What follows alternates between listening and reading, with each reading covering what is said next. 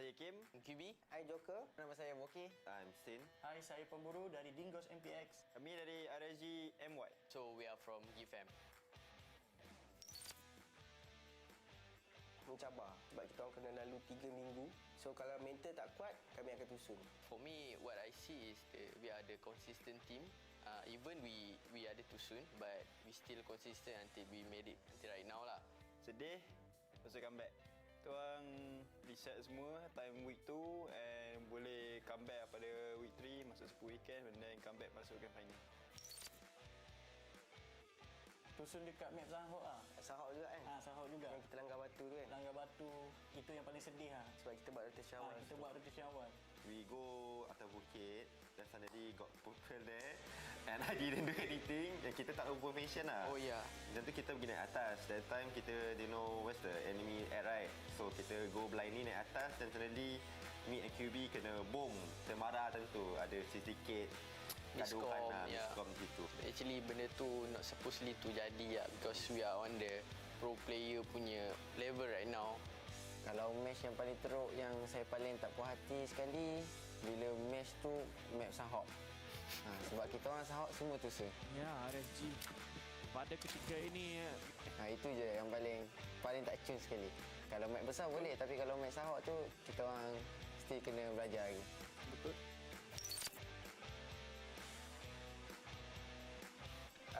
The most happy moment masa di Sahok juga rasanya. Yang kita chicken berapa? 15 kilo. 20 kil. Oh, 20 kil di Sahok yang kita chicken kat weekend atas tu. So itu adalah most memorable moment lah. Sebabnya that point memang paling penting lah. Crucial point lah masa tu. On the day 3 on Irangle, our rotation, our perjalanan untuk masuk dalam circle tu that quite tough and hard lah, because we need to face 3 or 4 team. Kita orang tinggal 2. What we can do? Still ada 2 squad yang full teammate, right? So I say to them, let's go. We just third party them, then we settle the Dingos and third party the Evos, then we get the chicken dinner. That's the. It's not what we call it easy way to get into the circle and get the chicken dinner lah. The point that we get from that map, we pass to the sea. Untuk day 2, second chicken kita orang dekat Miramar. Saya dapat kosong damage receive juga. Time tu yang paling memorable lah sebab keliling semua ada enemy, everywhere ada enemy. Saya pun ada setengah setempat tu ada expose dekat open semua tapi still tak receive damage.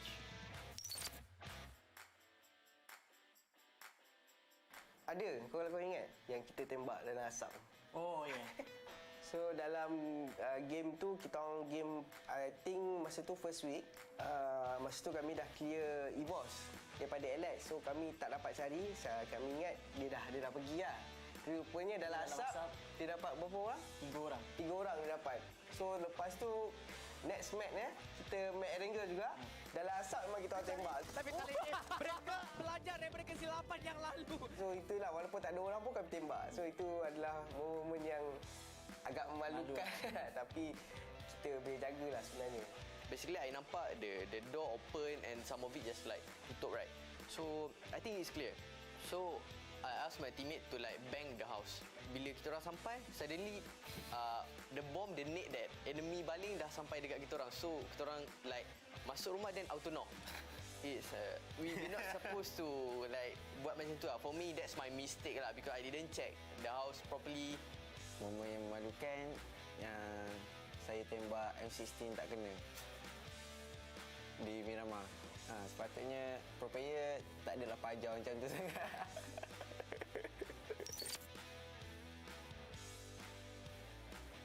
10 weekend first tu luck circle pun tak dapat kat tu. Luck circle tak dapat. So banyak yang circle hard shift lah. Untuk nak masuk next circle tu memang akan ada masalah. So untuk next weekendnya memang kita orang tukar meta. So kita orang buat rotation yang mana kalau perlu masuk awal kita masuk, kalau lambat. So we depends on game lah. For the second week tu memang nampak improvement yang banyak lah. Sedih tu, depressed, sedih, semua ada macam-macam emotion tu. Semua negative emotion. Macam ajak, kalau coach tu kan kawan-kawan kita orang juga kan, so ajak dia orang datang rumah bagi nasihat. So kita orang ada minta bantuan daripada orang luaran sikit untuk resetkan kita punya mind semua, nak betul-betul pinpoint apa problem sebenarnya, and then we reset accordingly lah for next week. So kami memang ada secret teknik and strategi Tapi kita orang tak boleh share lagi sekarang. InsyaAllah nanti tunggu dekat si final. I didn't expect that the new meta that going to happen, and I thought that everyone going to play like the same. On the grand final, actually we did prepare everything that maybe the other team going to langgar us, going to block our rotation or so on, but we did prepare. Then on the grand final, alhamdulillah, nothing happened. Everything is clear. Yeah, I think it's just a mindset. It's just a mindset because we actually really down on the last Super Weekend. Everyone like got need a motivate from our manager and coach and so on lah, because I told them it's not the end. We need to come back on the grand final. If kita tahu yang kita boleh, why not do it on the grand final? Do it on the grand final. Then we did push all out, and yeah, we made it to the sea, even not a champ, but we still did it. Yeah.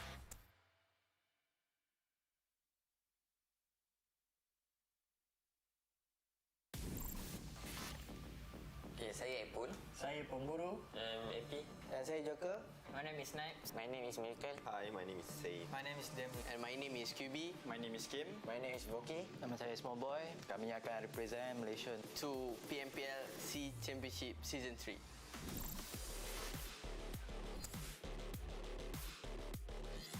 So kami happy lah untuk dapat slot ke C. After we know that we passed to C, it's not quite hype like the last season. So this time we feel like more like comfortable and like macam chill. Thank God lah, because we did to C again back to back. It's not that easy lah. Mood sekarang rasa gembira. Rasa tak sabar nak main di C sebab ni first time kita orang untuk main.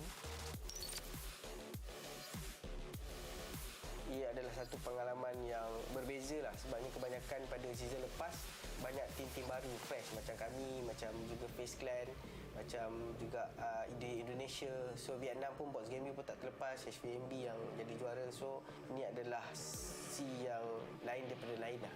The competitor for C is going to be hard because for PMPL Indo, PMPL Thai, like everybody, each country is very strong. So I think that it's going to be a tough fight for Malaysia team to perform. But I think we are also in the same level if we try hard enough, fight with them. Yeah. So it's going to be hard, but yeah, I think we will do just fine if we just like study how they play, the rotation and everything. So yeah. Saya rasa SEA Championship kali ni akan lain daripada sebelum ni sebab semakin agak kuat. Dah 2 tahun BTR dah perform dekat 2 season ni, so saya rasa kali ni lainnya akan perform juga. Adalah BTR lah. Because the aliens from Indo. BTR kot, memang C punya powerhouse. Boleh katakan C powerhouse. They're quite strong because they have Good chemistry and chemistry, leadership. experience and discipline. So whatever happen, if they too soon or what, they still going to come back. Tapi saya rasa takut nak lawan dia kan. Lagi excited, lagi rasa nak lawan dia orang. Lepas kita orang dah habis training, kita orang dengan coach kita orang berbincang lah. Tengok replay balik, tengok video replay balik kan. Tengok cara rotation enemy dekat macam mana. For the training, we just follow the roster, the schedule that been prepared and given by the other side that handling all the screen for the C. We are not going to like watch the same game together lah. So basically, sometimes like watch the China one. Like maybe you watch the BTR, maybe you watch the Aura or so on. Everyone ada diorang punya input masing-masing. Buat masa sekarang kita orang tengok menengok, kita orang masih lagi tengok mana team, mana kelemahan dia, mana dia punya rotation, tentu je. Lepas tu kita orang main screen je lah. Kita orang nak prepare, lepas tu ada cuti untuk raya. So mental kita orang nak kena prepare kak. Kau kita nak prepare apa? It is America's first time. So we need to let him play every match to let him adapt to see gameplay. Because the C like just for 3 days. It's not a league. Like treat every game is our last game lah. Yeah.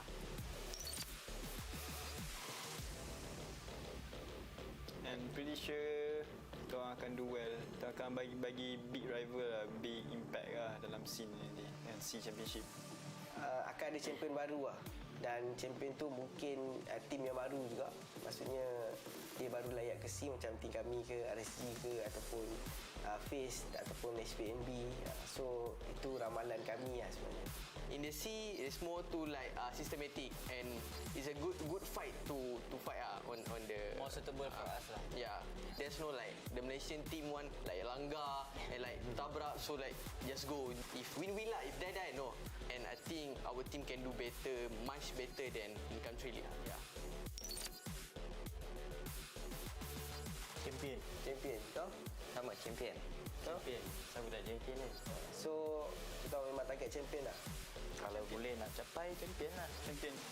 Champion. Semua orang nak champion. Takkan semua orang main nak last. Betul lah. So kalau champion tak dapat, at least dalam top 2 lah. Supaya boleh secure slot untuk next season. If I look at the team that qualify to this season for the C, I think we still have the that keyakinan to get a champion, to beat them. We are not going to underestimate them, but just play with our game, and I think this season can be our season lah. Yeah.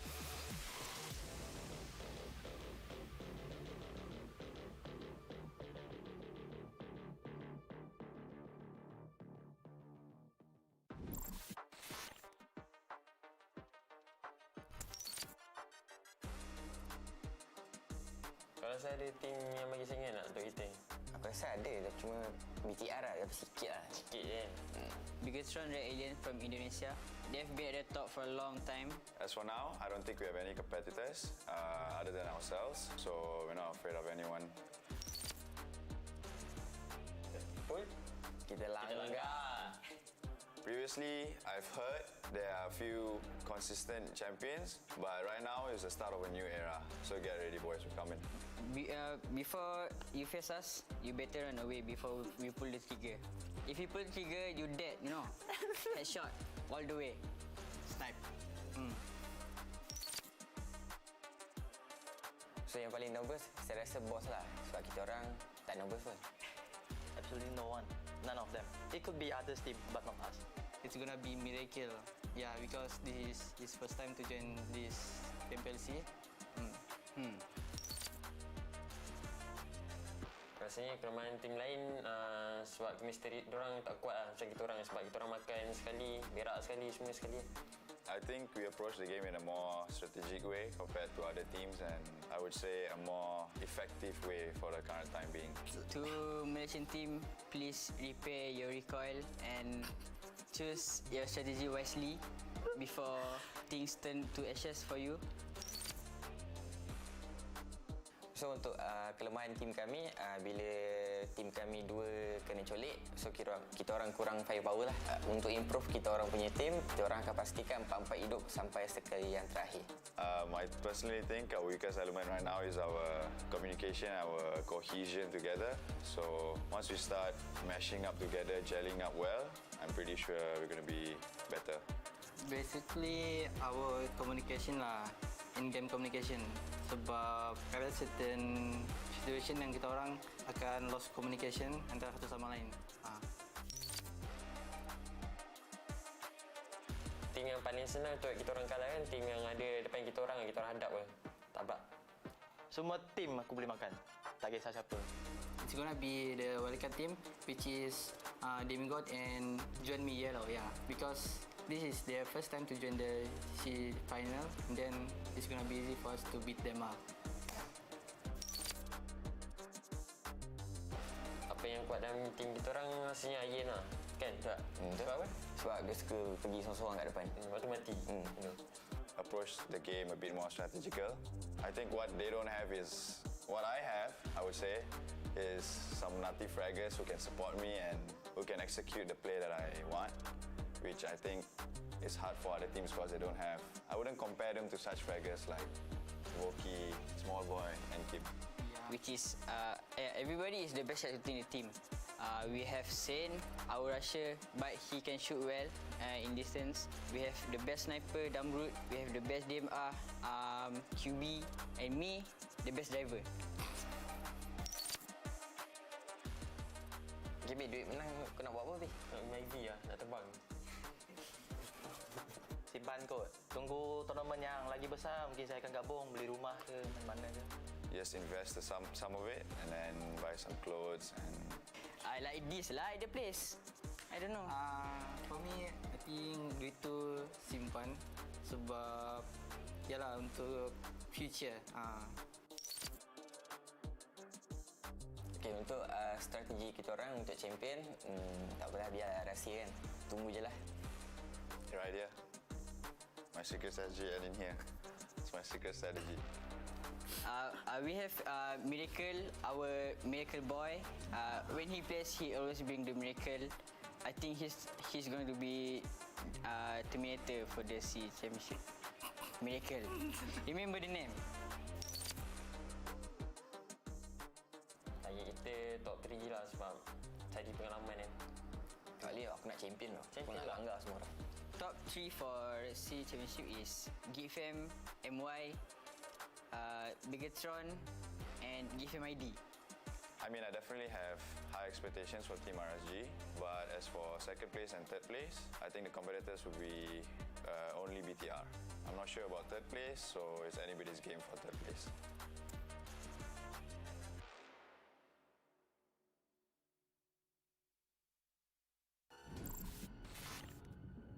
Hai semua, saya Joker daripada Digo Sempak. My name is QB. I'm from Team GFM. Hi, saya Batman. Saya dari Team RSG Kami akan mewakili Malaysia di PMPL SEA Championship. Season 3. Dan kalau kami menang, Dapat champion. Jika kami champion, kami akan buat satu challenge iaitu Ice Bucket Challenge untuk anda. kami akan botak. Kita akan lari keliling KLCC satu kali. My teammates and my manager going to bring the trophy to my special day on my wedding day, maybe in 2023, something like that. Jangan lupa menyaksikan kita. Saya berharap awak semua boleh memberikan sepenuh sokongan anda. Dalam pertandingan ini dan shout out kepada kami. Jangan melupakan saksikan PMPLC Championship Musim ketiga pada 21 dan 23 bulan Mei di PUBG Mobile Official Facebook. dan di YouTube. Korang kena tengok, korang kena layan kita orang punya game and keep support us. Malaysia boleh.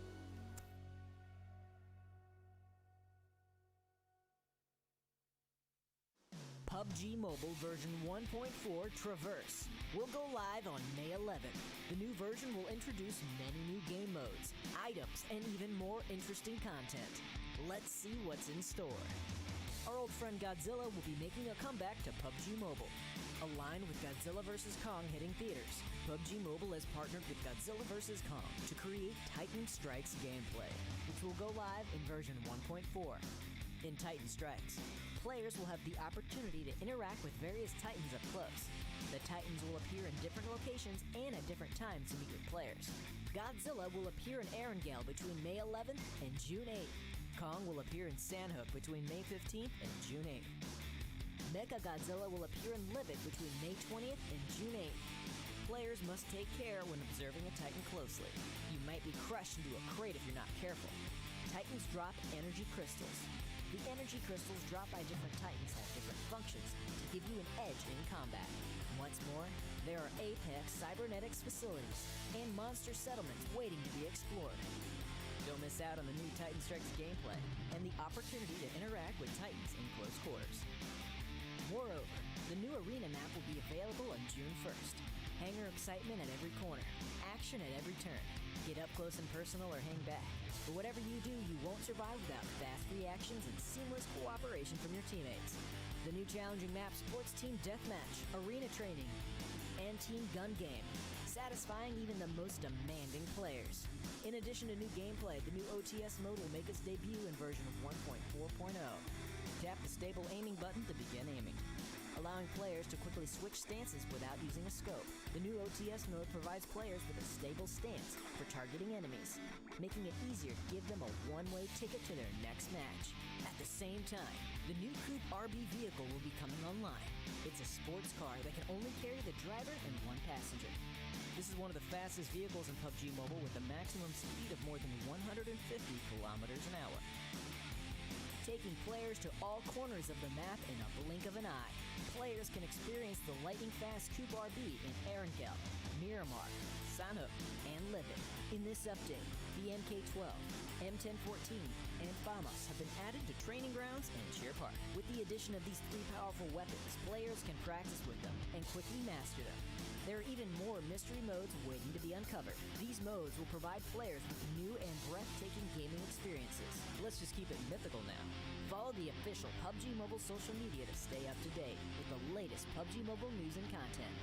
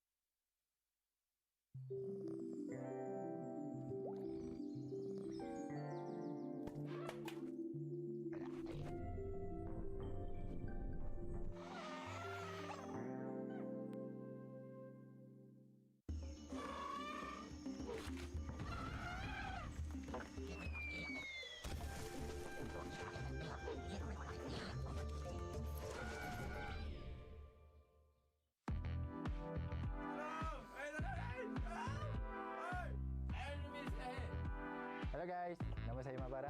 Exploration tu memang susah sikit, tapi disebabkan saya selalu menggunakan voice pack dalam game, so saya tahulah macam mana saya nak buat. Memang memenatkan sikit lah untuk saya, tapi tak apa. Untuk korang, saya buat juga. Badian! Tiba. Enemy down. Cari kereta. So saya custom bagi menarik dan ada suara saya. Wah, gempak guys. So jangan lupa dapatkan voice pack Manfaran. Pin.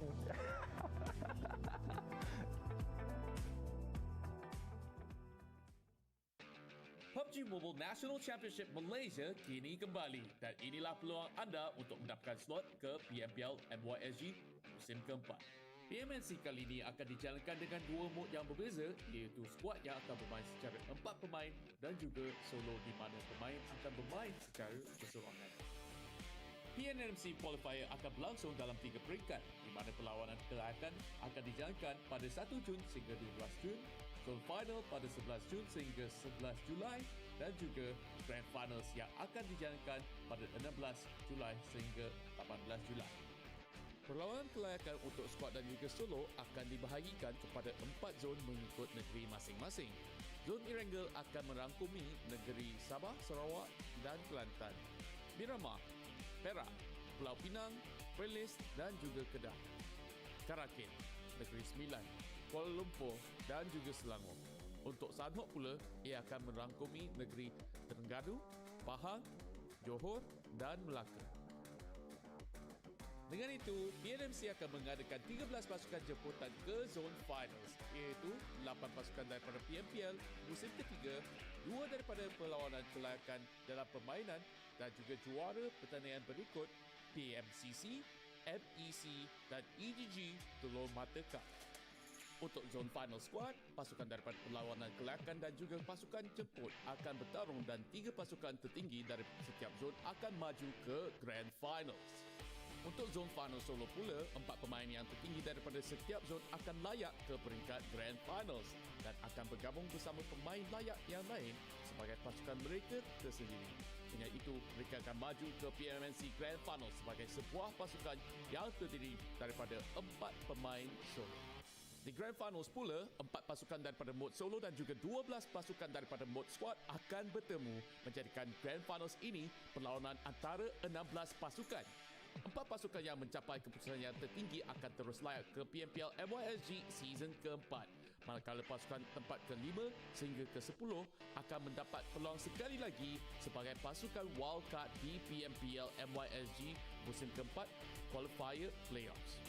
Sudahkah anda bersedia untuk mengharungi cabaran PMNC ini untuk perjalanan anda ke PMPL MYSG musim keempat?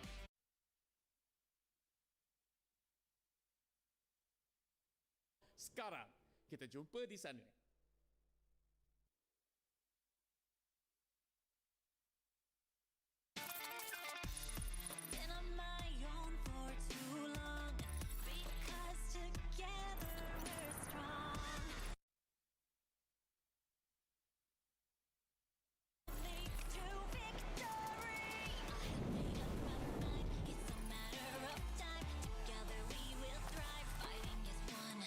There's nothing we can't do.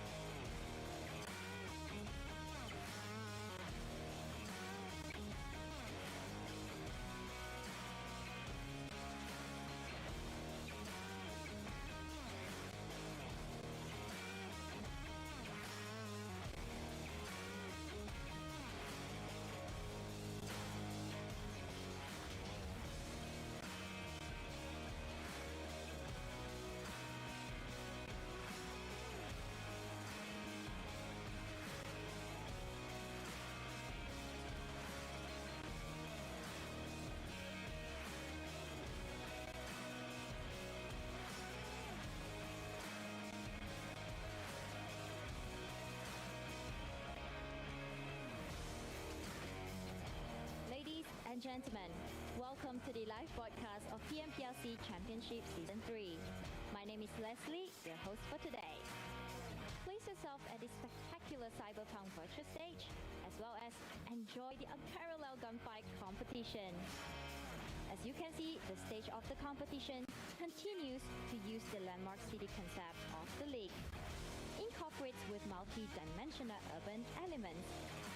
We can see the Malaysia's Petronas Tower, the Indonesian National Independence Monument, Thailand's Bangkok Giant Swing, as well as the Vietnam's Bitexpo Financial Tower in the same space, blending with each other as well as having their own characteristics. Today, we finally ushered the final battle of the season.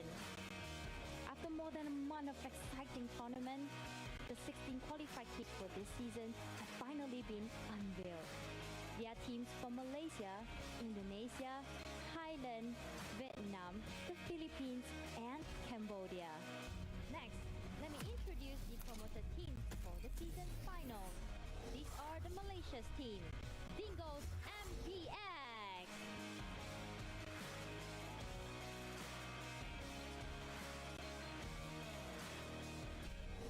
RSG, Geekfan. Mereka adalah pasukan-pasukan dari Malaysia. Sekarang kita ada pasukan-pasukan dari Indonesia. Evil Reborn. Coming up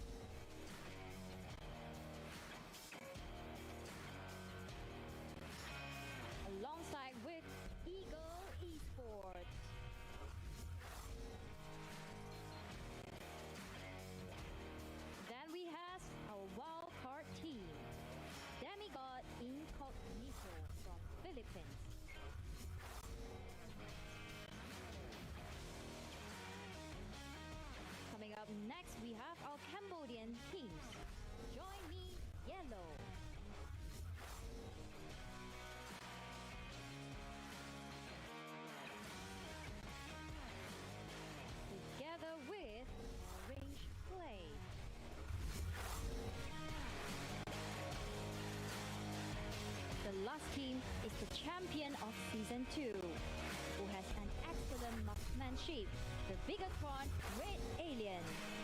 The defending champion was invited directly into the PMPLC Championship Season 3. Before we start, we would like to thank PUBG Mobile for hosting PMPLC Championship Season 3, organized by VSPN in collaboration with Tencent Games, Lightspeed Quantum, and PUBG Corporation.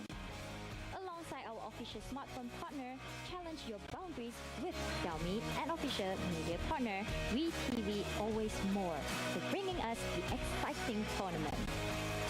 Listen to the song 541 on Jukes and get 3 days of Jukes VIP for free by entering the code PMPLCMY on the redemption page. You can also join the giveaway on Jukes social media to stand a chance to win 2,500 UC and lifetime Jukes VIP for one lucky winner. The live broadcast will begin shortly. I hope you all will enjoy the tournament as well as cheer for your favorite teams. Who will be winning the trophy away and who will be sitting on the throne for Season 3? We will be finding out real soon. Ladies and gentlemen, right now I would like to hand over to Casters. Casters, please take it away. Oh boy, thank you Leslie so much for the handing over, but welcome back ladies and gents. It's such an honor to share the table again here with Contra on our Southeast Asia of the finals PMPL Season 3, which hosted by PUBG Mobile, brought to you by VSPN, supported by Tencent Games, Lightspeed and Quantum Studios, and also, of course PUBG Corporation. Also our sponsors, we have to thank them, but I'm going to throw this to Contra. That's right, and you know the drill. You can challenge your boundaries with our official smartphone partners, Xiaomi. Do check out the Redmi Note 10 series because that's the phone that we are looking at to bring you all these glorious chicken dinners. And you know, you can follow us all on our social media platform. That's on Facebook as well as YouTube on PUBG Mobile Malaysia. And if you guys want to check out our live stream, you can also drop by our official media partners, WeTV. Always more. Yeah, but it's going to be always more than just games. You can actually watch a lot of originals and a lot of dramas there as well. But speaking of dramas, we do have a lot of dramas before the C actually happened. So many rumors here and there, so many players having a bit of problems with their physical and mental being, so especially physical, because I've heard Bigatron, especially, if I'm not mistaken, it was Ryzen having a bit of a sickness going on, but it's not as serious. But hopefully he recovers soon up to the grand finals of PMPL. But I'm Chu and this is Contra, your host, your casters, also your analyst for today. Will be your storytellers behind the scene. But you guys can check our profile later on Facebook or any other social media. But here's going to be the format for this time around. That's right, and you can see it on your screen that the PMPLC Championship Season 3 now offers the top 1 and the top 2 team to hit directly into the PMPLC Championship Season 4. That's going to be bringing them in towards the PUBG Mobile Global Championship that will happen much later on. And you can also see that the only calculated Super Weekend scores that will be tabulated across the PMPLs alongside with the country final scores to be heading in towards the upcoming season of the PMPLC Championship as well, alongside with each respective region's league champions as well as the final champions of each respecting PMPL countries competing. I know if it's too much math to go on at this point, how about just do your best, make sure you got yourself a top 2 at least to ensure that you always be in the running for every single tournament in the future. But here comes to the point distribution and schedule for the PMPL South Asia Grand Finals here today. Still going to be the same O for the points, with Chicken Dinner 15 points to take it away, 12 points for second place, third will take away 10 points, fourth will take away 8, and we're going to deduct all 2 points down to the 8th place. And up to the 12th place will only get away with 1 point, while 13 to 16 will take away nothing unless for their kill point, which is going to be 1 kill, will give them 1 point each. That's right, and if you're watching from either Malaysia or Singapore and even the Philippines, it will be starting on 5 p.m. GMT +8. If you guys are from elsewhere, you could definitely adjust to your own timing for day 1, day 2, as well as day 3, where each respective days will have 6 matches, and on day number 3, on that Sunday, afternoon, you will be checking out a special team match. We're going to be letting you know what's going to be happening down there, but I believe that in each one of these 6 matches, we'll be rotating across these maps. But before I even talk about these maps, this is the whopping prize pool that's being offered here in the C Grand Finals. The Moolah, as Sir Clark calls it, with 150,000 total of prize pool. That's the lion's share for these guys to take it away. With first place taking away $30,000. You times 4 for that. If it's in Malaysian currency, it's going to be more for some of the other countries. With second place, 10,000 difference. Oh, that 1 point would cost you 10,000 if you lose this one. Well, hopefully that's not going to be the case, because we see even Turplas has 15K on the line for 12,000, and you see the number decreases all the way down to 13 to 16. At the very least, they'll be walking away with 2,500 US dollars. And remember that each total chicken dinners that they get will actually amount up to $9,000, and for the total MVP, we have an extra $6,000 to be given away. That's a lot of motivation for this guy, especially the MVP part. It's going to be 6,000. That's just like, wow. But here comes the teams. Where the introduction and introductory has been done in the opening. In case you guys missed that, it's going to be 4 for each. 4 from Indonesia, since they got themselves the defending champions invited here. It's going to be BTR. The rest of the countries, including the wildcard region, will have themselves 3 teams as their representative, including Thailand, Vietnam, and also Malaysia. That's right. We got Livescape, Evos Reborn, Bigtron, Red Aliens as the defending champions. Our esports from Indonesia. We got the Infinity, Valdez Esports, FaZe, Eagle Esports, HVNB, IQ, Infinity, RSG, GeekFam, Dingos, MPX, Demigods, Join Me Yellow, Orange Play as well, that will be representing the entirety of Southeast Asia. But you know, there's so many talk of the town, but I'm looking at all these names. Yes, you guys may not be too familiar because there's so many new faces, but then again, some of them have already been out there competing since day 1, where PMCO all started, and even in the PMPL first season. Finally, we see teams like FaZe Clan emerging into the C finals, and these are the matches that will be happening today. Yeah, whether they actually can make it, we're going to see it very soon at 5:30, 17:30 here in the first match. Going to be Sunhawk, and then we're going to be followed by Murama at 6:30. It's going to be 8 GMT, 8 GMT for the time zone here. 7:30 in Erangel, 20:30 will be at 8 p.m. in Sunhawk. Then we're going to finish off Mirama and Erangel as the last 2 matches for today. 6 matches in total for first day of the grand final. Speaking of which, this is a new legacy, a new era being formed by these teams. We're talking about the veteran teams back then, for example, that's not existing here today. RRQ, there's also teams like Blacklist International is not there playing for the World Cup as well. So there's so many new teams coming and crunching themselves into the top C teams today. Exactly. And, you know, we're going to be talking a lot more about all these players that's going to be emerging. But for those of you guys who are in the Malaysian region, you can now register for the PUBG Mobile National Championship, which now, with the registration being opened up, you can just sign up at pubgmobile.pnmc2021.com. Whether if you're going to be signing up as a solo or a squad, that's up to you. You can do it either ways. And, of course, don't tell anyone else, but Voki said so. But you know what? This is going to be fun, especially if looking at so many new teams for this season, including MYSG themselves as well. We have so many new teams coming out with different kind of play style, very creative, something fresh to the table. We're looking at maybe for season 4, it's going to be more happening, more exciting, more exhilarating. As we're looking at season 3, it's already this much to be offered upon. That's right. And, you know, we also do have a lot to be given to all of you guys watching out there. You know, this is throughout the entirety of Southeast Asia. So if you guys get 500K, you will get a little bit of an extra something. And on 750K, there is going to be a perk crate. And on 1 million views, we'll get ourselves each the PMPL Season 2 jersey. Well, not really jersey. It's going to be a t-shirt that's going to be permanent. No 30 days trial, no 7 days trial, because that's not cool, you know? I am loving the permanent set, by the way. But in case you guys questioning about how we get 1 million and whatsoever the views, it's not just from one particular channel. It's going to be all combined from the Indonesian side, from the Thailand side, Vietnamese, Malaysia, even the wildcard region side.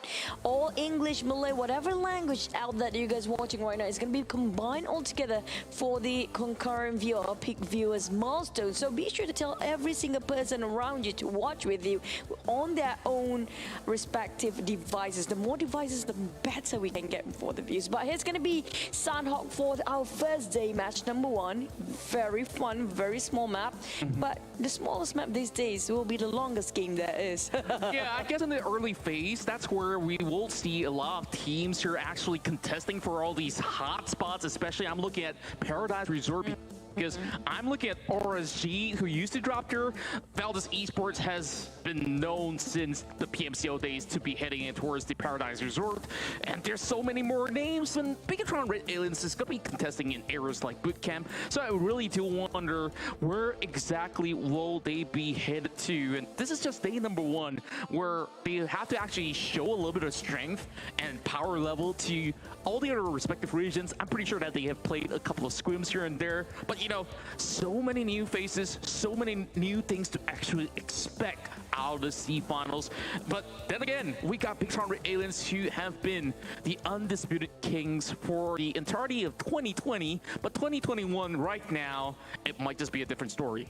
Well, the thing about Bigatron Red Aliens, they usually don't really excel that much or not exposing themselves, their tactics too much in the first day, and they usually come back when it comes to the halfway of the tournament itself. Speaking of which, I'm not gonna ask now which team did you vote for, or you guys. You guys can actually say it on the comment section below. Don't forget to share and like the stream so more people watching alongside with you, the more the merrier we say it.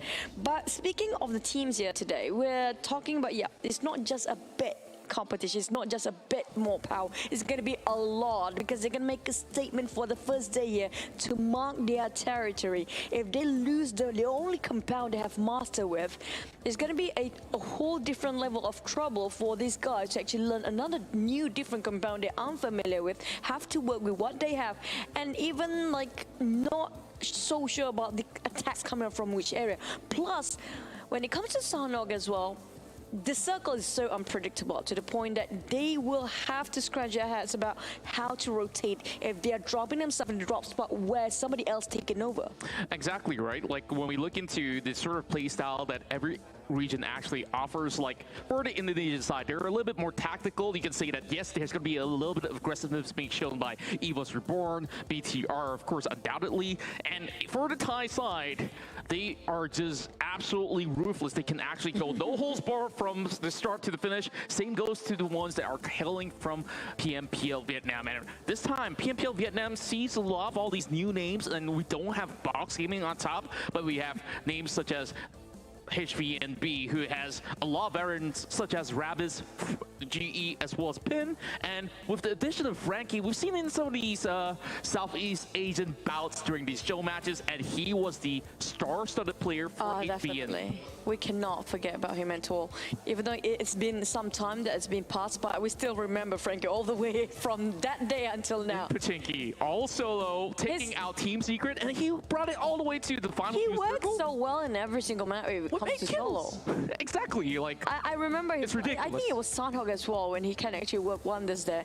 But speaking of the names, it's going to be a trouble for casters, especially when it comes to the Thailand Infinity and Vietnam Infinity IQ. So we have to put in mind that there's 2 Infinities playing. But in case you guys haven't known or have got a clue, Livescape is actually Gig Fam Indonesia, which we have might not want to confuse us even furthermore for the Gig Fam, because we already got been rebranded. Yeah, for very good reasons, right? Yeah, definitely. I'm happy for that.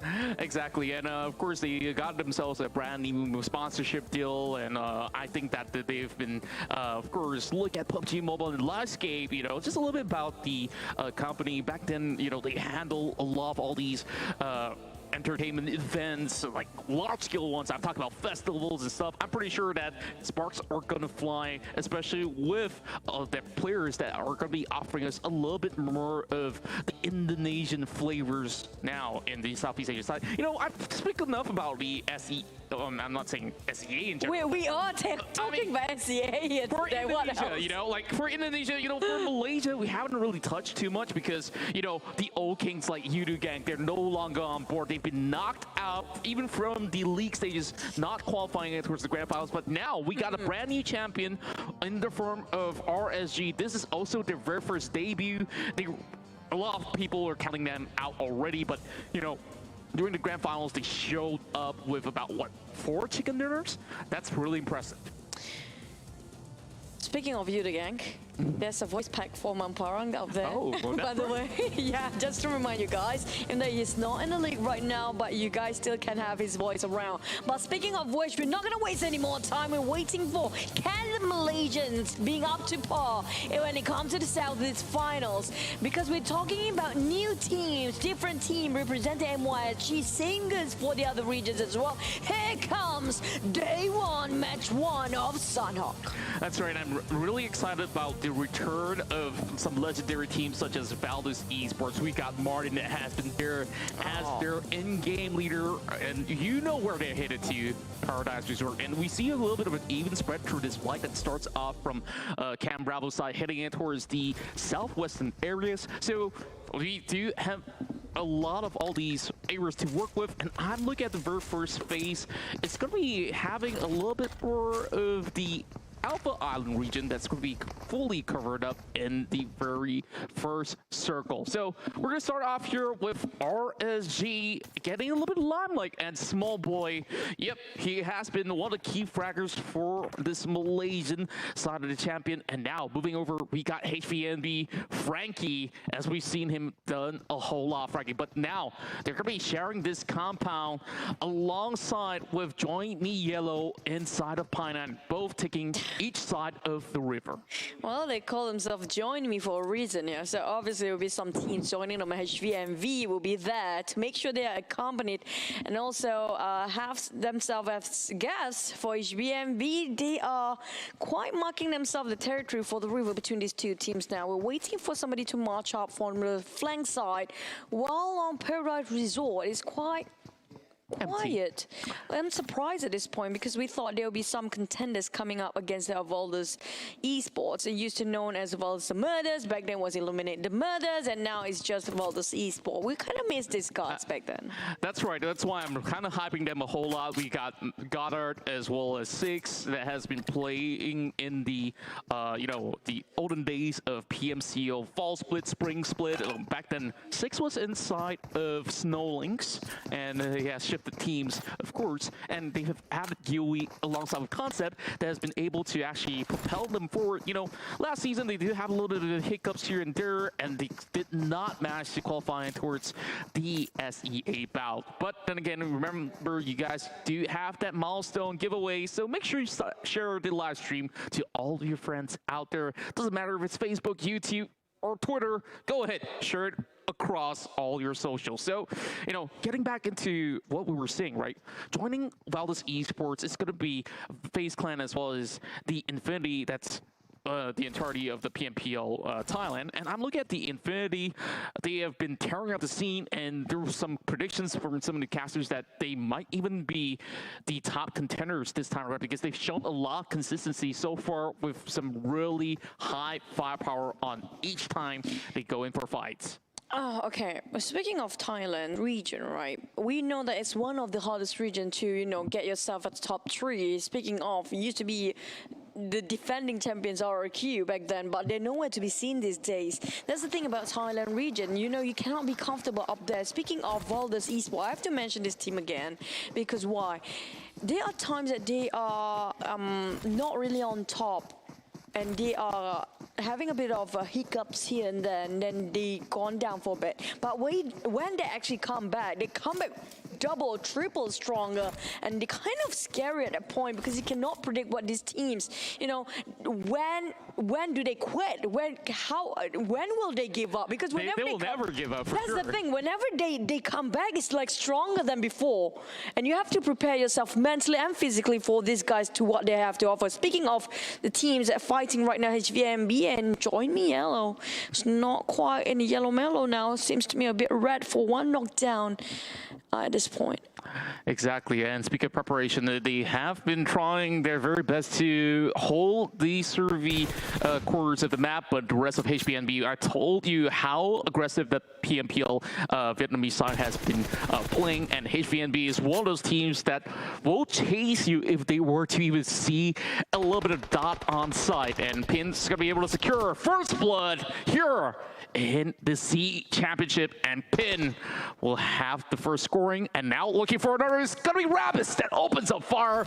There goes Joseph on the ground, but I do believe there's going to be enough time for them to actually going for a pickup. Is there going to be any sort of smokes at all? HVNB, they're looking for a push, but it's not entirely all too safe to do though. I'm not sure why they didn't rush in. They know definitely for sure they knock one down, they take one kill, translate into one execution of point.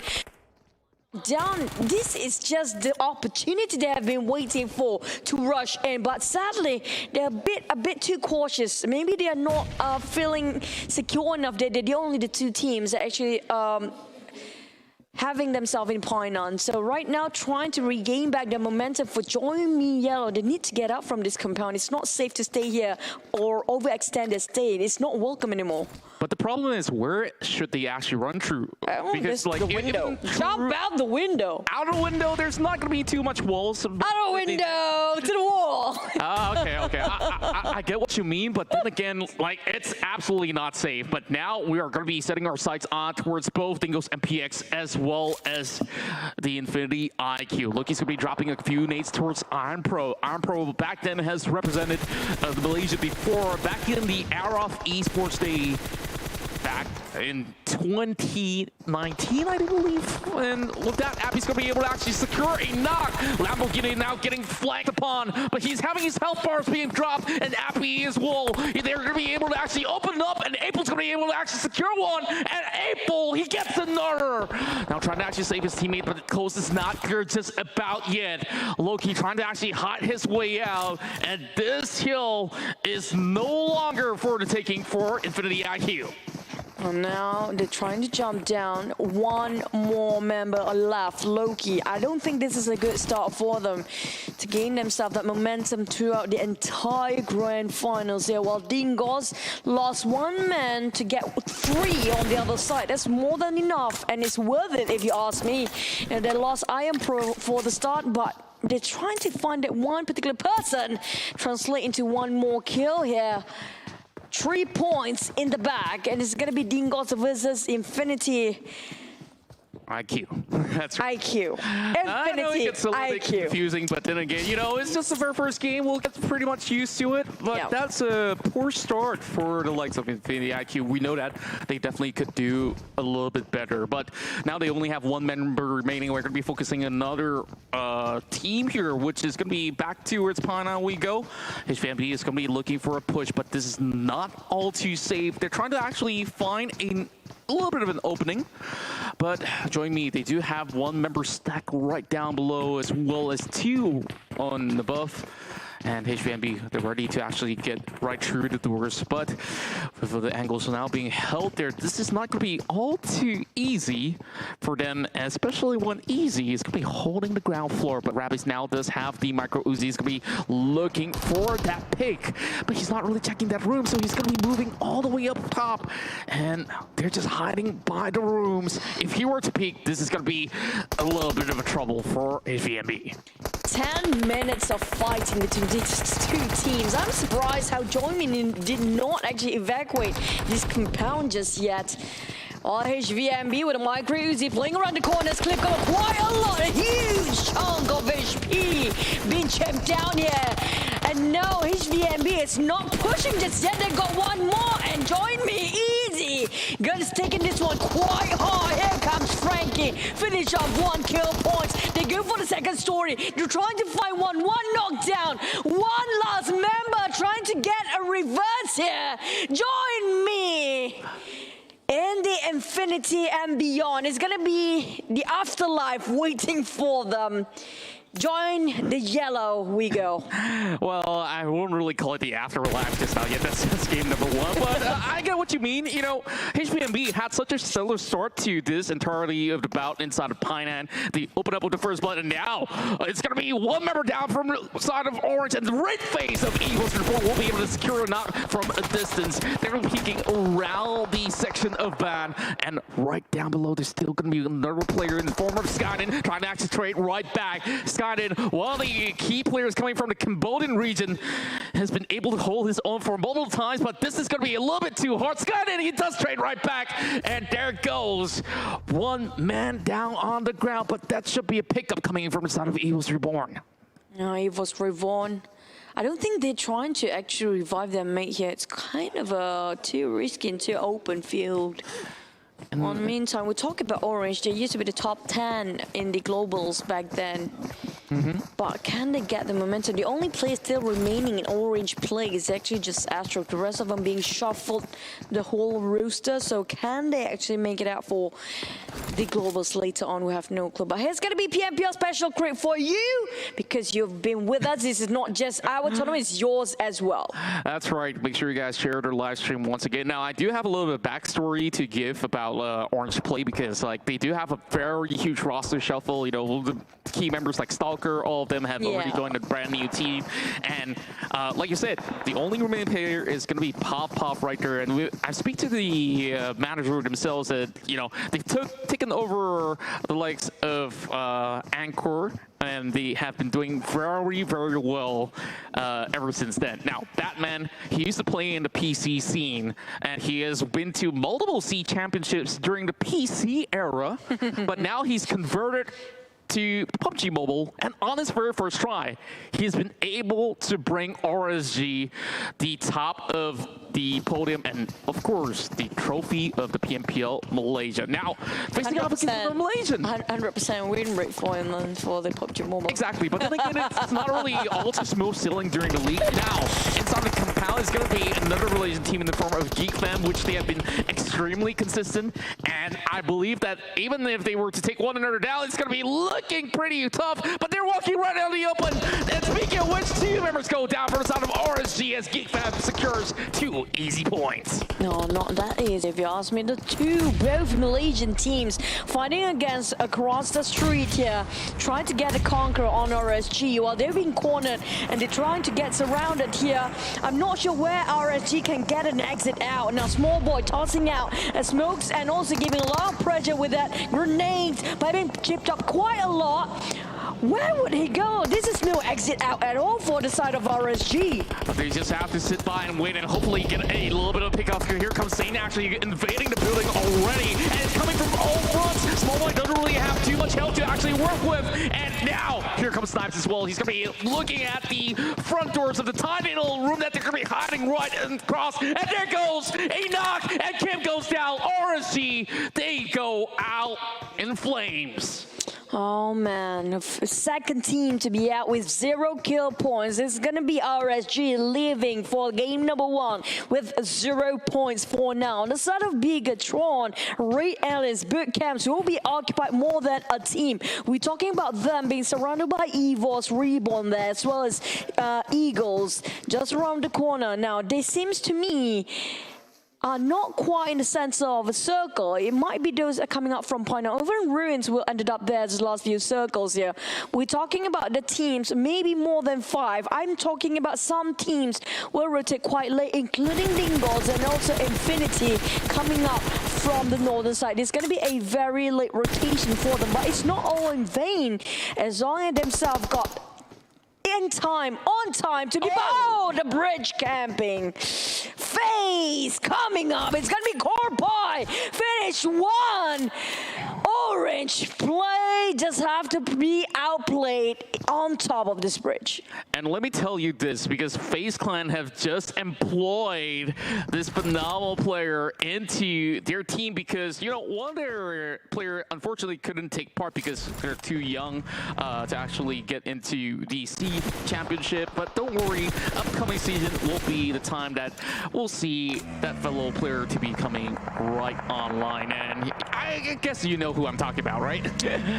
Yep, I hope to see for the next few seasons. It's always such a young talent that actually have really full potential I'm talking about, but sadly we cannot see because of our age restriction. Hopefully we're going to see them soon, but back towards Core Pie, we're talking about FaZe. They are tanking the blue for now, and they got caught quite a surprise there from top of that bridge, but didn't finish off orange play just now.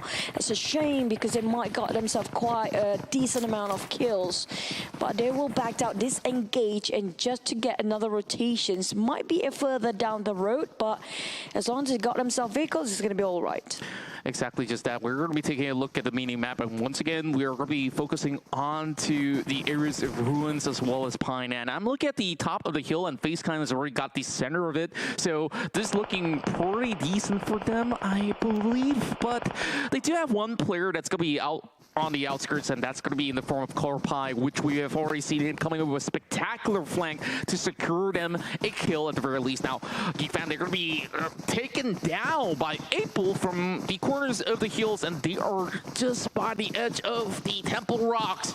And April now getting spotted out for a tiny bit, but, you know, it's going to be really hard to even snipe them from the lower side, and Sane just choose to move along. They should be able to actually get them back up online. So 4 points already in for Geek Fam, HVNB, and 3 for Dingoes MPX thus far. Yeah, but Geek Fam doing great. Same goes for HVMB, fighting against Joy Me Yellow in the early phase of the game. Same goes for RSG, fought against Geek, and they have to bow down at 15 and 16, both teams respectively. Having a good start in Sun Hot, but how much can they stand here? We're talking about the circle will shrink even further more. We're walking into the Great Migration really soon. The fourth circle will start. Well, Bigatron Red Aliens playing this very quiet is unusual if you ask.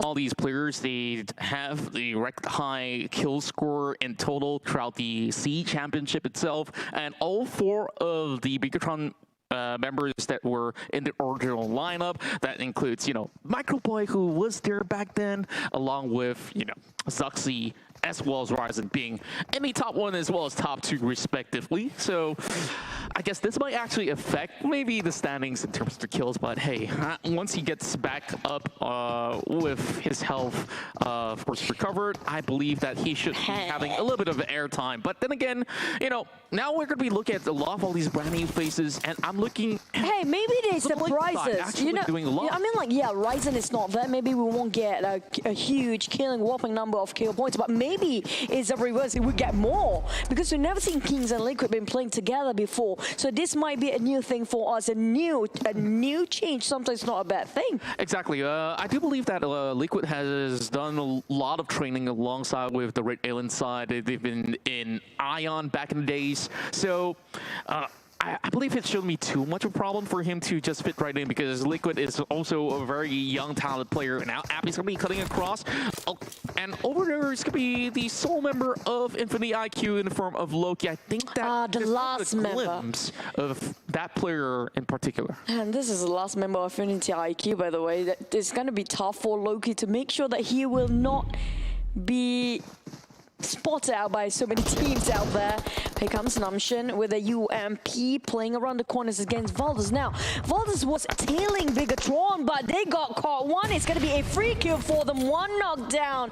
There goes Concept, tossing out, cooking up the net, getting Nguyen on the other side. Seems to me a perfect angle, but oh, can he dodge that? Not really. Bleeding out, it's going to be the members of Eagles, but Martin, they secure this position so well coming out from Valdez, but Cone managed to knock one down as well. Namshin bleeding out, 6 being knocked down. Concept trying to go for the flank side, but Nguyen is just so hard to pin down by Valdez. Oh, this is looking very dangerous. The Blue Zone's going to be coming right in as well. There's going to be grenades dropping right one of after another, and Valdez, they're going to be pushing right in, knowing that the health are being depleted, and there's only Darley holding all the way over from back. They're trying to hunt him down, but that's going to be bullet sent his way. God goes down. Now he's going to be looking for Concept as well. He needs to pop the first 8 key, and I don't think that he can actually hold on for too long unless he turns the other way around. Demigod's going to be able to actually knock down Liquid from the side of BTR, and we currently see 4 teams are playing right outside of the circle. Oh, Darley, that was just too reckless just now. He tried to run in a zigzag manner, but it doesn't actually covers him that well. But on the side of Orange play, it's not done and dusted yet. Infinity. The Infinity finished off just now. Evo's Reborn taking on Valdez and not done. They just took a breather for a rest, but another team just arrived. Indeed, and now we're going to be seeing a little bit of grenades, and this should be an easy task for them to actually secure a knock. But then again, you know, where can he actually hide? But somehow, for the likes of Orange Play, they still have Sun still being left alive. So Sun is going to be holding out towards the angle. Only 1 tick of health left, and Lissa will be able to actually take him down. And that's one reporter out there inside of Evos and Infinity from Thailand, having Mila to actually hold him off by these compounds. And now we're waiting for an evasion for us because we didn't get any. Okay, we'll visualize on us. You can see I just saw the bridge just now.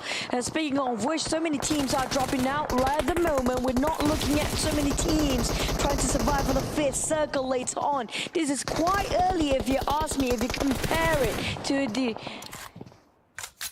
And now, finally, we got things all pretty much well secured, but for the defending champions, they will crash out at 12th spot with only 2 kills to book. I guess, like you said, they do have a little bit of slow start in the beginning, but it's always about the whole marathon, and here comes Lazarus as well as Redface. They're going to be fighting it off against the likes of Demigods here, and Demigods now being all cornered up, and there's only one health left. No. They'll be able to actually drop one member through, and now Lazarus going on a hunt. There's not many places that they can actually secure. There's going to be a dive in towards the river, and that's kill secure.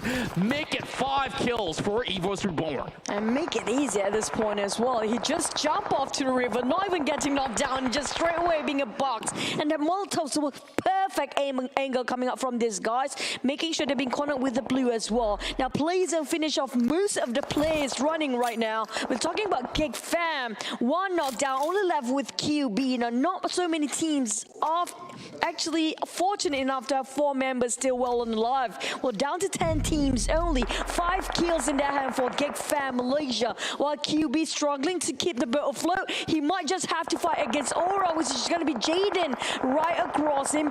Or will it be a different team coming up from behind? Sorry, I'm just looking at a lot of all these players playing by the edge. QB should be able to actually heal back up. He's the only remaining player out there, like you said. And let's take a look at a little bit of glimpse of the other way across, and he has to cut through the likes of Livescape Esports, and Infinity Mila will be able to actually get one out, and that's gonna be Geek Fam getting taken out by, you know, their brethren from Indonesia, who used to be part of Geek Fam. Livescape, they get a total of 5 kills. Oh man, the irony sometimes just gonna hurt these guys quite a lot, and he's gonna be robbing the salt into the wind directly for Gig Fam Malaysia. Oh, while wow. we're looking at a nobody's no man's land circle next, touching at the rim of it, it's gonna be Evos forcing themselves into the way, and Aura as well plays a finish off FaZe. Eliminated, but where did that shot come from? HVMB, surprise, surprise. Now getting for more pen. It's not having it enough. He was wants more. He's greedy for kills. He will not gonna stop at all. That's right, and in a blink of an eye, FaZe Clan just got crushed as they exited that warehouse. Now holding on towards the corners of the window is going to be last game here, knowing for a fact that there's going to be somebody right inside. But, you know, we look at the forecast prediction, there's going to be a high percentage for the Evos Reborn side because they've already made their way in. The problem for the rest is they have to dash through these open grounds and they don't really have vehicles. Now there's going to be chaos all across the pineapple walls. Now grenades are being popped and Peru, the last member left. That's going to be a top 5 finish for the Malaysian side of Thingos and PX. And here comes last game. They're trying to secure the kills. They knock one more down for the side of HBNB. And HBNB, they still have GE by the corner of the rocks as they will hold their fort with a total of 9 kills already. And now Lightscape only have one couple of members alive on the side of Aura. Trying Jaxi coming up from the flank side here. 3 versus another 3 teams out there. It's going to be Aura cooking up the nade, trying to get on Velo. Now, can they finish off Velo straight away? Seems like a perfect angle. Now, one tap to just finish off Velo. We're down to 3 teams. Perfect execution. Grenade coming from Aura. No mercy. Really not showing any. And now down to Evos Reborn and Aura. We do have 2 Indonesian teams for now. And the other team straight outside from a circle. That's right. And all Indonesian affair right now as Aura's going to be having a little bit more leverage of the grounds to be covered. But just having maybe a little bit of an elevation with the terrains is going to be helping the likes of Evos Reborn as they pop one perfect grenade on top of the side of No Mercy. But Jaden and the rest, they are trying to actually look for a little bit of spacing right here, needing to actually snipe them down, but we still have GE. And just look at the number of points. Maybe GE, if he squeeze in on second spot, there is a chance that they might actually top the board. But Evos Reborn, they also have quite a substantial kill to actually get if they were to actually walk away with a chicken dinner. It's anybody's games, 3v1. Now, HVMBG has to stay quite low. As long as he stay quiet, he didn't attract any attention on himself just yet. They have no clue that he's there. But this seems to me a perfect angle if you want to shot down one of Evo's Reborn members down. But it will exploit himself. And he get charged by this guy, but here goes nothing. Jaxi got 1. He's trying to go for 2. He couldn't execute it straight into a clean kill. Cannot seal the deal just yet. With the AK trying to go for another one. It's going to be just behind that stone. So close, but no, Jaxi knocked down first. It's going to be Evos versus Aura. And will it be a different team winning this? Oh, it won't be. The likes of Aura to be able to actually take them down. Now GE is going to be going on a 1 versus 1 because Aura, you've got them man all depleted, and Aura Esports, they get game 1. Imagine if HVMB actually sealed the deal and got themselves a chicken just now. It's gonna be super salty for the side of Indonesians affair because just now they were too occupied fighting Evos Reborn, but GE got themselves 10 kills the last time we saw them. That's right, and we have already seen some of these epic action that has went down on our very first bout here inside of Sandok. Later on, you know, we're gonna be going in towards different terrains, but oh boy, what a way to actually start things off. And once again, we congratulate our winners that hails from PMPL Indonesia, Aura Esports. Oh, these guys have been a long and tough journey since the PMCO. They finally got themselves a good start in the grand finals of Southeast Asia this time. Back then it was a struggle for them. I'm not sure what happened, but they improved, they progressed, they have been growing for the season 3. Exactly this, and you gotta say this, right? JC used to be part of Evos Esports, the very first lineup of the Indonesian side, and he's bringing the pain against his former team. And wow, what a great way for them to actually kick off on a high note. And unfortunately for Evos Reborn, they were already stuck by the corners of that small rock that they have. And, you know, there's just open grounds. There's no way that any Evos Reborn members will be hanging inside of the river anyway. So it was cheeky for the likes of even HPNB to squeeze right in with GE securing that final 1. But check out the kills. It's a total of 8 from the likes of Aura. And we have a total total damage of 1,314 that has been dealt across Santa. I'm not sure if they're 8.5 kills in total, but I do want to see if that's going to happen in entire grand finals. 8.5 kills. How do you get that? But, you know, I guess it's a kill average score, but if they still have a kill, maybe you count it DBNL down but not out. we're gonna have the to. case, right? But Like, the thing is, we saw just now, even though even though they got themselves at chicken dinner for our esports, but can they have enough to get themselves at #1 spot straight out of the bat? We're talking about them get themselves a chicken dinner, but when it comes to the kill points, it's not as much like the different teams, including HVMB, who got themselves third or second place there, but still secure more than I say double-digit points for the kills. yeah, there were a lot of all these teams who were actually going in for some kill counts, and one particular team that I was highlighting was Dingoes and PX, because they were taking the Temple Hills inside of the Alpha Island. They got some beautiful pickups in the form of Infinity IQ, and when they marched down the hill, they have already found like a few members inside of Geek Fam. That forces Geek Fam to actually cut across the corners, and that led them to meet against, their former, sister team, and in the form of Livescape, they were taken out. Oh, well, that's the first game.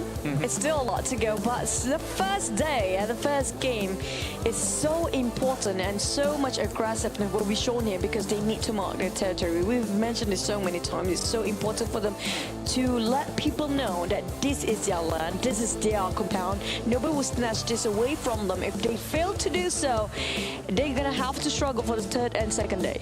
That's right, and I'm just looking at, this very first game actually setting a little bit of pacing of what some teams are actually capable of, and the MVP of this particular match goes over to No Mercy because he was the one that actually scouted out a lot of all these information, and on top of that, actually securing a total of 4 kills in this very first match for Aura Esports. I have to say, his nade tossing just now was incredible. He's the one who's securing 2 or 3 kills. That 4 kills, most of them will be actually the grenade kills coming out from him only. For No Mercy, he turned the table around for his team. They were being surrounded at first by so many teams coming out from all different angles. But because of that grenade, making sure they returned the pressure towards, returned the favor and pressure towards the enemy side. They kind of got them that chicken dinner. But here comes the damage of statistic. We're looking at the total of 10 kills over there for HBNB, like you that's mentioned. the only team that has the double digit, by the way. That's right, but if you look at the damage charts, oh boy, they've been bringing the pain from Panan all the way to the very end, and that's going to be, of course, affecting a little bit of the survey standings, maybe in terms of, the damage charts. We're going to be seeing them on the top, but here comes the total points for match number 1 with Aura Esports, walking away with a total of 23 points. Only 1 point shy is going to be HBNB, but no problem for them to actually catch back up in the upcoming games. And Evo's Reborn, they come up on 18 points with a total of 8 kills, but joining alongside them with a total of 8 kills is going to be Livescape, and you see the Indonesian side actually showing a lot of dominance in the very first round, but the only team that's not here in the front page is Bigatron Ray Alien. Well, I've mentioned this before. The first day is going to be them very quiet at first, and they start to perform in the next few games, trust me. They're still in top 10 for on the second page. Infinity, this is going to be the Infinity at the 9th place. FaZe position themselves just beneath Bigatron Ray Aliens at 10 and 11 respectively. Demigods, the wild cards here at 12th place. Eagles at 13th. We have Infinity IQ at 14. RSG, the only Malaysian team on the second page here at 15, will join Me Yellow. The first 2 teams to be out with a 0 kill, 0 points for position. It's going to be a tough start for them, but they're going to be okay for the next couple of games. That's right. So we're going to be having a comparison between Pin as well as No Mercy, first respectively from HBNB as well as Aura Esports. Now, Pin has secured a whole lot more kills and has done more damage, but couldn't really outlast the likes of Aura Esports, with No Mercy being the the key member to actually take the final player out of HBNB. You look at the contributions, it's almost similar, but when it comes down to the damage received, I gotta say, No Mercy's been pretty tanky. There was a point where he was actually knocked down by the likes of Eagles Reborn, but has been picked up by his fellow teammates to continue the show. And, you know, we do want to see a whole lot more coming from these two respective players. And, man, they're looking absolutely great and on form for the grand finals. I want to see more Frankie after this. We've seen how Frankie... No, wait, you gotta have this guy's brain. You have to pick his brain out. He's just a genius when it comes to position himself. And Penn got himself the highest kill for now with 6 kills by HVM, be at #1 spot, while both members of Aura with the Moose Rescue and Grenade kill be taken by none other than No Mercy. But it's going to be very close for the Grenade kills as all 3 members here, Gig, Fan, Damroot and Aura. Jaden is placing himself at second tip, but still the same score at 1, while we're looking at the Moose Rescue all with 2 except for the high kills, while Goodart is actually quite far behind. It's going to be all 4 for second to 4th place. So the only one that's kind of prominent here is going to be Pim when it comes to the highest skill. That's right. We see a lot of highlights coming from the Indonesian side. You know, Evil's Reborn, Aura Esports, and also HPNB from PMPL-VN that has been getting most of the limelight in game #1. Now, the rest of the teams, of course, will have their fair share of chances here to actually rise up in the upcoming games. And remember this, guys, you guys do have chances to also win some of all these PMPL milestone giveaways by just tuning in. And the more the merrier.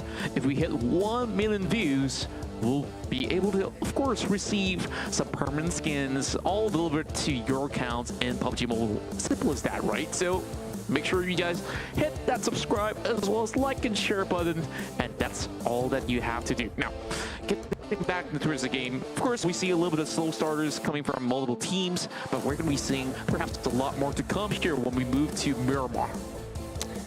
Yeah. Ah, okay. Because we cannot hear the production just now, I'm so sorry. We're looking at a lot more for the next game, which going to be, if I'm not mistaken, we're down to 5 more games with Marama and Wrangle. We've seen Sunhawk, even though we've seen different game. We're talking about MYSG. We costed a lot of MYSG before, and it's a bit a long game. But when it comes to the South Asia, totally different style, totally different tempo. But we're gonna have to hear it out from the champion themselves.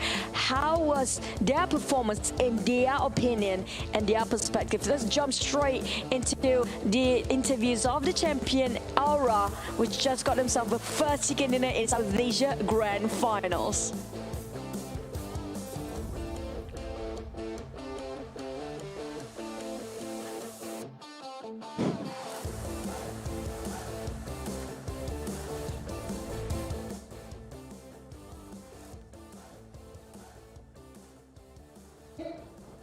Halo. Apa kabar? How are you? Baik, alhamdulillah. Oke, nah Mercy, kalau nanti gue tanya agak kasih jeda sedikit ya biar Dona nge-translatein dulu. Oke? Oh iya. Oke. Aku nggak bisa bahasa Inggris, Bang. Sama. Jadi, no Mercy, kalian perbedaan apa sih yang signifikan antara scrim dan juga match pembuka di babak PMPLCA ini? So what was the difference between the scrims games and then the actual game for today? The first game that you guys got the winner chicken dinner. Perbedaannya, kalau scrim tuh lebih ke kita nyari tahu nih siapa yang ada di sekitar kita, terus siapa yang turun di drop zone kita, kayak gitu sih. Buat kayak apa? Nyari lebih tahu siapa di sekitar kita gitu doang. Oh, when they are playing the scrims, they are adapting and they are gathering the information about who is the teams that near them. Oke. And their drop zone. Oke, lebih ke arah kalian itu mencari tempo, mencari ritme tadi agak slowly banget. Kemudian juga di scrim kalian beberapa kali bilang ada yang menabrak drop zone. Tingkat kesulitannya lebih ke arah scrim atau di match pembuka ini? Which one is the most harder? Is the more harder between the scrim or the actual match for today? Kesulitannya lebih ke scrim sih. Karena kan kita nggak tahu siapa-siapa gitu. Kalau sudah di turnamen ya dibawa santai gitu. Jadi The scrim is the more harder one because they didn't have any idea about any other teams. Jadi nggak ada yang kalian khawatirkan lagi untuk di Sunhawk pembuka kali ini ya? So how about Sandhawk? Do you guys have any doubt about Sandhawk for the next game? Nggak ada.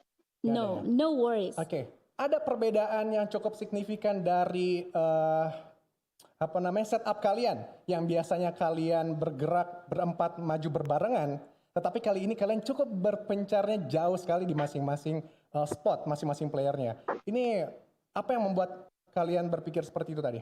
So we actually kind of noticed something about your play style because your previous play style is about the teamwork when the players are moving near from each other, and then for this first game, you guys seems moving part ways.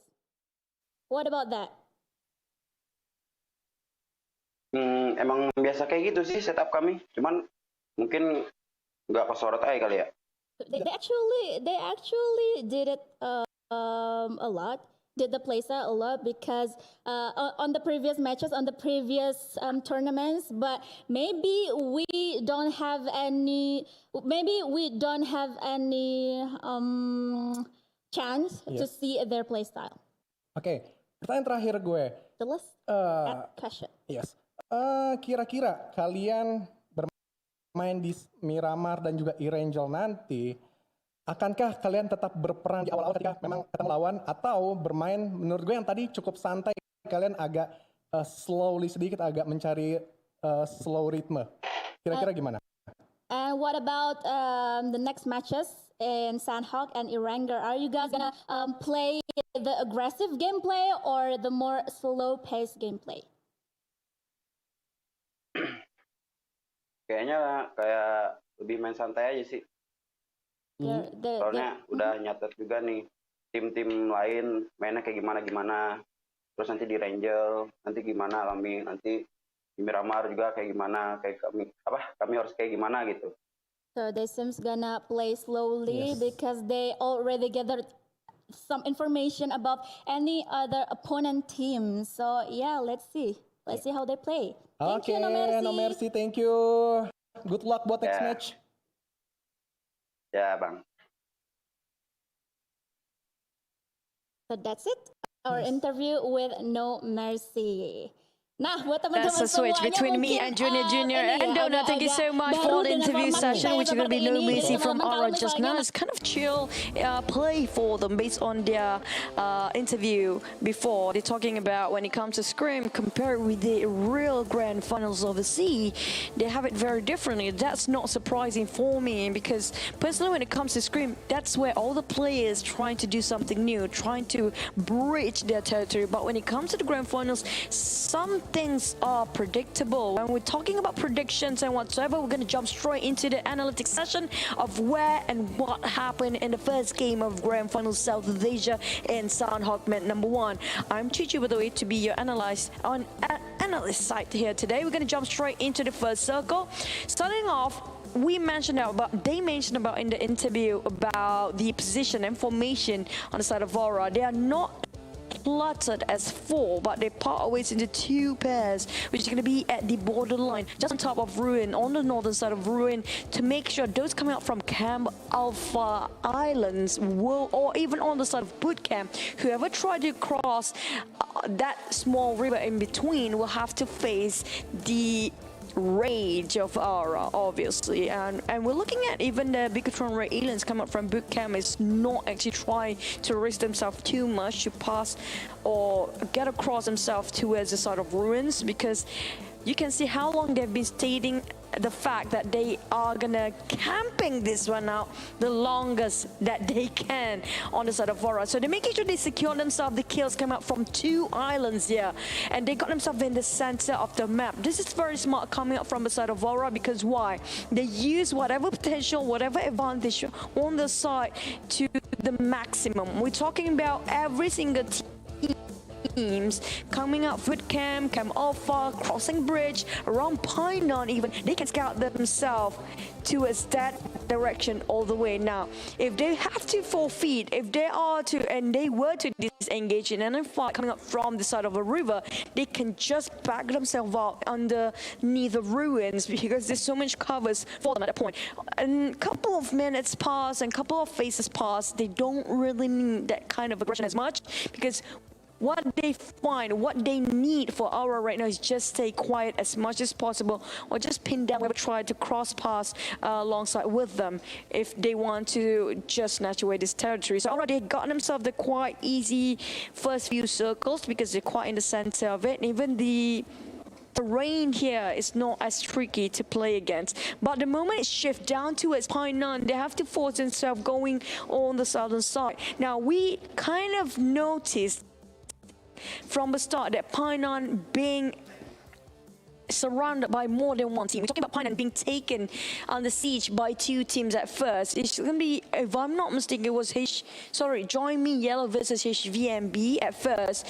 And then the remnants of whatever left after that war will not be staying over or extend themselves too much, because right now we're talking about Dingos just tap in, same goes for Gig Fam Malaysia, while Aura, they got themselves quite a, I say this is one of the interesting fight that we saw just on the outskirts of Painan near the bridge. And at the moment the team's trying to get across around Painan, or even climbing up north, those coming up from the southern side, they know where to cover themselves. If you notice how Aura positioned himself on the 3 different compounds, and with the street in between, they can cover so much more when it comes to the cover of field of vision, come out from every angle there is that anybody try to march themselves towards Painan. So Gig Fam, they haven't got themselves quite a lot of members. The remaining ones here that they've been finished off house cleaning coming up from Aura, and now they're trying to march towards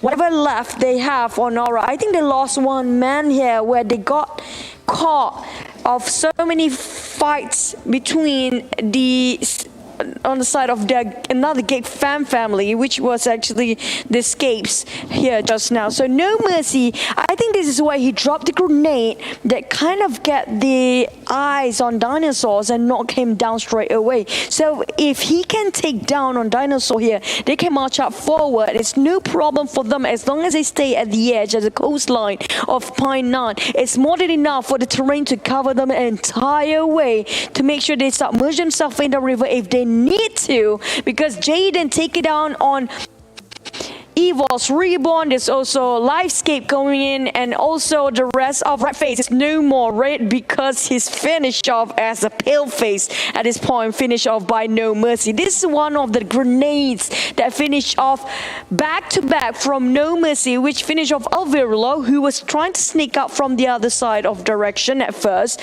but got caught the moment he tried to march himself forward. It was going to be 1v3 at this point, if I'm not mistaken, and the only person left for Lifescape here are Velo, so that's gonna finish off quite easy for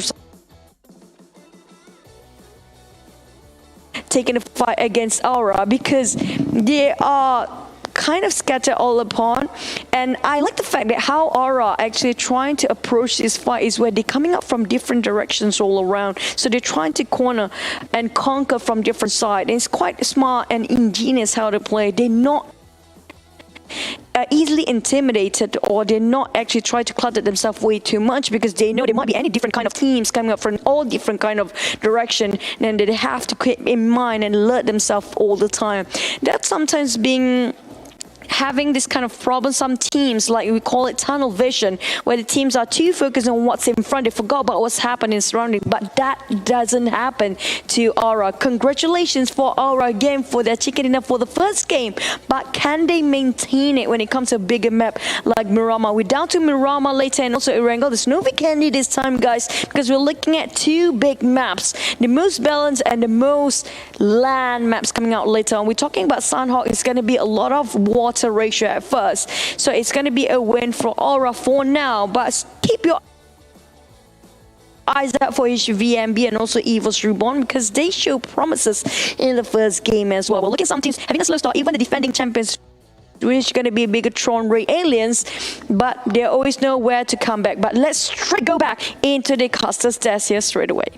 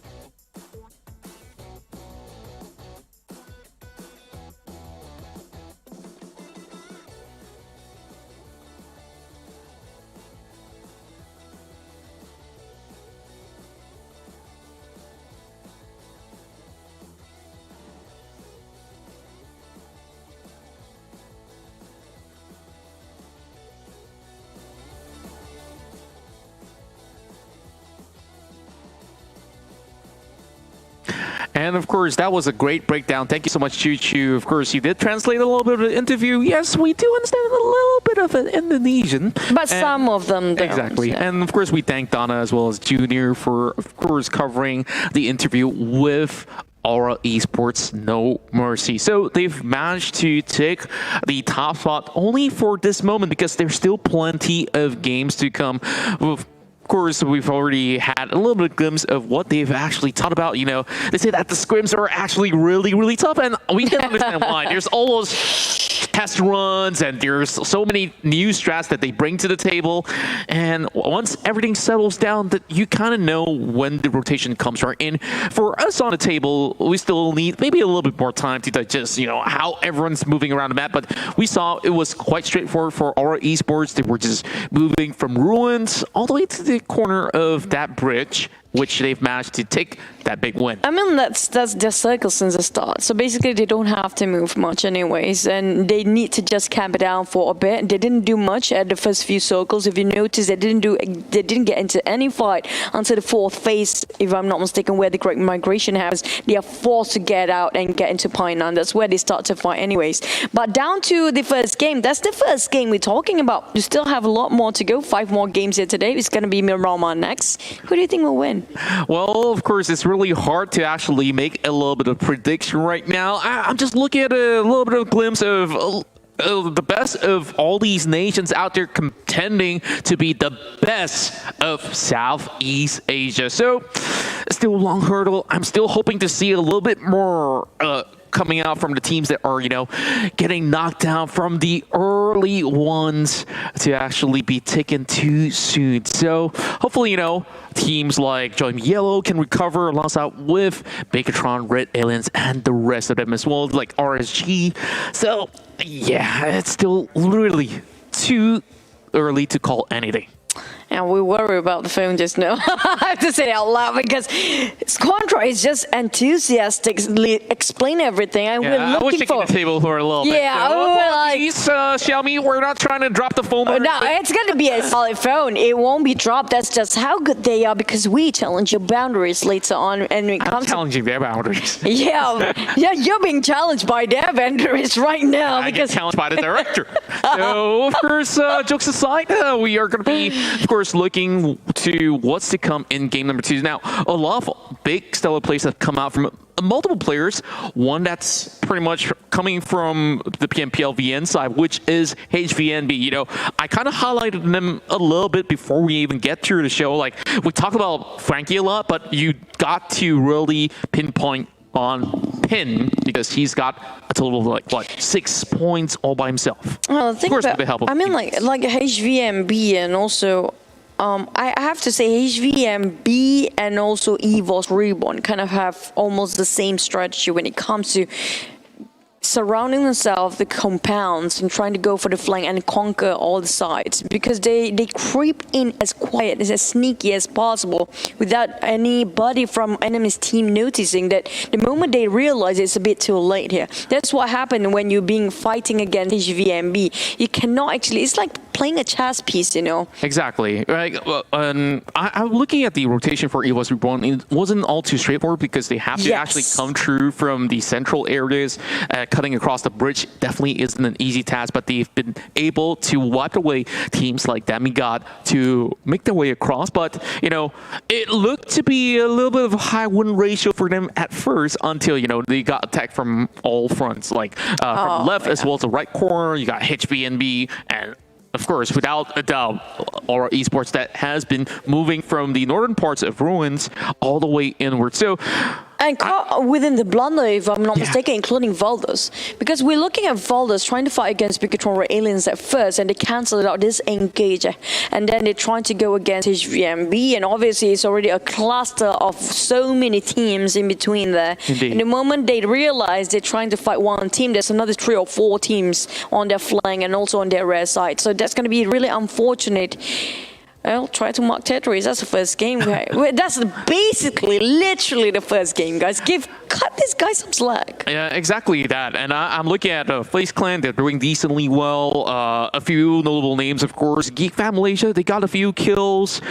Same goes to the likes of Dingo's MPX. I believe Dingo's MPX had the highest placement points for the Malaysian side because they ended up on 5th place in game. But to add on top of the number of kills, I have to look back at the score sheet once more once it shows up on the screen to, of course, elaborate further on the positioning. But, you know, that's what we've got so far for game number 1. We're waiting for our flight to Miramar, and I hope you guys are enjoying what you guys are watching thus far because all this is, of course, hosted by PUBG Mobile and, of course, brought to you by VSPN in collaboration with Tencent Games, Lightspeed, and Quantum Studios alongside with, of course, PUBG Corporation. So we've also talked about, you know, all these great moments out there. You know, you can actually capture some great moments with the Redmi Note 10 series. Yeah, challenge your boundaries, guys. Exactly. Just challenge yourself. But you know what? We have something more challenging between the games here. So keep your eyes out because we have a lot more events and activity for you guys because it's not just our All the Players tournament. It's your tournament that you're participating as well. Without you guys, none of us will be here today. Exactly that. And, you know, there's also another challenge for all you guys out there, and it's the I Dare You challenge. Oh, yeah, I don't want to spoil okay, so, it. You know, since I mentioned it... He always spoiled things. I guess maybe we'll talk about that a little bit later if you guys are wondering. But I'm just not going to be, you know, revealing the whole thing for now. But if you guys have visited the website or just on the social media platform on Facebook.com, you know what I'm talking about. You guys can actually do some challenges by just heading through the website and share with your friends. If your favorite team actually wins, you have to perform the challenge. So, you know, it's kind of like a good thing because, like, you're rooting for your best. You're the best team to qualify and, of course, lift the trophy. But you got to also show them a little bit of love by the end of the day.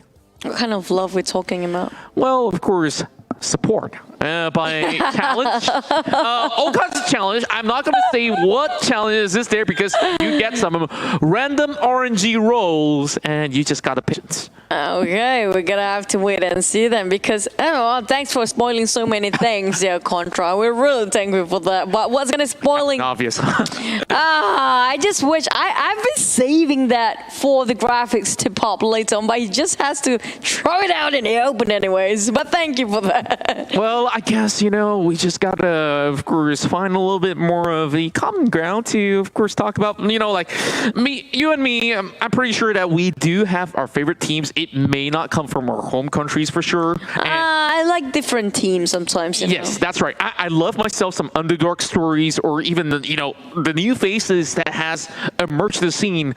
And I'm just looking at so many great talents over here in Southeast Asia. And every single time that they've gone into, a global championship, they have always shown up. Now, we are diving right in for round number 2 as we will cut across from the southwestern side of Myanmar to hit all the way up to Torre Ahumada. No breaks. Ain't nobody got time for that. We're talking about South Asia Grand Finals here, guys. Straight into game number 2. We're looking at the previous champion of Chicken Dinner. It's going to be Aura at number 1 spot for now. While the rest of the team still having a bit of a slow start. Late bloomers, they say, but will it be the same for some of these guys? We're looking at the flight paths. It's not equally split the map. And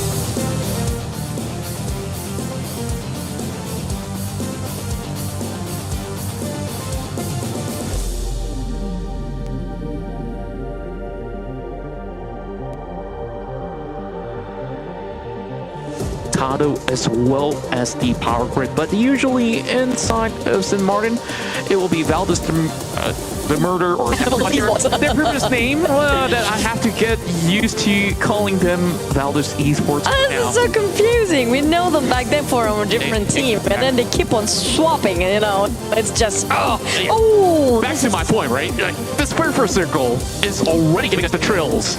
Dingo's got how Aura did get last game, so can they maintain the position? Because we're talking about Wirama, it's not the same as Sunhawk. Obviously, the terrain and geography-wise, you have to be the master of it to be number 1 in Wirama.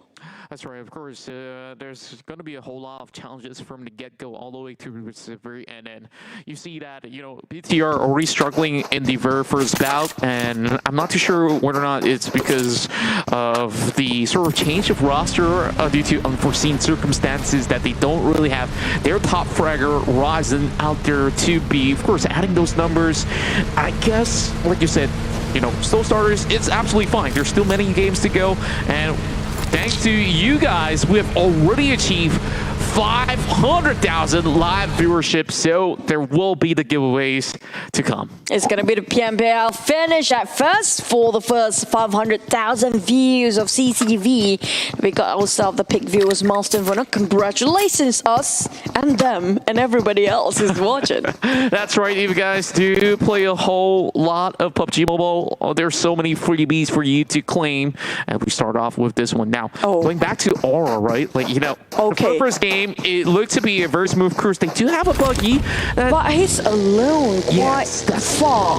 Like, I believe that he's just doing his scouting duties. He's going to be rotating right back. Far. It is going to be a little bit further, but then again, it's still the early game. You have so many other players who are actually currently looting, so it honestly wouldn't be too much of an obstacle for them. But speaking of obstacles, like, QB is going to be climbing over walls as he's just going to be looting around, and of course loitering, as I was about to say. I pretty much do the same thing. It does the same thing, so I think it's okay. But speaking of Bigatron Red Aliens, we've been waiting for them to actually start to make a comeback or whatsoever.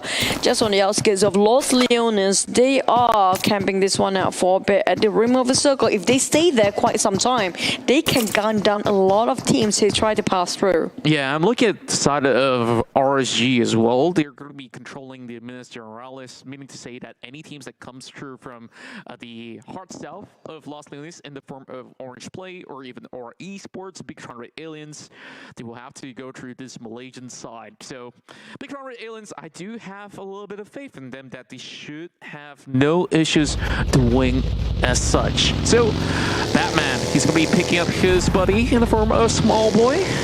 And Small Boy, his dream is to one day face off against Paraboy.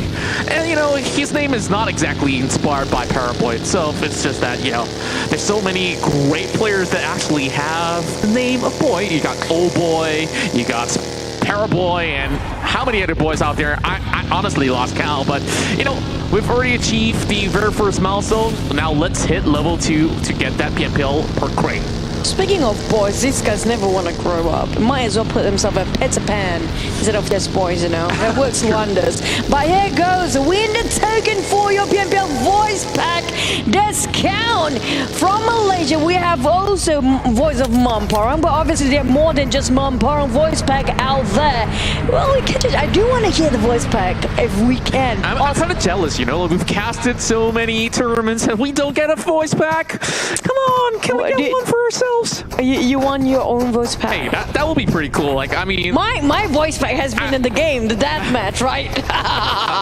Okay. I guess it's fair enough. Like, I'm pretty sure all the other casters around the world can kind of agree with me. Oh, that would be great, yeah. If we do actually have our voice pack for our own, but even better if you actually secure it of, you know, your favorite players out there that you are supporting. Like, imagine Luxy just telling you, enemies ahead, you better duck, my friend. How do you call enemies ahead by in Indonesian? Yeah. Musuh di hadapan? I think that's more Malay. It feels more Malay, but I'm not too sure if it's actually similar. Of course, for those of you guys who are watching elsewhere, apologies if we do, of course, go a little bit off of our main. And there's a lot of bangke in Indonesia, maybe. I guess. You know, like friend, bro, pasta. Yeah. You know, we love you guys to bits. You guys we miss you gotta guys. teach us a little bit of Indonesian, right? It's been a while. Pasa and Wolfie both taught me too many things. I don't want to actually say it in the live stream. Huh? Yeah, it's not too safe. But speaking of not very safe, maybe Dingos will try to save this spot as long as they can. We're talking about Chris DeVille is actually at the center of a circle where they are at. While FaZe, they couldn't find themselves more than 2 vehicles to work with.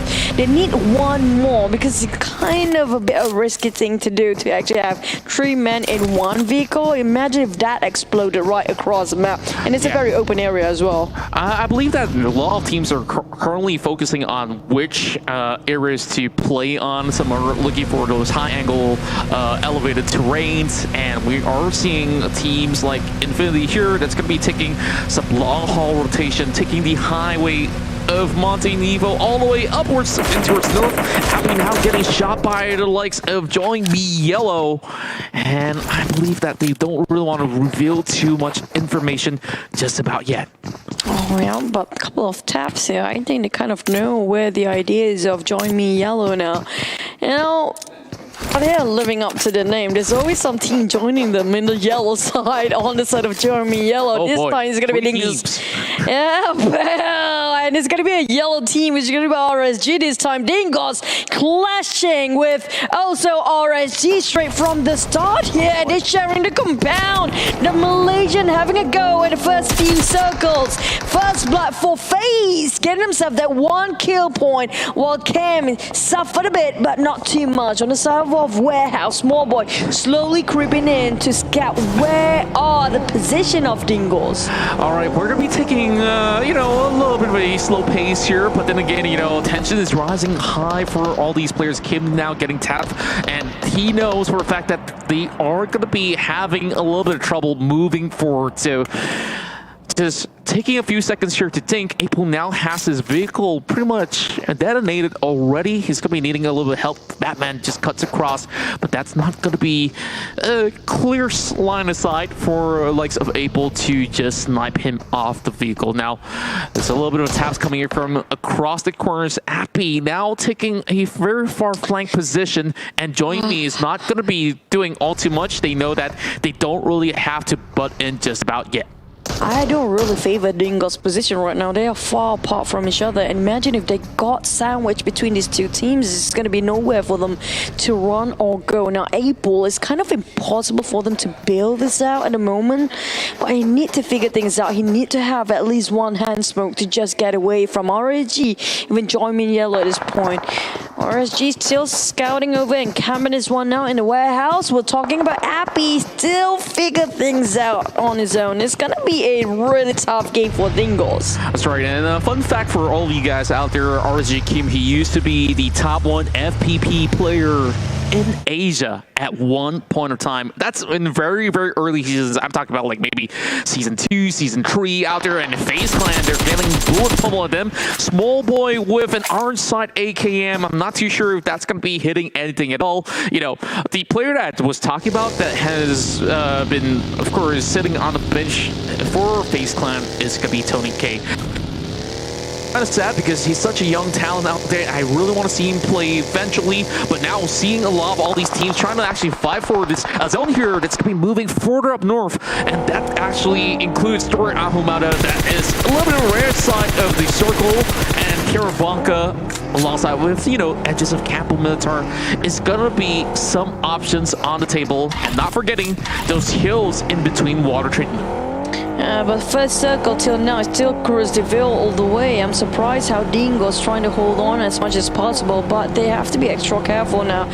They cannot be too comfortable because it has been their circle since the start, and now the FaZe Clan is trying to march up as well. When it comes to getting this, we've seen FaZe in a show match before when it comes to the PMPL and league entirely, but that's totally a different story when it comes to the grand finals here, because I know FaZe back then, their best is actually when they play in the middle of circle. We haven't seen too much of circle plays here come from FaZe Clan. Hopefully they can execute something from here on. On the side of Gig Fam, Malaysia, on the side of Tori Ahumada, they will scout things out. They will try to stop all the teams that are trying to march forward, but this is not getting too much information if they just stuck as a 4 here. I wish somebody, one of them, try to scout things out from the outskirts and do something about it, getting that information where to come from the other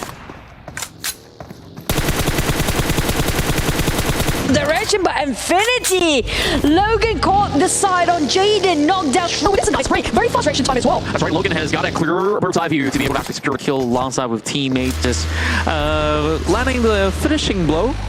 And No Mercy is going to be taking this minivan for a little bit of a tour, just getting by phase number 2 because they understand that they need to go in for a reposition. Now, early on, he did point it out, some of these teams are actually taking, you know, 4 men into small compounds. I guess it's just going to be a temporary pit stop, but I do agree with you that it doesn't really garner as much information as they should get, and that could also be a little bit of problem heading in towards later phases of the game. And I'm looking at the Eagle. There's somehow still tanking the phase 2 blue zone.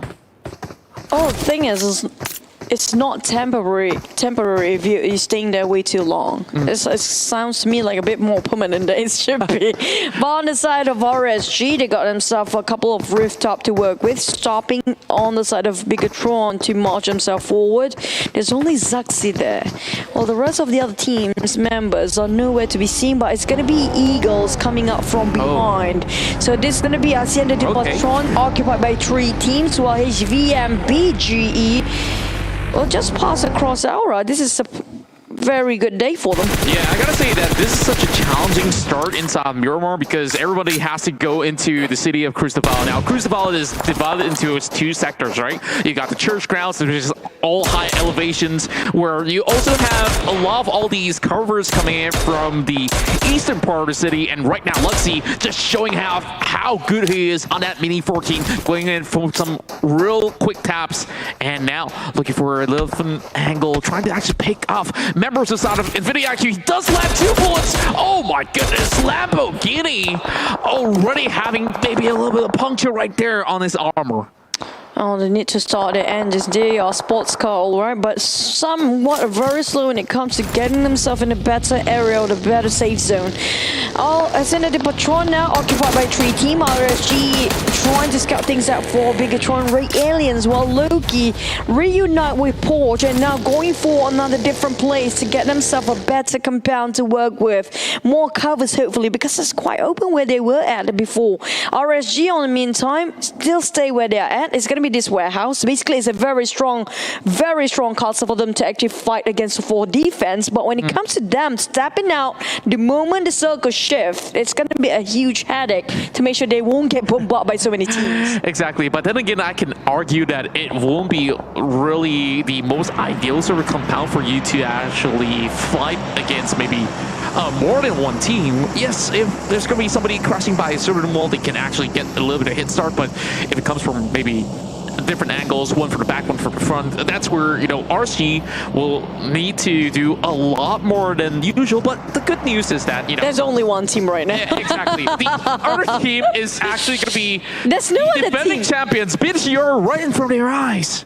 There's no other team's gonna advance towards this compound entirely sure that, because they are right at the southern side of the circle, while most of the teams are on the western side direction of circle. So it's gonna be okay for RSG to hold as much as they need to in this compound. And the only team stopping them right now is gonna be the Bigatron Aliens, the defending champions, starting very quite slow for now. Do you think Ryzen going to play here today? Perhaps not on day number 1. I'm hoping that over the weekend we'll be able to see his appearance because, you know, he has tons of fans all over the world. Now, even saying his name, I'm getting a little bit of a shivers here because, you know, such a legend, and he has already shown up in the PUBG Mobile Global Championship, PMCO Global Finals, where they've lifted the trophy all together with, you know, their teammates. Now, we're going to be seeing this battle that will be happening on top of the church grounds of Crucible, and that's going to be some major rotation for any teams up in the north, the south, as well as the far western side to cut in towards the east. Now, that's a few shots go over to the side of Livescape Esports, while Geek Fam, they're going to be taking this fight head on. On Livescape, having a tough time to spot where are the shots coming out from. They are in the pits and the valleys, which is kind of hard for them to actually scout things out. While Gig trying to do the same thing as Livescape does, trying to migrate, get himself a better position right across Evil's Reborn. Now, knock one down. This is going to be the opportunity QB has been waiting for. He spot one, he got one more, but he got cornered. It's an Infinity coming out of nowhere across the other hill. As spotted out just yet, and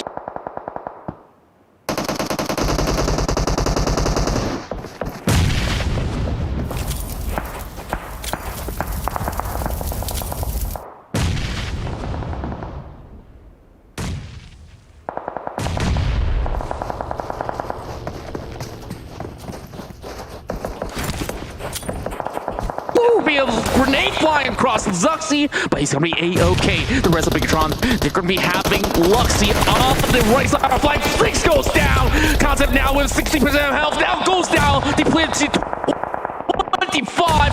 And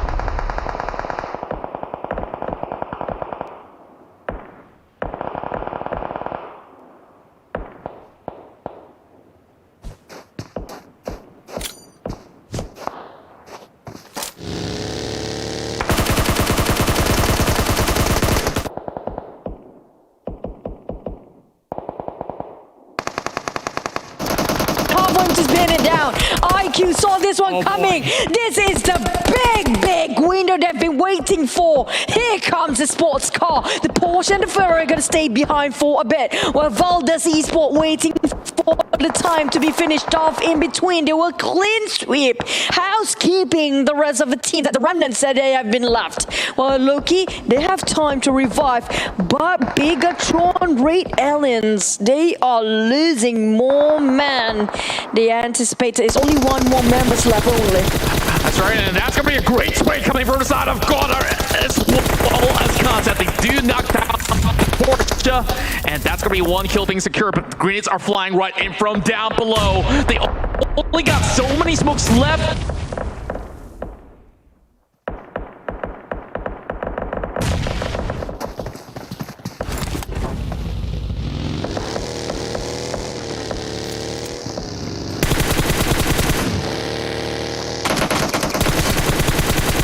Against the wall, he tried to snake it out from IQ. He almost got one. Now Loki, can he heal on time? Blitz breaking in, and RSG taking the advantage as a third party. Batman with a Mini 14 tried to scout things out, but he has to be careful now. Have Eagles behind his backs. He have to be extra careful from their eyes. Infinity plays himself, eliminated at 14 with 3 kills.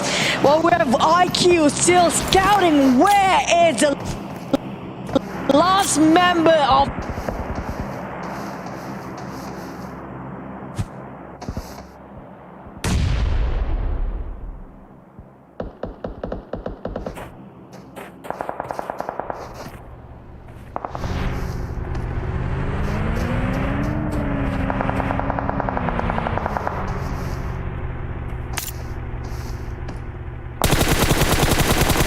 is this? So many teams that's already right out there, and oh my goodness, that spray connection coming out of Pumburu as well as Geek Fam at the same time is looking all too great, but it's gonna be Dingus that secures a few of those kills. Still, the points are being scattered all across, and FaZe Clan now just by the corners of the outside of the yards. They're just gonna be looking.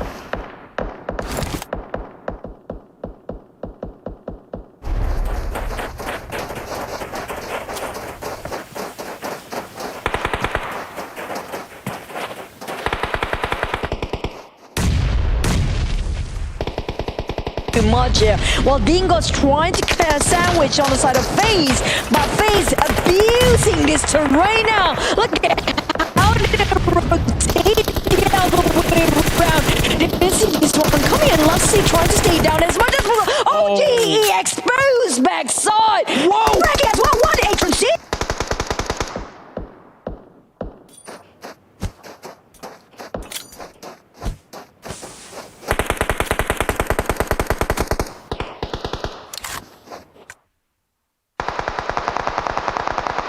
But no saving Dingos.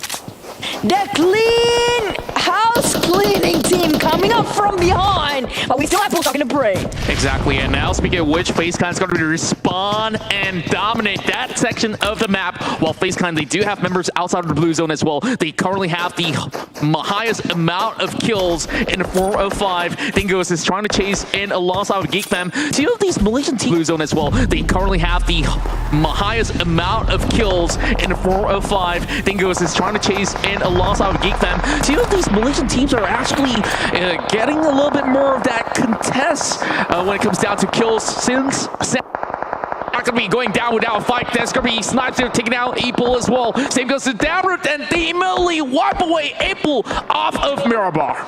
And now some teams are tanking the blue. We're talking about most of the teams here we're watching, we're witnessing, are nowhere near the safe zone at all. It's going to be a tough run for them, but Geek Fam fighting against Dingos. They're fighting against each other for the Malaysian team.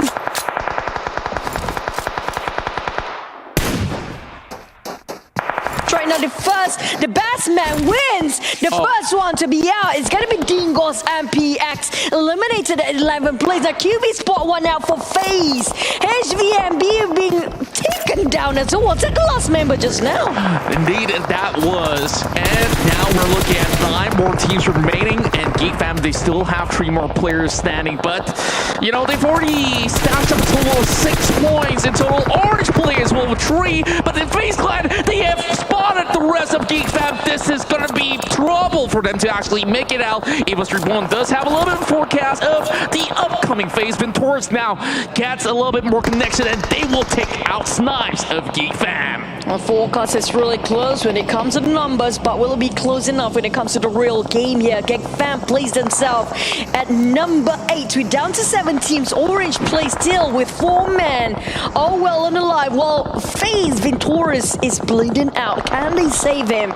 Or join me, Yellow is a different thing. Otherwise, RSG fighting against them for now. There's always somebody to join them in the yellow zone. It's going to be a totally different zone if it's yellow then. Exactly, and of course, hopefully we do get a little bit of a sight, but yes, from our caster end, we will be having a little bit of tech issue, but don't worry, we'll be coming right back in as join me, Yellow. They're going to be popping a couple of all these grenades towards the side of Batman as well as Small Boys. And, you know, it's just a little bit difficult for them to actually pick up Batman right now. This is a bit confusing, honestly. We're back to 6 teams for now. Now, Bigatron, Luxy, although, ooh, that Kickster shot was insane! He's solo-handedly wiping that team out. That was crazy! Join me, finished off by Luxy solo-handedly. He is one man, but he's not afraid. That's right. This is why we have hailed them as kings of Southeast Asia for a very good reason. Luxy, one of the twin brothers that's playing in BTR for the longest of time, has been able to show up even when he's all alone. Now, making it towards the top 4, we also do have a household name in the form of Evil's Reborn, as well as Orange Esports, making a little bit of a resurgent comeback into this scenario. And Eagle Esports, this is their best performance thus far in the tournament for the moment, with Nguyen, 2K, as well as Namshin still being left alive. But I'm looking at the percentages here. Of course, Pop and Cole coming from ORG. They do have a little bit of advantage when it comes down to maybe their position currently, because they could just slowly take it by the edge and hopefully get themselves in towards, you know, a chicken dinner or a top 2 position. Oh, here you go. Oh, try to pick on Luxy. 2 men onto him. It's going to be Evos.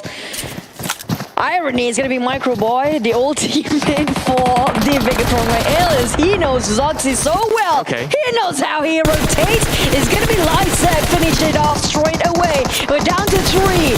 And Eagles straight away, bowing down, proning. And it's going to be, will it be Orange Please actually win this? Yes, you mentioned they got themselves the position. They got the advantage of manpower. They got the spray right. It's going to be 1 more for Astro killing on Nguyen, as well as Microboy getting 1 more kill.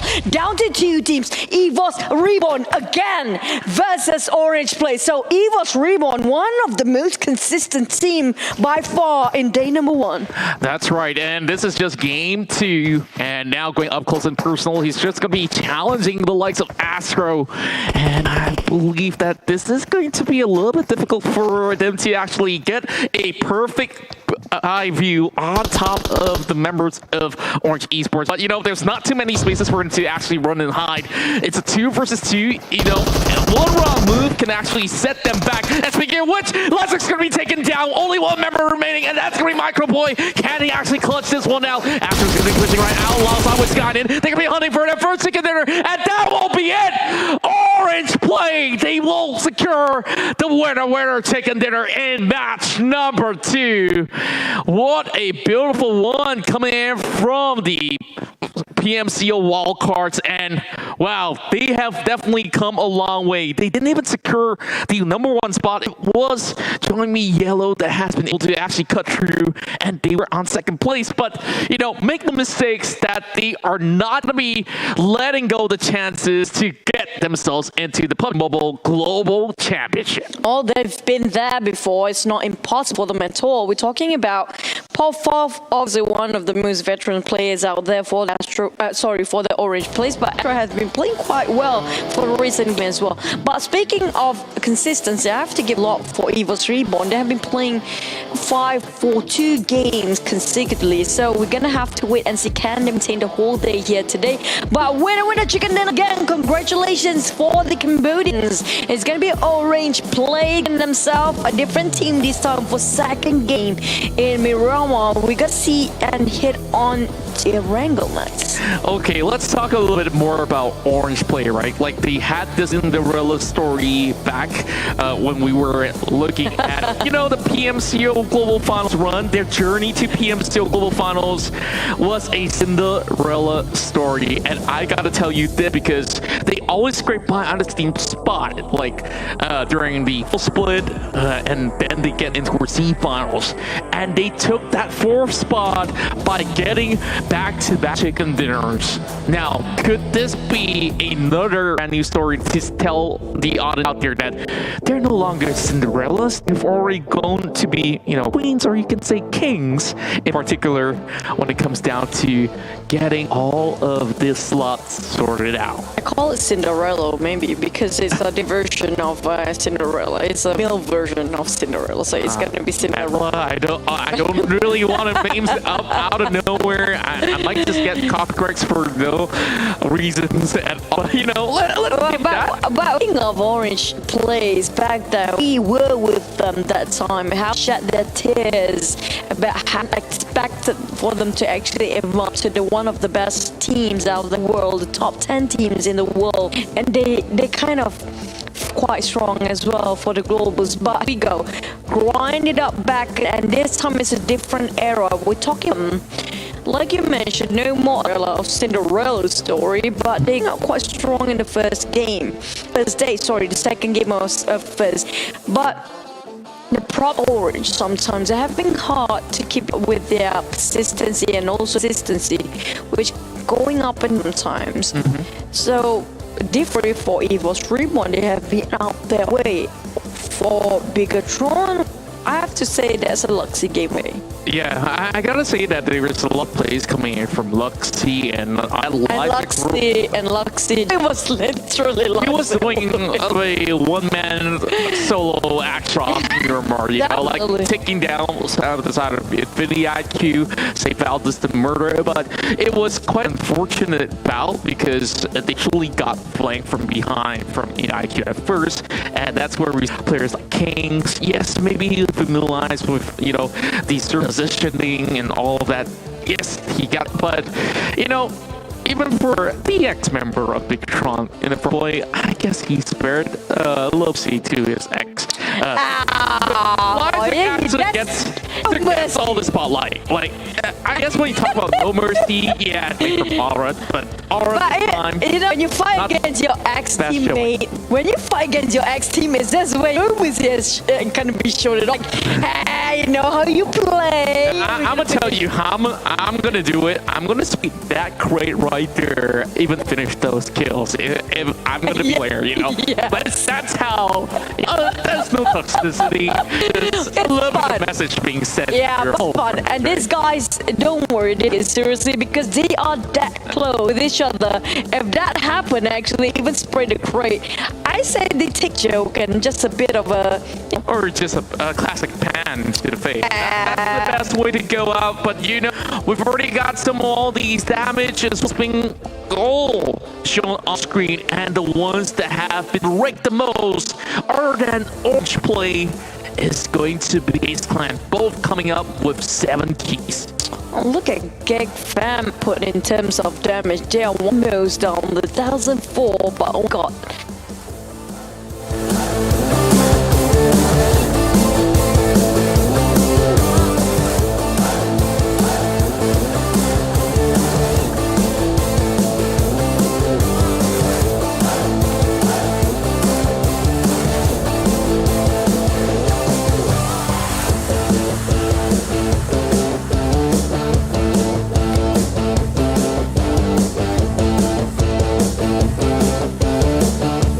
Ranking in particular,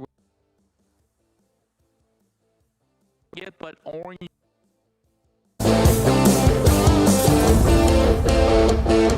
that 12 rank, that adds up to 16 and 40 points for Eagle Esports. This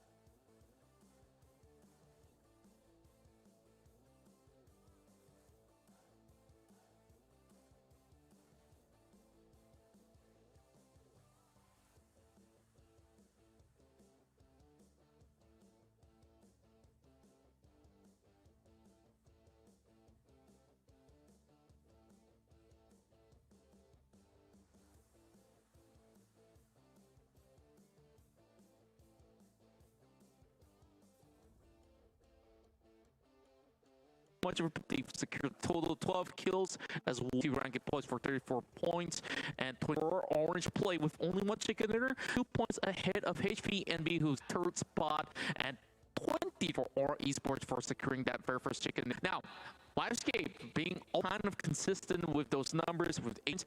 Dingo's MPX now plays finish alongside with Eagle Esports at 7th, who has moved up alongside with Bigatron Red Aliens.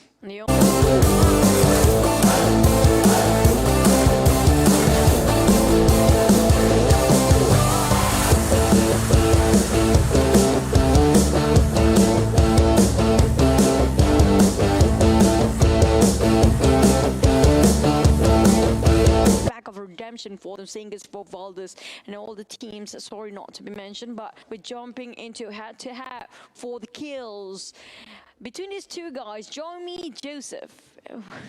You know, their names are so tempting to make some puns out of it. Yeah, I mean, I'm going to join you along to make even more puns. But if you look head-to-head, it's 4 kills apiece. But you know what impressed me the most? Like, you know, it's a very different playstyle, but Luxy...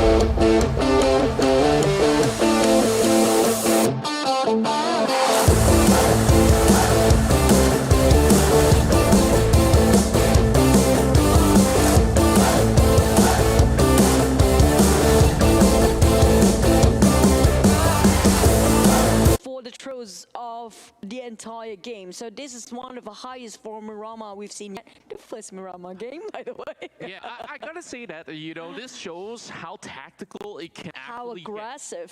Get. Yeah, and Valdez and Murder, they've already popped like 20 by the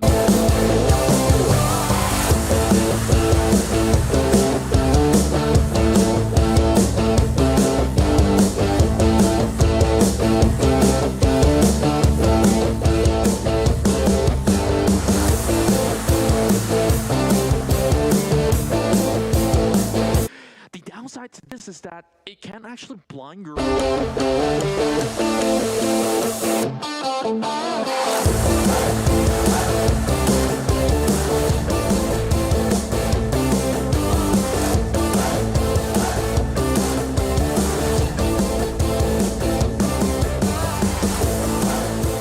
As a hand grenade. It's so rare for us to see they have enough time to use a smoke grenade as much. We're looking at mostly will be exploding ones and ones that are gonna blind your mates.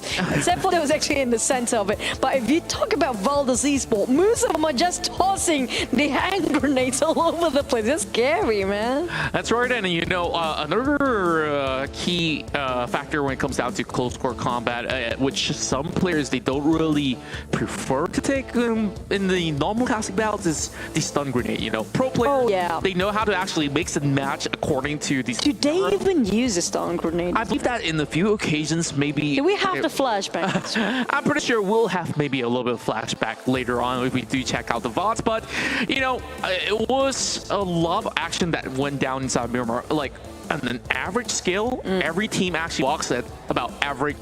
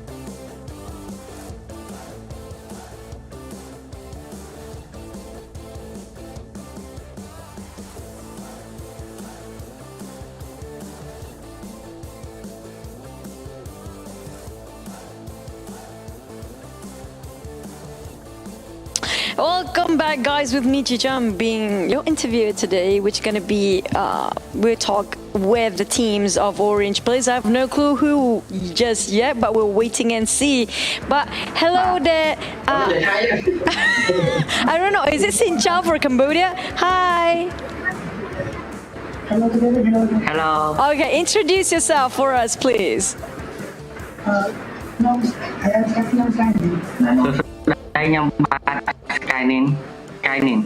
Oh, it's Kaining. Okay. This is the first time I'm looking at you. So congratulations again for Orange to get yourself that second chicken dinner for today. But how do you feel about getting yourself a first day grand finals chicken here?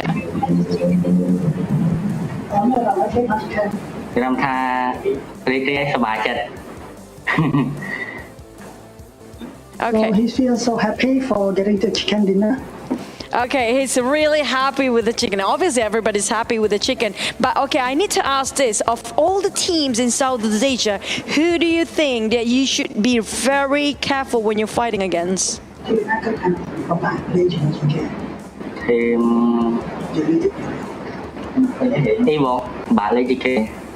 is the toughest one for us. Oh, it's going to be Evos Reborn, yes? Okay. Okay. Well, can I know your perspective? Why is it Evos Reborn? Why is it so intimidating for you to fight against them? Because our rotation and Evo's rotation is pretty much similar, so it's pretty dangerous for us. Okay, that sort of rotation will clash. Okay, well, I do want to know, if you have to fight against all the teams down there, like example in the next map, who do you want to fight against so much? Like, you are intimidated by Evos, but who do you want to fight against so much that you want to win against? None of them, because we don't want to take any risk. Okay, that's very cute. But this is a fighting game, Skyning. Like it or not, you still have to fight. But any other words for your supporters down there who's been voting and rooting for the wildcard regions for the teams of Orange Place that you want to shout out for?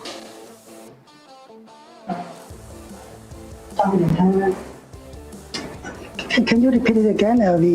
Any shout out for your supporters coming up from the wildcard, especially?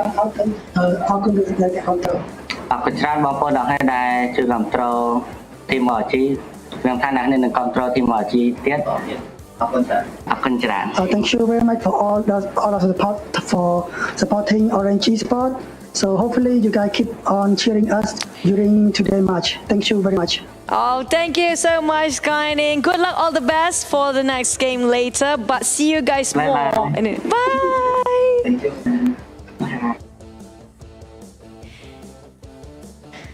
Okay, that's it for the interview. He's a super sweet guy, actually looking very innocent for Skyning, by the way. On the side of their place, it's totally different game and totally different person. But, well, they are very cute when it comes to answering the question, asking which teams you want to take against or take down the most. They pretty much say none because they want to keep it safe as possible. So that's very cautious play coming up from these guys. Very conservative. But when it comes to conservative plays, where did they run just now when it comes to Benrama? Because if we remember, they're coming up from the southern side all on top of Los Leones, and they did mention about Evos Reborn will be one of their top contenders due to their rotations kind of similar when it comes to Orange Place. Now, there have been quite some times in Los Leones, but the moment they got themselves quite a decent loot, some gears, some helmets, and a couple of weapons, they straight away moved towards on Minas Generals at first, just rotate towards on the northern side. They don't really go straight into the center of the circle, just like the rest of the teams did, like Chris Devel that we mentioned about Fate.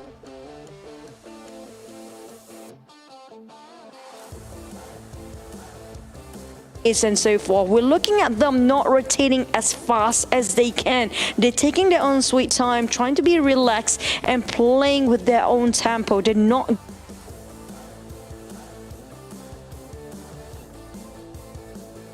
around the 5th or the 6th circle, where the circle is really small at this point, and Cruz Deval is too overpopulated at this point. The teams that are actually coming out at the center will have some problem to actually defend this, because we're talking about the hard shift. I have to say, it's not just about the tactical approach, it's all about a bit of a luck sometimes of how the circle hard shift towards the western side of the map just now, straight where orange plays were and at.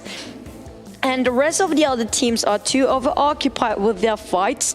And if you notice, none of the teams actually getting themselves that double digit, because why? The moment the circle landed out around Cruz del Valle, it kind of cut the circle into half, where the center of it is an open street. So the teams want to pass through will have a bit more thinking to do, because they will not easily passing the open field too early head on, just like how Orange Plays did it. They're trying to, I say sneakily, trying to coming out very slow. They're playing alongside with the terrain, making sure they didn't pop themselves quite too soon, not exploiting themselves way too much, while some teams are actually in the center of it, where they have problems to get themselves some covers. If you notice here, the only thing that they have between them and the different teams out there is gonna be just the rocks and mountains and not much compound to play with. So they have to abuse the terrain, playing with the pits and valleys, and also the small hills in between. Well, luckily, we're talking about Join Me Yellow got himself a small compound, but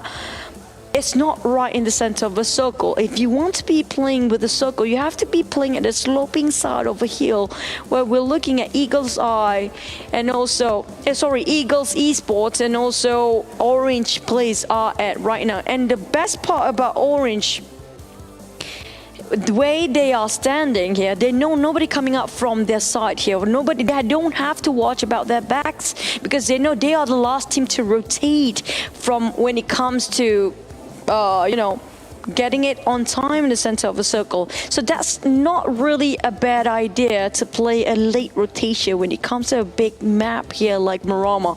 Speaking of big map, it's not just a very fast map to play against. It's also one of the maps that's having the least compound when it comes to on the outskirts of the, or on the rural area of the map itself. So when it comes to this kind of few circles ended up in just in the center of a very plain desert, it's best to rotate late, because you do know that you have to find yourself covers, and also you don't have to watch your backside way too much, because at this point the teams are actually really taking it very easy. It's not just them for Orange Plays, and obviously RSG as well, but RSG, they way into the blue just now.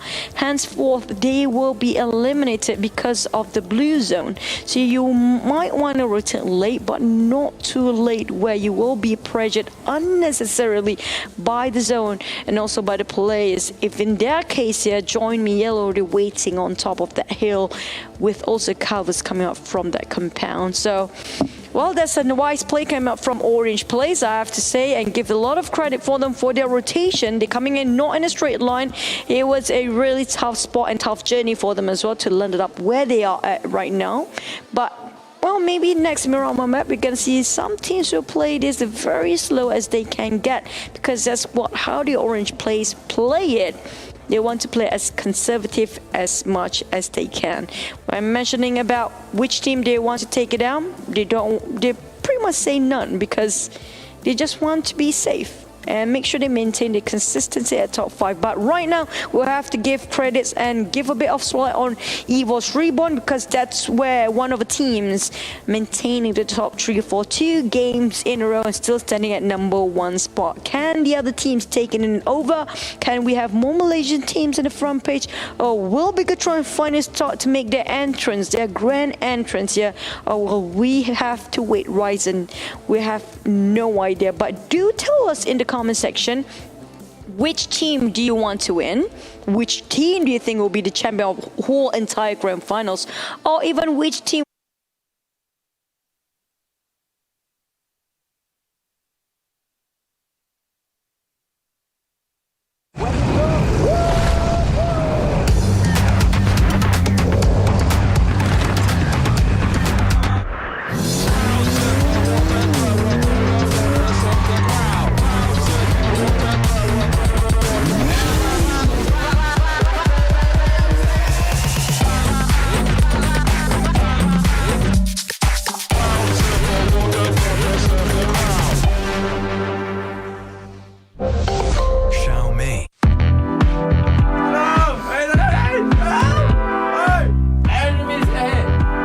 Hello guys, nama saya Mabara.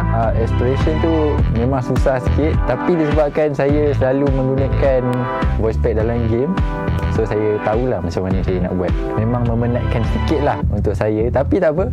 Untuk korang, saya buat juga. Badian! Tiba. Enemy down. Cari kereta. So saya custom bagi menarik dan ada suara saya. Wah, gempak guys. So jangan lupa dapatkan voice pack Manparang. Pin.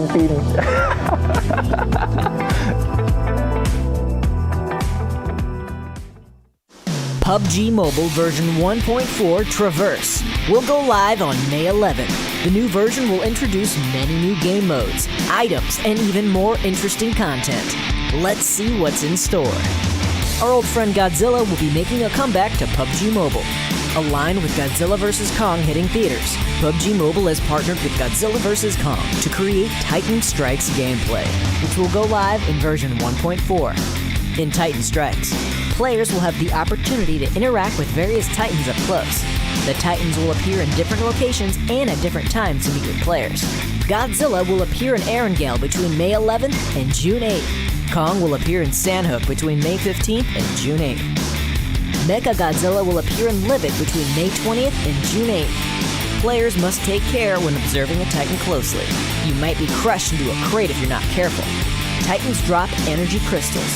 The energy crystals dropped by different Titans have different functions to give you an edge in combat. What's more, there are Apex cybernetics facilities and monster settlements waiting to be explored. Don't miss out on the new Titan Strikes gameplay and the opportunity to interact with Titans in close quarters. Moreover, the new arena map will be available on June 1st. Hangar excitement at every corner, action at every turn. Get up close and personal or hang back. But whatever you do, you won't survive without fast reactions and seamless cooperation from your teammates. The new challenging map sports team deathmatch, arena training, and team gun game, satisfying even the most demanding players. In addition to new gameplay, the new OTS mode will make its debut in version 1.4.0. Tap the stable aiming button to begin aiming, allowing players to quickly switch stances without using a scope. The new OTS mode provides players with a stable stance for targeting enemies, making it easier to give them a one-way ticket to their next match. At the same time, the new Coupe RB vehicle will be coming online. It's a sports car that can only carry the driver and one passenger. This is one of the fastest vehicles in PUBG Mobile with a maximum speed of more than 150 kilometers an hour, taking players to all corners of the map in a blink of an eye. Players can experience the lightning-fast Coupe RB in Erangel, Miramar, Sandhook, and Livet. In this update, the MK-12, M1014, and FAMAS have been added to training grounds and Cheer Park. With the addition of these three powerful weapons, players can practice with them and quickly master them. There are even more mystery modes waiting to be uncovered. These modes will provide players with new and breathtaking gaming experiences. Let's just keep it mythical now. Follow the official PUBG Mobile social media to stay up to date with the latest PUBG Mobile news and content.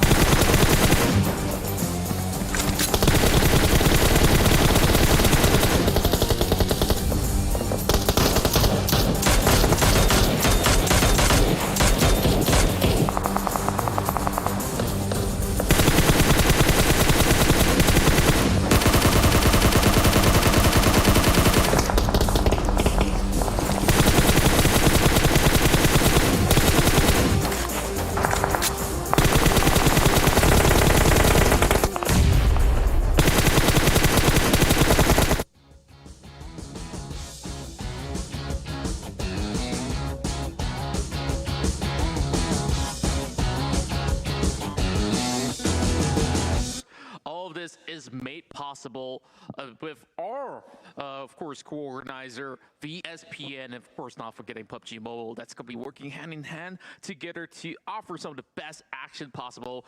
And of course, big shout out to Tencent Games, Lightspeed Quantum, as well as PUBG Corporation. We're going to be hopping straight into the game, and we also like to thank some.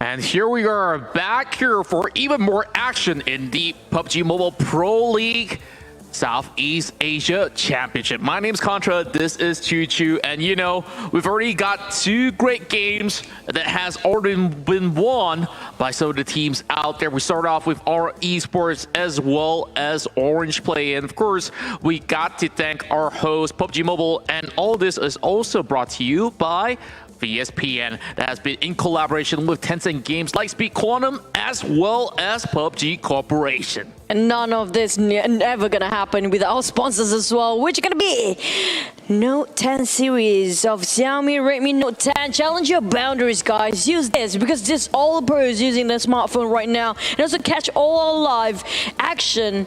It's gonna be on Facebook and YouTube, which is gonna be PUBG Mobile Malaysia. Also official media partner you have WeTV, always more. If you want more bigger screen, 4K, whatever K you can put it in, it's gonna be there because it's more than just games. It is always drama. That's right. Speaking of dramas out there, there's so much to talk about, but you know, if you guys want to tune into something cool, you guys can of course download Jukes, and with that code given with a blink of a flash, you guys can stand a chance to actually win the VIP subscription to Jukes, or even a lifetime subscription if you ask me. I think that's a couple of days of, you know, VIP subscription for Jukes, but you guys can try to listen to the songs and in the meantime play your PUBG Mobile games as well. But just to recap about what happened here today, we have chicken dinner on Aura for the first game of I think it was Sunhawk before. Second game was Miramar. We got ourselves Orange Play from the Cambodia, coming out from the World Cups region. Sorry. And then also we have the third game later on, which is going to be the classical, the always original Erangel map. This is a very important map because every single tournament you've been into, there's going to be Erangel no matter what. If you can master Erangel, you're pretty much safe in any other tournaments you participated in.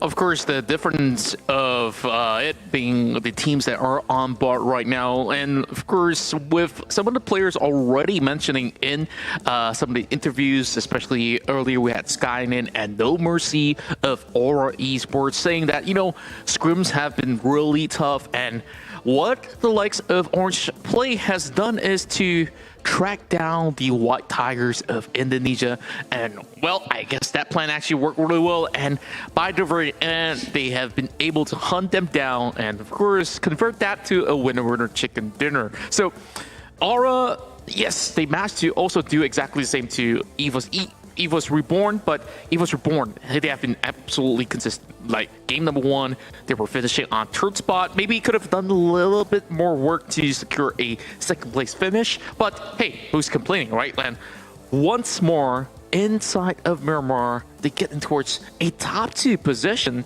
and that actually skyrocketed them into the top 1. Who in its chicken? They have none chicken so far, and as long as they maintain their consistency and play what they do best right now, like literally like today, they're gonna be having no problems. Easy task to get themselves a number 1 spot in grand finals. Here we only have like what 4 more games here left here today. It's gonna be 12 more games here for tomorrow and the day after. So in total, it's gonna be like 20 games to be played by these guys. But speaking of which, we're down to the third game later on.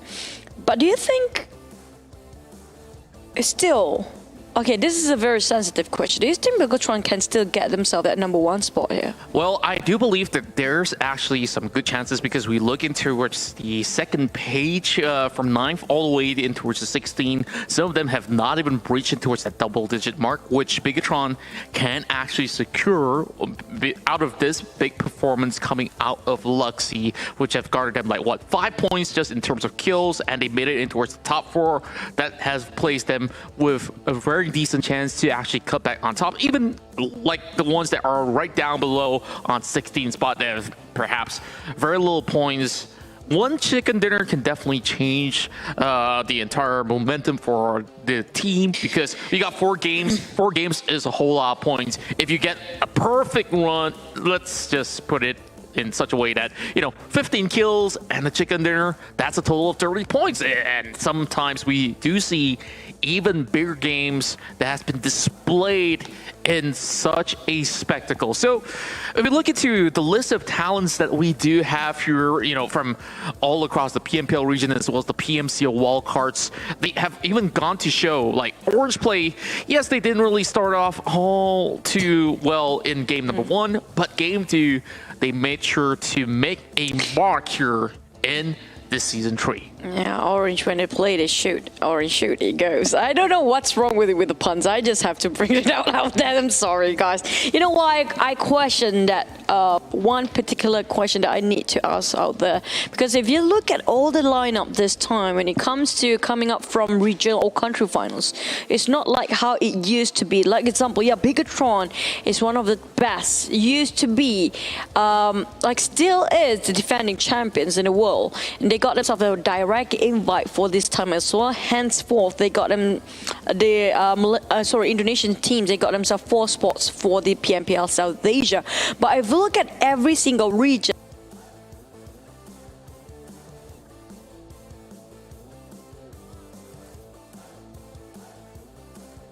and all that for their final. Looking at Thailand.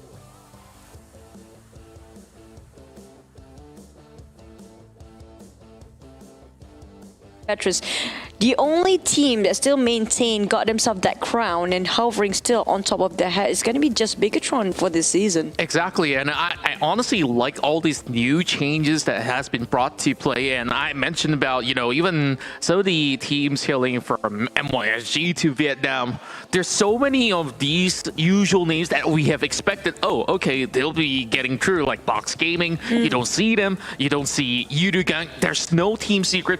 And surprisingly, this is for a fact, just bringing out there for, Team Secret fans who are watching or Yudugang fans. They are... I'll bash him. Yeah, and a lot of all these other players out there from even other regions. This is one of the first times that they're not making a debut in the C Championship. And that goes to tell you how stiff the competition is back in their home grounds or even regional grounds. We got MYSG, we got Vietnam, Thailand. Thailand has always been ever-changing. We look at teams like Bacon Time, consisting of ex-members of RRQ Athena. RRQ themselves didn't even make the cut. So it is some fresh breath of air, if I really want to mention about it. And we look at Livescapes, you see a little bit more consistency coming out of this team. Currently also in the top 8 of the standings right now. And we have never seen them perform in an international bout, and they already come up with a really, really strong debut. So I'm liking what I'm seeing here. And Microboy, he's already making statements with his teammates, and Microboy, he didn't really get the highest amount of kills, but it was Red Face, Lizard, as well as KF. But my surprise, another veteran that's in the list in the form of Oro is currently not playing in this Day1 roster. Or maybe they don't want to expose their tactical strategy way too much, which best be safe for the Grand Finals final day. But speaking of EVOS Reborn, sometimes we've seen how Microboy perform in Bigatron before. Yep, they're still one of the best team out there. But when they swap teams for some of the players, they get better momentum. Even though it's like not an all-star lineup, but if they work well, their synergy kind of linked together quite well. They can still perform and be one of the best teams in the world. For this season only, I can say it's anybody's game at the point where so many things are unpredictable, especially when we're looking at Bigatron playing with Liquid and King's Bones. We're not looking at Ryzen yet. Will they bring Ryzen by the end of today or tomorrow or even at the final day?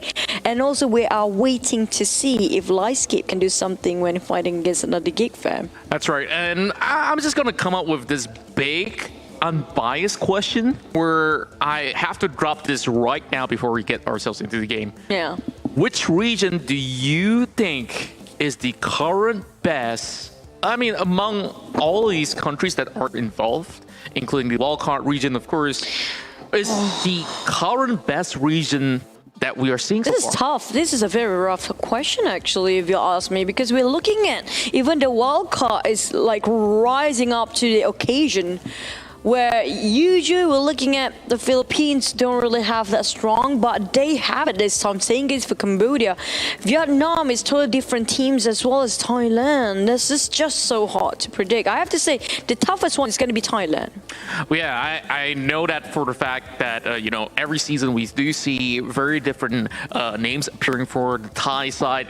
And, you know, they have so many great players out there. And, you know, only 3 has made the cut in the form of the Infinity, FaZe Clan, as well as Valdez Esports. So at least a little bit more familiarity. I mean, and like, I'm happy to see, actually, for FaZe Clan, they have finally get their hands on that championship title, because earlier in the season 1, you know, you win the league does not mean that you actually get anything out of it. I'm glad that season 2 onwards, it has changed a whole lot. And also, mind you, that Valdez Esports, they used to be the #1 team in Thailand. Yes, they had RRQ at them, but when it comes to the league, it's always Valdez or it's vice versa. But these 2 teams always got like swapping a first and second place all the time. But now they even drop on the 3rd place. Imagine how much the competition coming up from the Thai teams. Like, okay, fine. This is the first time for Malaysia having a different team entirely as well. I have to say Malaysia's team this time, they are making a lot of progress. They are fresh, but are they experienced enough? Are they really prepared to get themselves into Southeast Asia? I got to throw back to even the previous season. Of course, you were casting with Sir Cloud for that one because Geek Fam was also playing. And you have to be that specific, okay? At least for that very reason, like Geek Fam is the only consistent one out of the Malaysian side. But I'm talking about, you know, a few notable names such as Iron Pro, because Iron Pro has emerged back in the olden days of PMCO Spring Split. We're going so far back that I don't know if you guys were around 2019, but hey, those were absolutely good times. And now he's coming back with those MPX to actually make a big statement that, you know, he still has the drive, and he was one of the top fraggers out there in Malaysia for 2 seasons in the world already. Now, also moving to the fact of, you know, we highlight a lot about Thailand as well as the MYSG region. Let's go all the way to, you know, Thailand first, because I was trying to, well, Vietnam actually, because I've already touched Thailand. Yeah, so, there you go. HBNB, you know, starting out really strongly, Pin actually surviving all the way, and GE, he was one of those members that were playing back in box gaming. I mean, like, if you put GE in a kind of a sense of Indonesian player, he feels like Ryzen for me.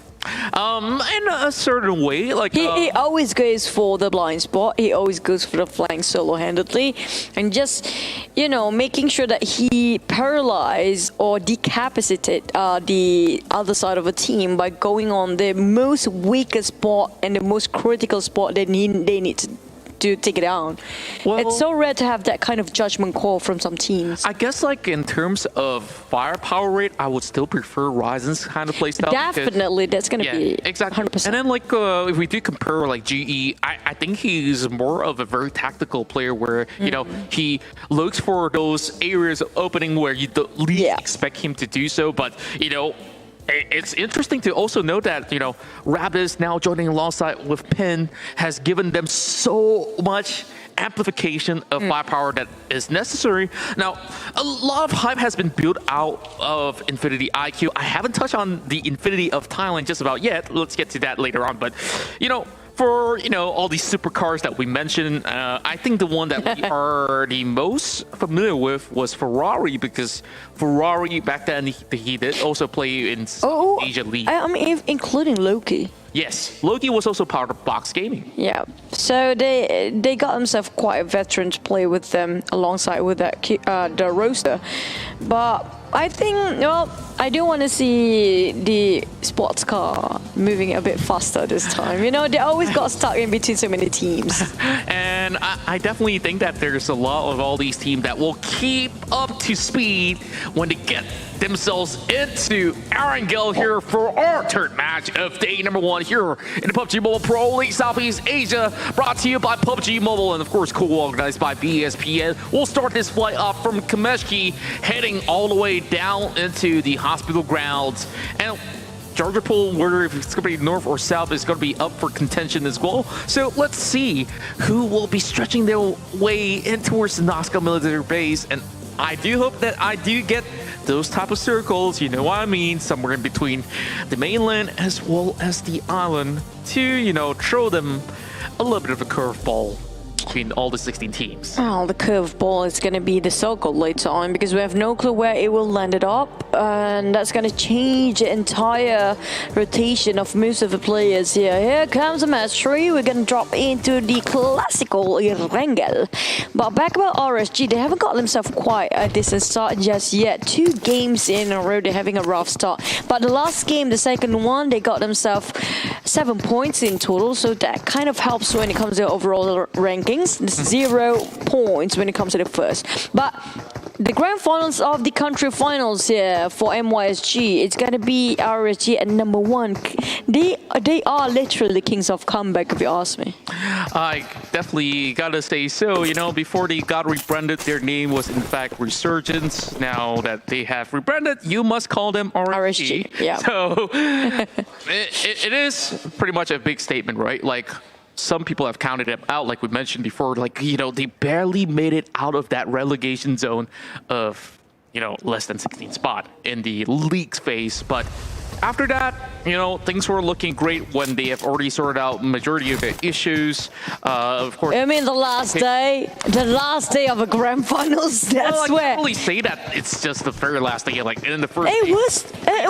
They didn't do well on the first day of the grand finals. Themselves a chicken dinner on day. But then they went downhill all the way, and then they start to come back the whole day. The third final day was crazy. Indeed, I definitely agree with you with that. But now we do look into the vicinities of Rozak, because there's going to be a little bit of contention here between Dingoes and PX as well as Valdez the Murderer. Now,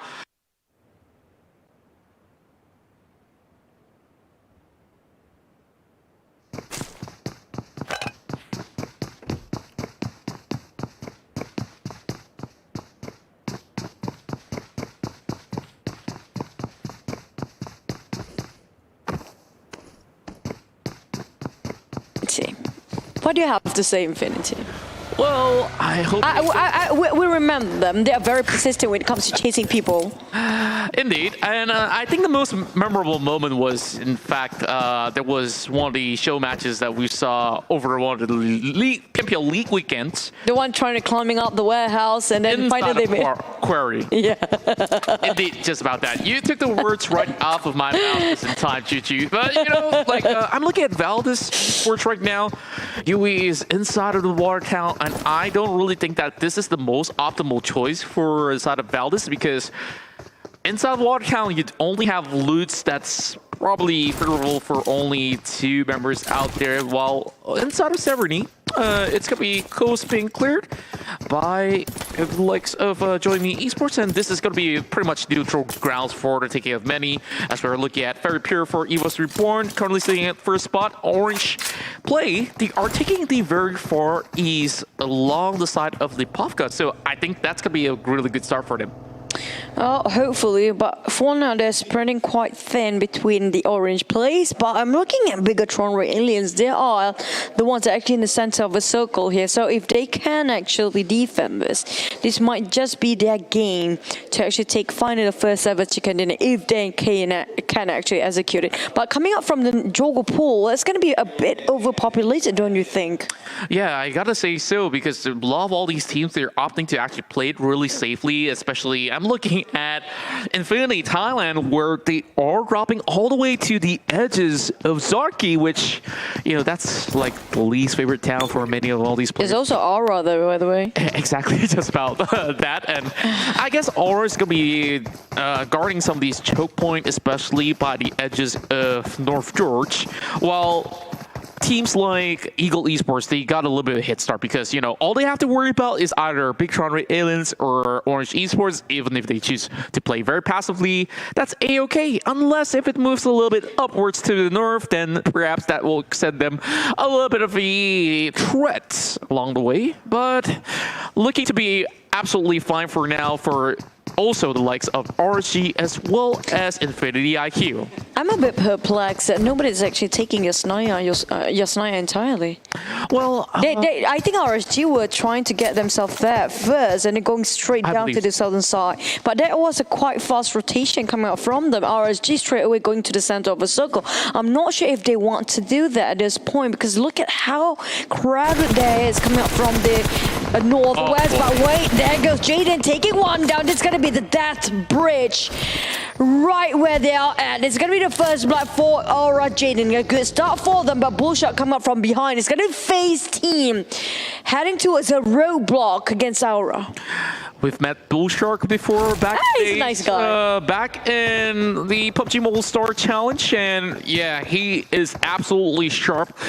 Whatever weapons that you pass him, but right now, it's not really about the weaponry that he needs to actually, of course, hold on for dear life. He needs to actually defend this Harpod tower that we're looking at for the moment. Aura now being spread apart, but they're trying to take multiple angles against this lone unit of FaZe Clan, and they're going to be crashing right in. Grenades are being popped right across, and that's going to be Rossi trying to actually return a favor, and he's going to be prone right down below. He's going to be safe for only temporary measures, and Aura coordinating the attack, and that's going to be a grenade taking down Bullshark. The rest of Culver just arrived. It's going to be Coldplay across that street, but way too far.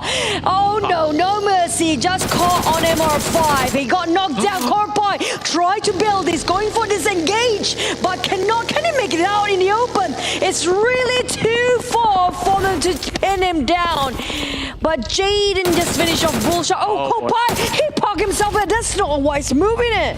That's not the direction that he should be heading for. Just look at how far away he's going to be outside of the phase number one, but he's definitely calling for desperate measures right now. Corpie just running further below. That's going to be one of the furthest shots that we've seen so far inside of Arangel as Dixie secures the fair final blow. All 4 points in favor of Aura Esports. Well, they just roadblock all the way on top of that bridge, and I'm surprised. Why would FaZe want to resort from hospital, which is literally nobody else competing against them for that compound? Why did they move? They don't even need to. It's still in the first phase of a circle. I guess that they really wanted to actually set up that. And nobody's actually in Gupka. Exactly so, right? Like, well, you look at where they actually drop. It's going to be South George, so they won't be able to rotate in towards Gatka. Yes. FaZe was in hospital just now. It's not even in South George. But the problem is that they are trying to look for those kills, which, you know, when you go for a double-edged short attempt, that's going to be the trait that may be unfavorable because Aura Esports were just by the containers. It's not just Aura Esports. We saw how many teams there. I mean, Infinity's going to be really nearby as well. Now I'm looking at the middle of the map. It's absolutely congested. Now the trouble lurks ahead for even the likes of Aura Esports. Yes, they can have a small little joy of a victory, but really not for long. FaZe currently taken out, and they are sitting at 11th spot. Now, Evo's Reborn, do they just have to retain a certain momentum throughout the entirety of day number one, and they'll be absolutely fine. And we look at the other teams out there, like, Infinity IQ, yes, we talk about those racing cars, but they're not really all too fast moving with only 5 points. Oh yeah, they're taking it slow. Same goes for Orange Plays. We asked them before what kind of teams they want to take down first. Well, apparently they want to play as safe as possible. Why would they waste their bullets on something that they might not even secure the kill points in the first place? So they're going to rotate this quite slow again. We're looking at them, the last team to be inside of a circle, but this is a different map control. It's no more Miramar. You can do that in Miramar because how fast the map itself, but this is a wrangle we're talking about. Indeed, as we are going to be taking things a little bit slowly from here onwards. Batman opting to pick up the SPS. Of course, it will be great if he does get all the attachments above. Darley now going in for a little bit of a taps towards the likes of Evos Reborn, and he doesn't really want to wake up the Tigers in their den. Well, can you really call it den? Well, they are just by, you know, corners of the ridges of the hill. Oh, they are the Eagles. They can fly away if they waken up the Tigers anyway, so they're gonna be... Tiger, hidden eagle is not really the word enough. Oh, we're missing a dragon this time. Hopefully next season we're gonna see a dragon soon. And those of you guys actually are watching, the PMNC registration is already open. Hope to see you guys to be at season 4, but here comes Small Boy. Start to tap it out against Join Me Yellow, who will be joined by RSG, obviously. Right now, Small Boy. Scouting's out for the teams, relay back the information, and they this and try to reassess, reposition themselves to corner. And they are really low on cost on the side of Join Me Yellow. They need more. Yeah, and we do see one of the Seers have already got smoked up, so they're just going to leave it right be. Small Boy's going to be keeping a tab closely on top of these players of Join Me Yellow. Now, smokes have already been utilized, and Join Me probably will just be staying put for the temporary measure.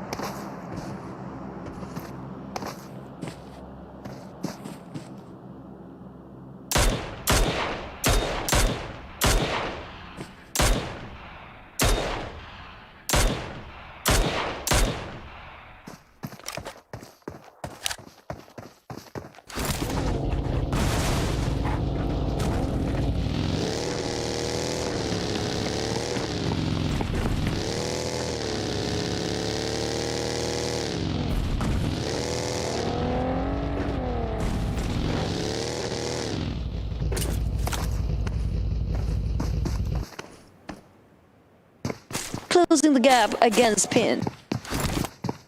Yeah, and of course you can miss Alexion.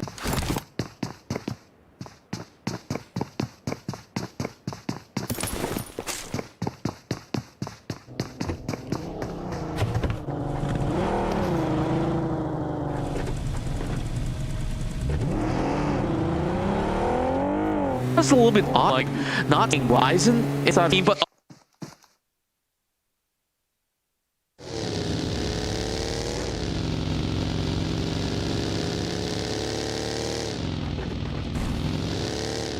where they are.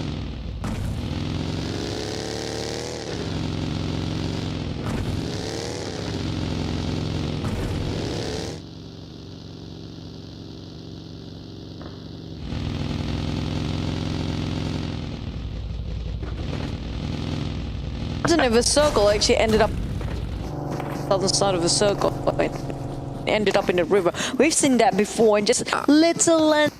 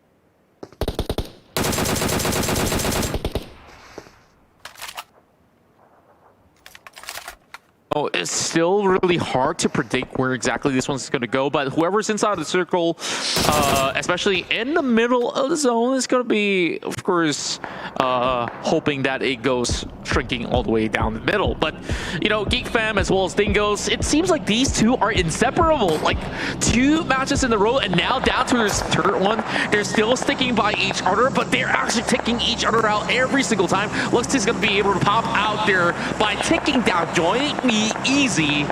Well, I guess you could say that's easy peasy lemon squeezy for Luxy. Join me in the afterlife again. Oh, they need to do something about it. I mean, like, sorry, guys. We got 3 days. But it's just, I cannot ignore that. But back about the teams. We're looking at 4. I think 4 teams actually in the same compound. We're not looking at RSG in the small map yet, but...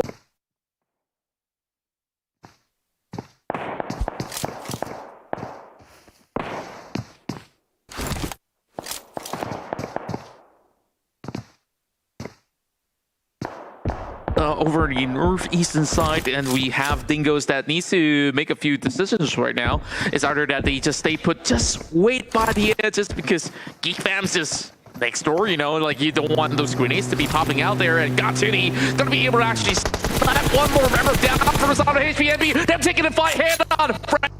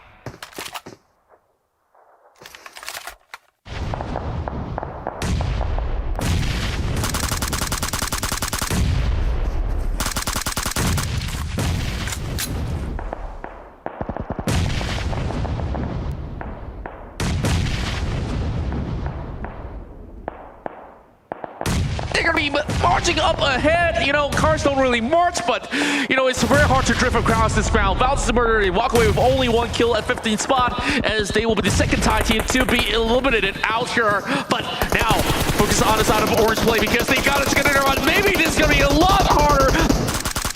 Lamborghini is going to be able to knock down Sun as well. Sun concentrate right back, but Pop will be covering ground. Not people looking as well, Frankie, but oh my goodness. The ones that got the ticket there in the past game, they will be crashing out early. Oh, it's been 2 games in a row here today. Aura and also Orange both being out after the next game. They got themselves a chicken dinner. Is this a curse? Or is this just literally coincidence? But here comes Pen. Surrounded, cornered, down by the Infinity. While they're trying to take a fight against Aura, who happens to be just across them, the other side of the hills. We have another team behind them as well. That's right, and we've already seen the battle go down between Lamborghini, Ferrari, and the rest of Orange play, which they've been able to actually get out of. Now, that's going to be grenades coming out from Jada. He's bringing out the Groza. Are you kidding me? He's going to be going in for the spray, but he will be knocked down instead. Newsy now trying to actually look for a pickup, but he gets sniped as well.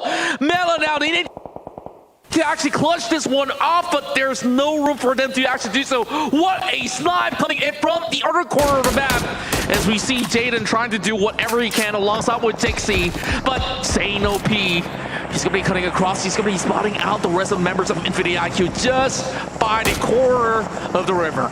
I need to see that replay. Those shots coming out of nowhere. I have no clue who shot them down just now. And that's definitely one of the longest distance we've seen now. David got to start to move as well. While Infinity IQ will try to pressure on the side of Geek Fam Malaysia. We have Pen again tossing out another grenade this time.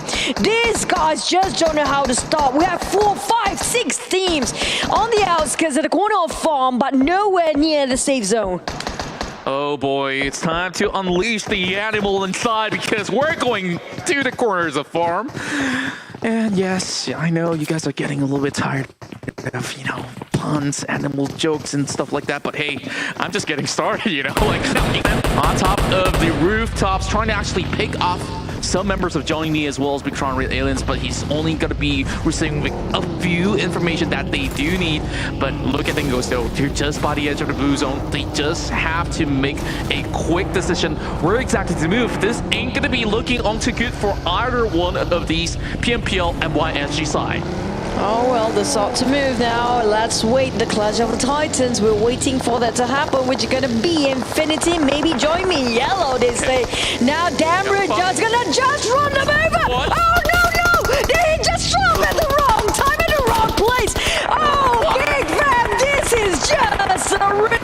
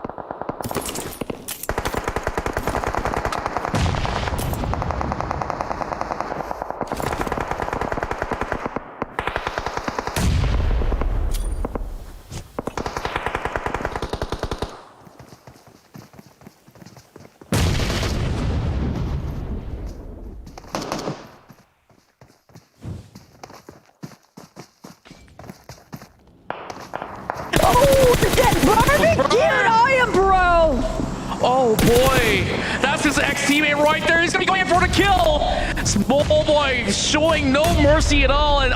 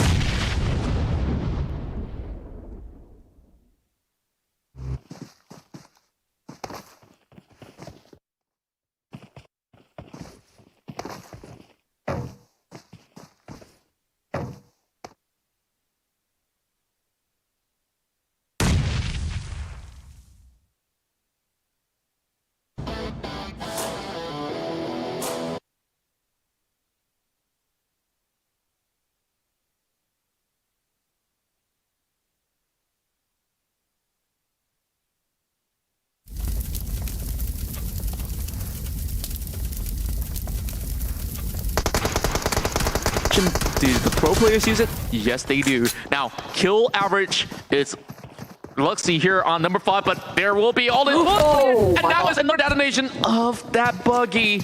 That will take out BTR. I think this is definitely Infinity games already. The moment they got into the high ground, they got into the advantage of men, and now down to check this really at the edge of the blue zone.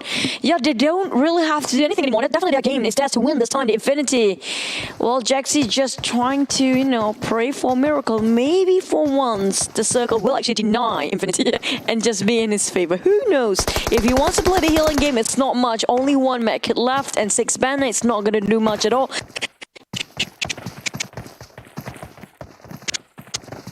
Right, it almost.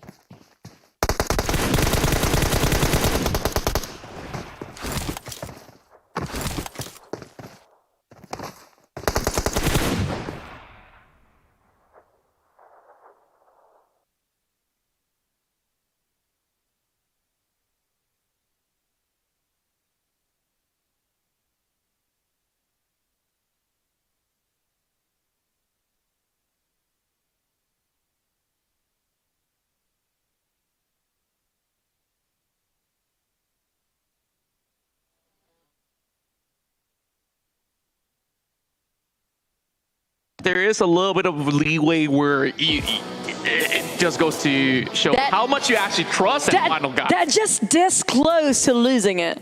Very so close. But we know for the impressive game. That's such a miracle play coming out from Jaxi. Almost win that. If he does actually clutch that one out, I mean, like, that's going to be blowing up my mind the entire 3 days of grand finals. We're seeing so many great plays being highlighted all across all the Southeast Asian teams. They are here in the grand finals, and right now, the ones on your screen, the Infinity of Thailand has secured what? 13 kills. This is the highest amount of kill bombs that we've seen so far for PMPL TH side in one.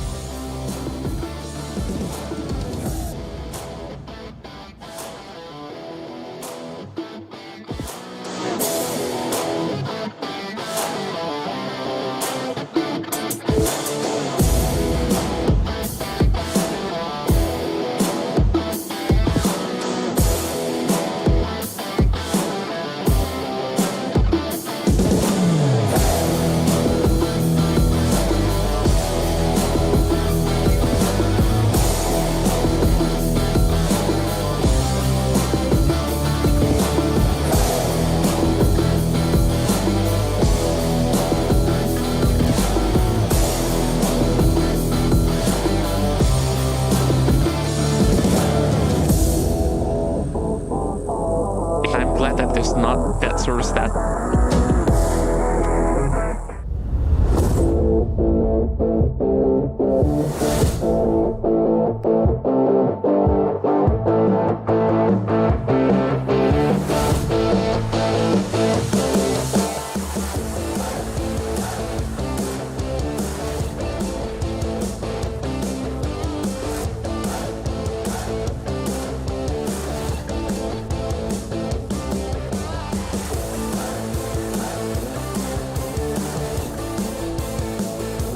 Decent amount of output damage.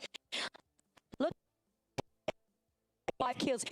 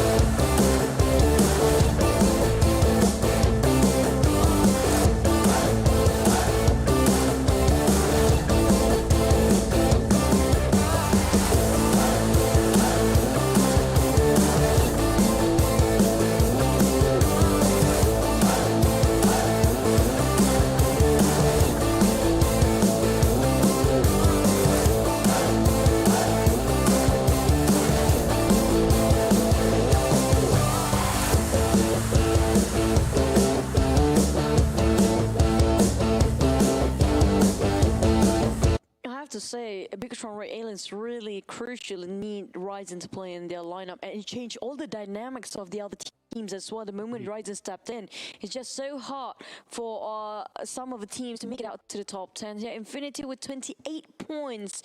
Two teams getting themselves a double digit, including Bigatron Red Aliens. Such a bomb, such a huge shooting rocket moment. Jump themselves, might be in their first page later on in the top 5. This is definitely it. And maybe somewhere within 6 is also a possibility. We also see Aura here getting 18 points, 13 for Evo's Reborn, then we got with 12. 5 points each for both Infinity IQ as well as RSG. RSG's better performance right here. We have on number 9 here.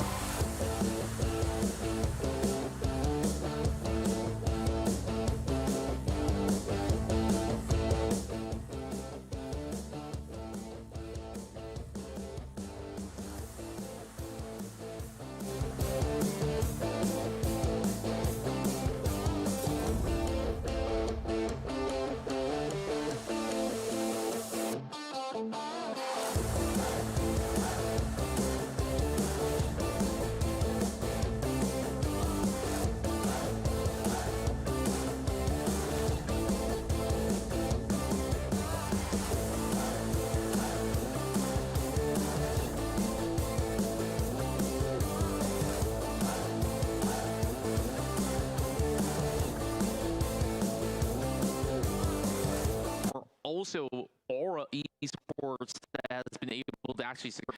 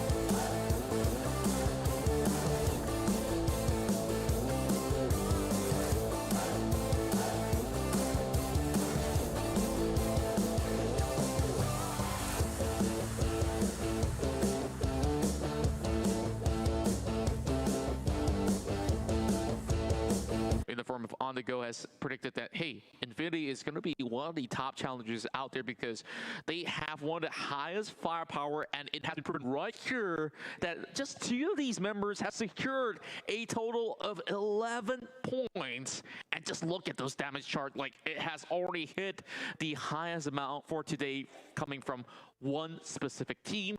I believe that maybe if there's going to be any teams that's going to be challenging these numbers, it might just be Bigatron right now or Evo's Reborn. I mean, like Evo's Reborn when it comes to their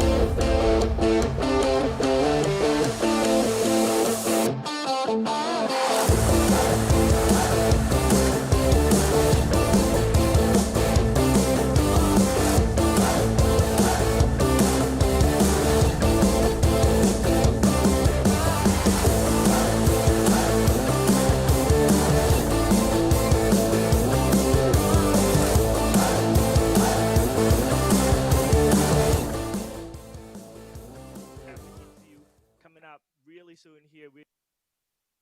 We are waiting for the connection to the team. They are ready, so we are going go straight into the interview. Who is it going to be from Team Infinity? And it is Logan. Hello, Logan. Please introduce yourself one more time to the audience for us, please. In English or in Thai? English is good. Yeah. Okay, so my name is Logan Martin, and my in-game name is Infinity Logan, and I am the attacker of Team Infinity. The attacker. Congratulations to you and your team again for your first chicken dinner, Logan. What a performance coming out of your third game. So I have to ask you this. How does it feel to get your first chicken dinner in this tournament? It felt really good because for our first and second round, we felt like we couldn't play as ourselves yet. Like we were still nervous because it's our first time coming into the C Grand Final. So we were kind of nervous, but then we had like a meeting and we talked it out and yeah, played better. ครับผมน้องๆก็รู้สึกตื่นเต้นนะครับสำหรับผู้ชมทางบ้านที่ฟังน้องๆอยู่ในตอนนี้แล้วก็ได้คุยกันได้แก้เกมจากเกม1เกม2มาทำให้เกมนี้ก็ประสบความสำเร็จแล้วก็ได้กินไก่ไปนะครับ Okay, Logan, so another question for you. This is not your first time playing at this level at the C level tournament. How does it feel coming back again playing at this level? It feels really good because like we tried to come to the C for 2 seasons in Pro League Season 1 and Season 2, not including PMCO Season 2, and we didn't make it. But then now that we finally made it, we're very happy. ครับผมก็ที่ถามไปก็คือน้องโลแกนรู้สึกยังไงบ้างนะฮะที่ได้กลับมาแข่ง C อีกครั้งหนึ่งเพราะนี่เป็นครั้งที่2ของน้องแล้วโลแกนก็บอกว่ารู้สึกดีครับที่ได้กลับมาเพราะว่าก็พยายามคัดกลับเข้ามาแล้วถึง2ซีซั่นด้วยกันซีซั่นนี้ได้กลับมาก็รู้สึกดีใจครับผมแล้วก็ Last question for you, Logan. I want to know what was going on in the minds of the players at that last fight on the 2v1. Why did Infin Miller decide to jump down the hill and try to take that kill at the ending? Oh, so actually, it's not he tried to jump, but it's like he was aiming at the enemy, right? And then when he aimed, first he didn't slip, but then when he started shooting, he slipped and fell down because he got surprised when he saw the enemy, so it caused him to fall down. Yeah, but luckily, Nuzi was on top there and could shoot him. Yeah. Okay.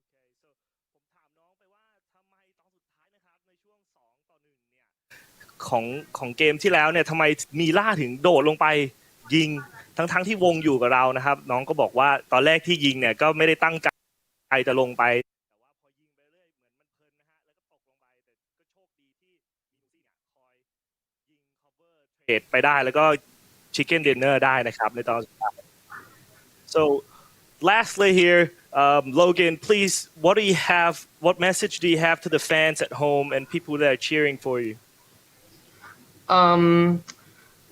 we will do our best in this C Grand Final, and then we hope that you will support us and cheer us no matter how well or bad we play. And we also hope that you will cheer all 3 Thai teams because we are doing this in the name of Thailand, not in the name of our company. Yeah.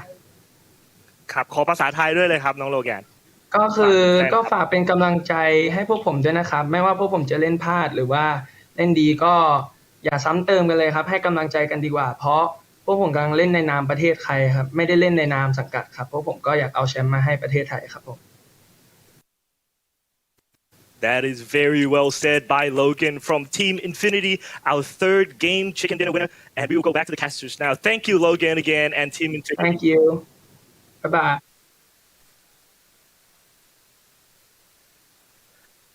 All right, and that was Logan from Team Infinity. What a great performance for this young team. This is their first time in the C-level tournament, and they did very well in that 3rd game, performing and improving from their first and their 2nd game. And we are hope to see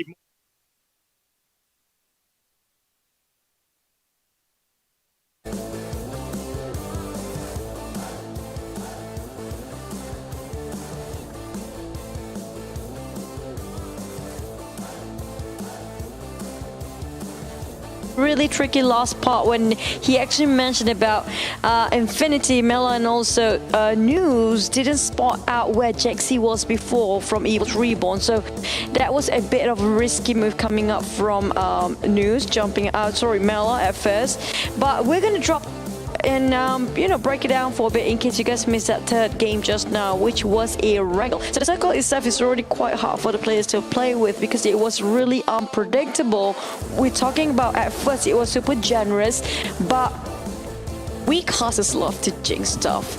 But coming up from the Infinity, they are dropping themselves in Zaki, which is not a team that could drop themselves there, but Jogopol, on the other hand, occupied by 3 to 4 teams, if I'm not mistaken. If I'm not mistaken, they are literally 4 to 5 team Infinity themselves fighting against FaZe Aura, which trying to fight over Jogopol. But they dropping themselves down towards the hospital, which was nobody there, and going towards on the western side was really a smart move because Kaka was really vacant. Now this is where we want to see really crucial point. Infinity, they're tanking the blue quite a lot. They don't have a care in the world to rotate quite early. They're trying to play as much as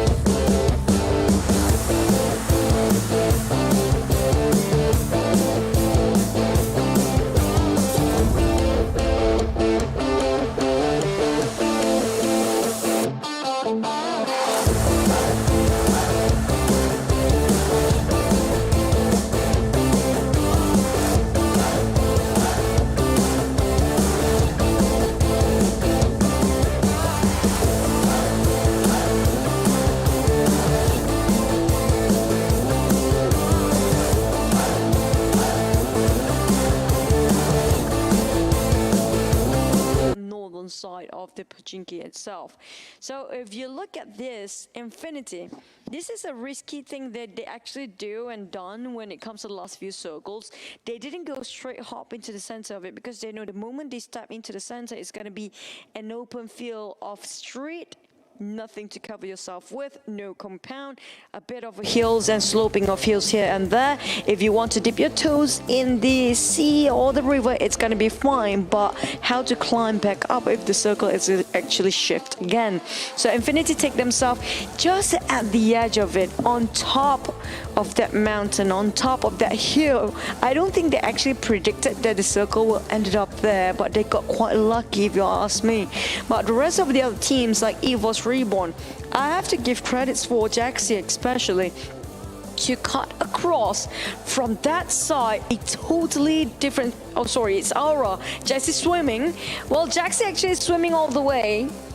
That actually make it out. Just if it's not Infinity swimming, it's going to be the other teams. So definitely going to be Aura, the last man, but Jackson has been hanging on there for some time. So what I'm telling about Evils just now is how they cut across from the street down towards where Infinity was. But even though they did not themselves that chicken dinner, but still maintain their consistency at top 5. Because look how they spread themselves thin for Evils fighting against RSG. While RSG having a hard time to get themselves recuperate for a bit. They cannot get themselves that reunion because how far apart they are with each other.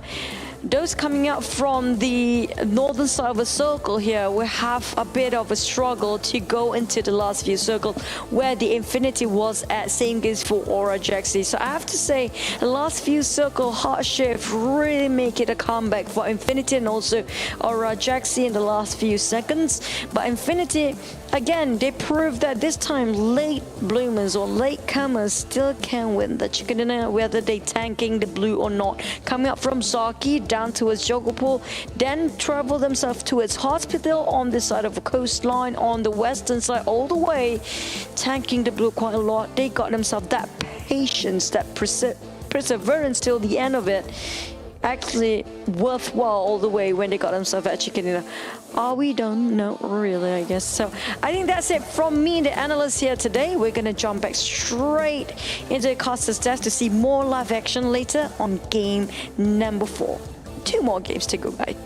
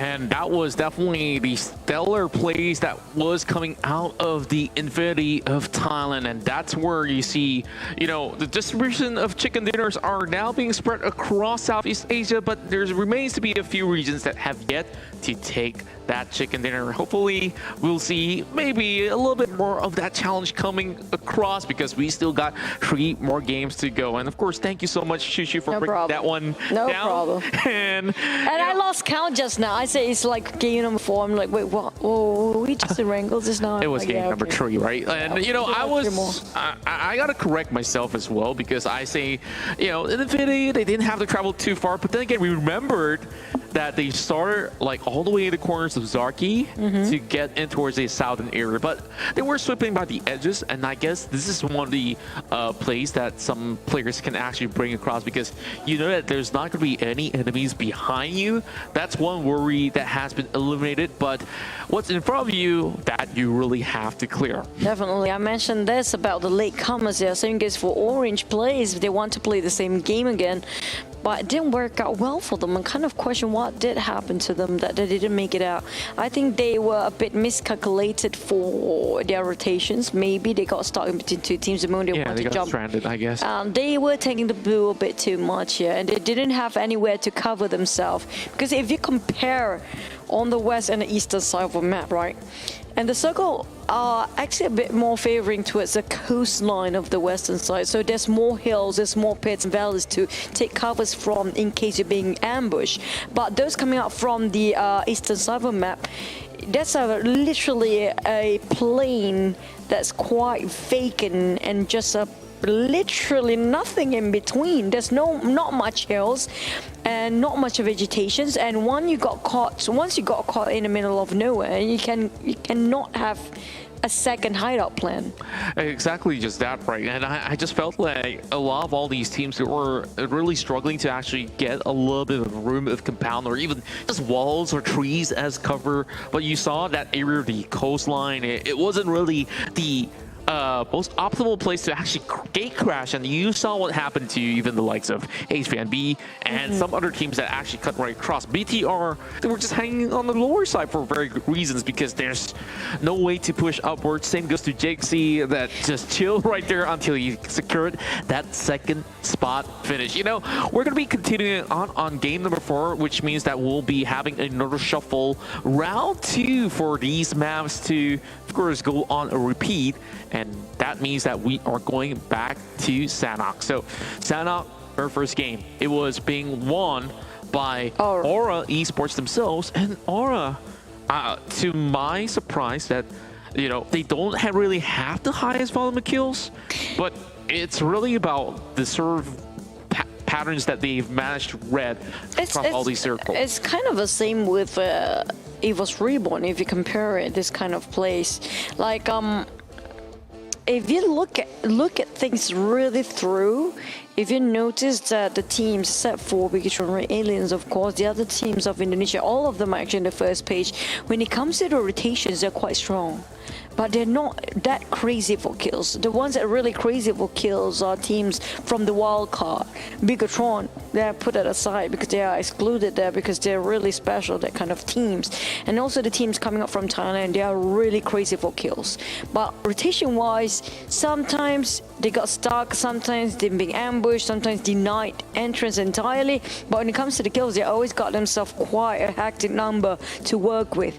Including, like we mentioned here, Infinity got themselves, look at how many kills they have. And also we have to mention that the moment Ryzen steps in for Bigatron Ray Aliens, there's been a change of tempo. It's just not just the tempo for the team, it's the entire scene, the entire game. I guess they eventually went fishing for a lot of all these kills, and you saw evidently that it wasn't really just about the Ryzen show, right? Like, I think the key player that we really have the dynamics for the teams. Yes, on top of that, it's Luxy that we really have to actually put out. Like, this player out there, back then he was telling me, oh, I don't really use too much of gyro, and then he started using gyro, and he says that, oh yeah, I have a few things to work on. Like, I'm really good at snipers, but when it comes down to close quarter combat, I gotta work on it. Now, fast forward 1 year pass, and look at these guys. Of course, they were the first to take the PMCO Global Finals Championship, and of course they were representing the Southeast Asia side, and they've got the title for PMWL for the eastern side of champions, and heading it towards the PMGC. Still, of course, podium finish at the very least, just right behind some of the players of, 4EM, little XQF sometimes. That's just 1 year of difference. Give and take another 1 or 2 years, they might just use their feet to play with it because they're just so... Oh, God, no. I don't want to see what's on the camera feed, of course, that would be making other players feel really bad, but hey,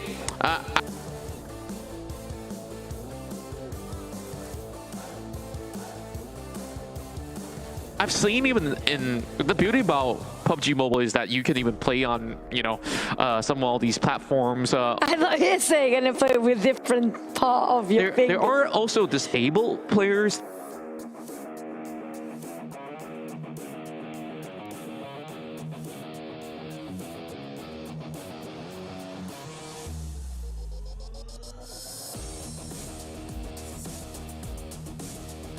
Out there that's still trying to climb their ranks to conquer. Make sure you do that real quick.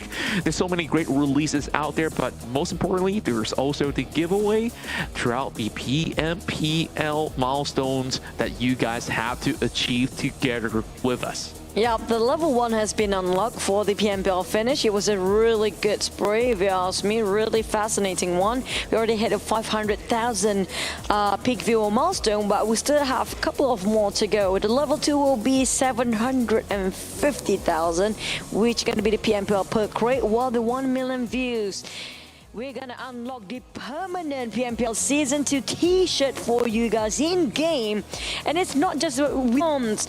Game number 4, Sunhawk. Here we go. And now we're gonna be starting things off from Camp Alpha all the way towards Bravo on the straight line.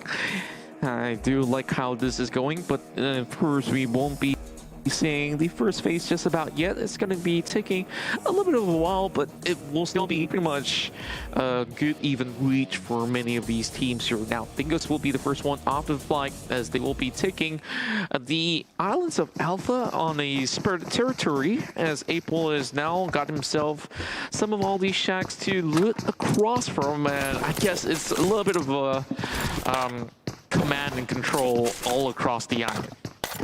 I actually wish we can see more when it comes to dropping and also the first pop of the circle, so you kind of can predict which teams will actually jump to where and who will clash quite early on. But we haven't got a clue about the first circle just yet, but the flight path towards more on the northern side. It might be contradicting towards that flight path, so maybe the circle pops on the southern side. Who knows? Because we've seen the first match of Sandhog here today ended up in Painan. We'll be looking at Painan and will be Hartin. We haven't seen Hartin circle for some time here.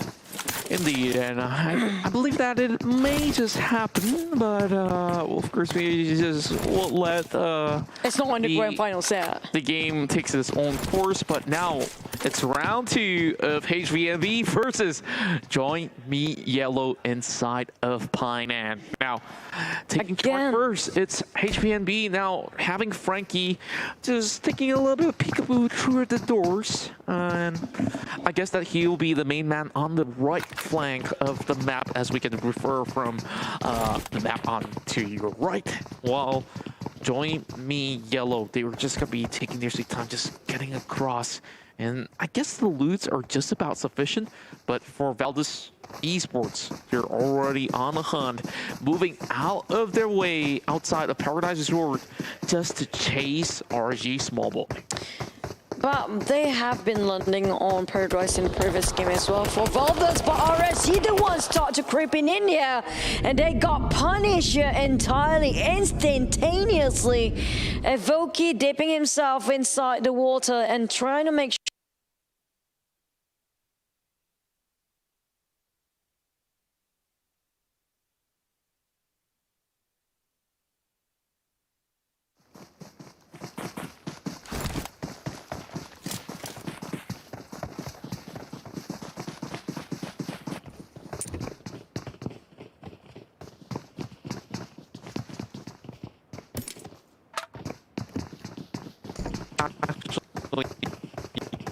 call.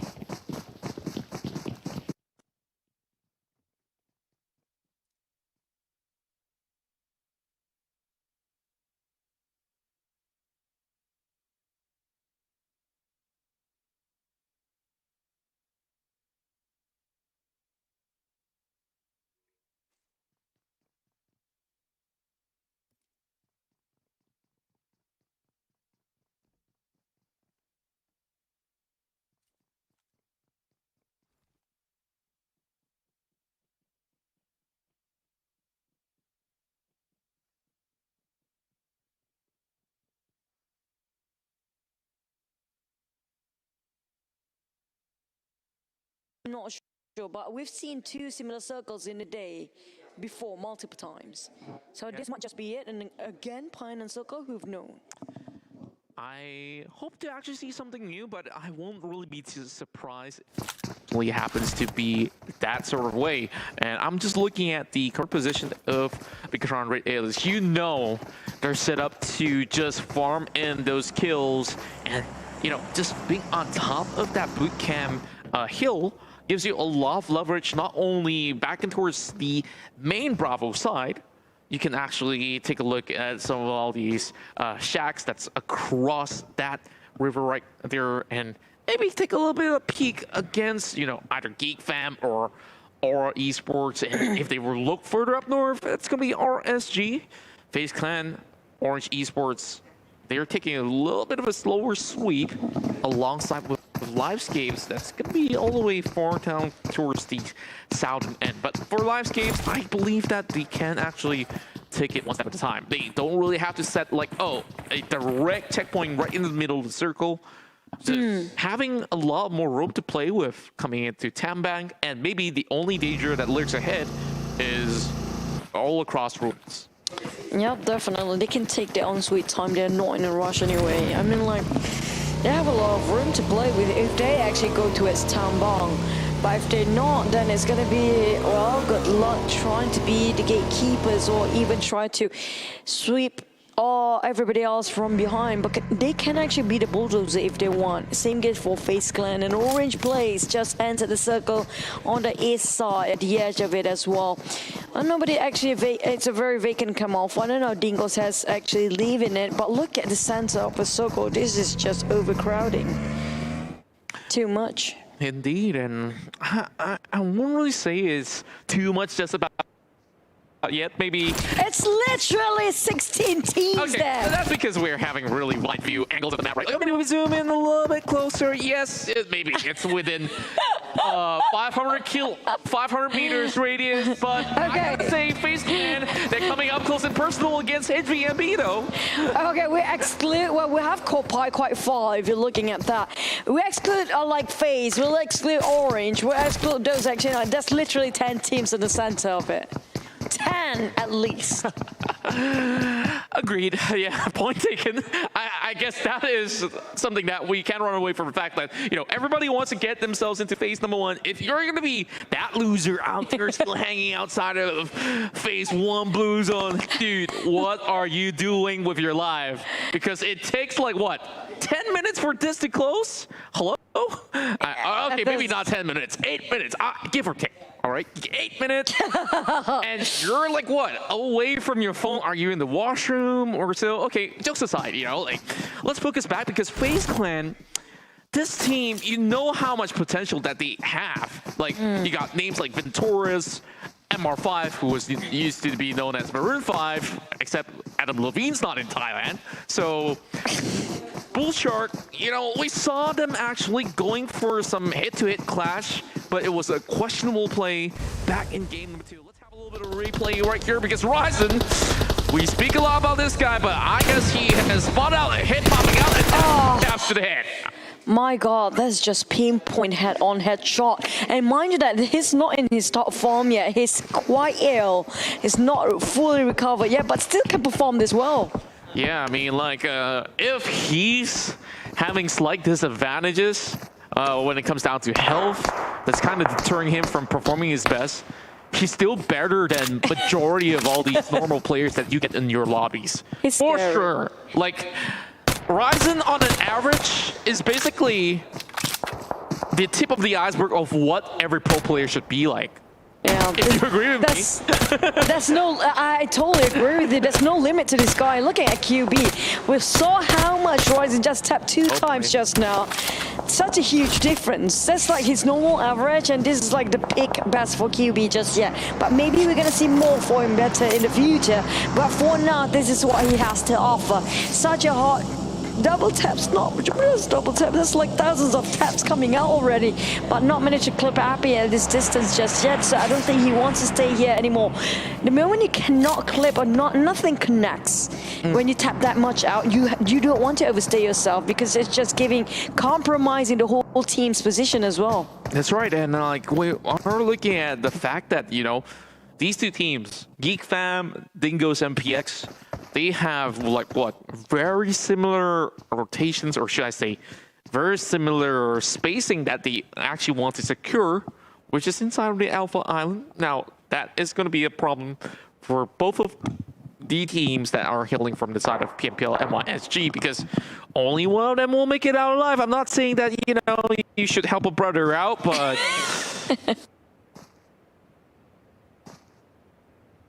I mean, I guess like that.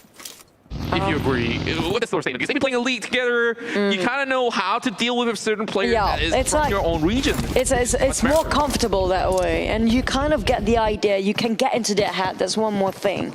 So maybe that's why usually the regions fighting against themselves is nothing new. Boy. But I'm surprised how Corpa is going to rotate this quite late. I'm not sure why he's so separated from the rest of the team. Maybe he's trying to find himself some vehicles, but will it take you that long to find one single vehicle from Kopai? I don't know. I don't really want to question him too much. You know, like the last time he did that, he was camping by the bridge. He actually caught out some players and secured like what, 1 or 2 kills for us out of Evo's Reborn. Okay, I do love a little bit of spray on the walls. And speaking of the side of Evo's Reborn, right? So, well, going back to your fact, of course, Corpai is playing for FaZe Clan. So FaZe Clan, I guess that they're trying something a little bit different, or could I just say that Corpai is that kind of guy that really wants to be, you know, the VVIP that always arrives late to every party and becomes the star of the show. Perhaps that's going to be the sort of scenario, but I kind of doubt that, it's going to be beneficial for them. But RSG now taking a couple of pot shots over towards Infinity IQ. And there goes Ferrari taking out one of the top players. That's Newsy. Okay, this is where I kind of feels like it's a jinx now. Infinity, if they lost quite early here on at 16, every single team that got themselves chicken will have to face that they might just lose the next one. Because will they defy that jinx? Will they defy that kind of fate here? They already lost one Newsy as one of the top player. We got himself that Newsy's fast just now with all of his posters. Still have Miller on his side. I guess Newsy got to take a little bit of snoozy for a little bit after being the top performer of last round. And, the question now is which one is the better Infinity between Infinity Thailand and Infinity IQ? It's like, the Infinity with a snooze. Now they don't have a... Oh my god. I gotta throw the puns away. It's really bad here. I'm so cringy. I'm so sorry, guys. But FaZe! They got himself one kill just now. I think it was Lifescape players who caught red-handed. Now they take themselves a bit of a dip. Nothing else happens. Yeah, it's definitely a little bit more slow-moving traffic across the entirety of the islands. Everybody's opting to go on foot or just go for a swim. But HVNB, they're getting themselves occupied to fight off against Join Me Yellow. Pin's gonna be knocked down with a great barrel spray down coming from Joseph. And now GE's gonna be able to actually take the charge, going in for the hit shot as well. Rabbit's trying to actually get himself inside, trying to challenge Easy. But it's gonna be a little bit harder to take him down. The problem is Easy does not have a helmet. He is not going to take a little bit of risk, but now trying to actually pop a little bit of a grenade right across the compound. I don't think it's going to be connecting at all, but Rabbids is not going to be taking too much risk. But over on the top side of the hill, the rest of HBND. Oh my goodness, where did the shot come from? GE, hello? Okay, that's a little bit too dangerous. Oh, I did mention about GE trying to make sure that he got himself quad position, but this is not quite right yet. Onyx from Join Me now joins everybody else in the fray. We have Eagle Eyes, which are going to be Eagle Esports coming up from behind here. Darley taking the advantage to his side. Now Rabies, who will be finishing Rabies here?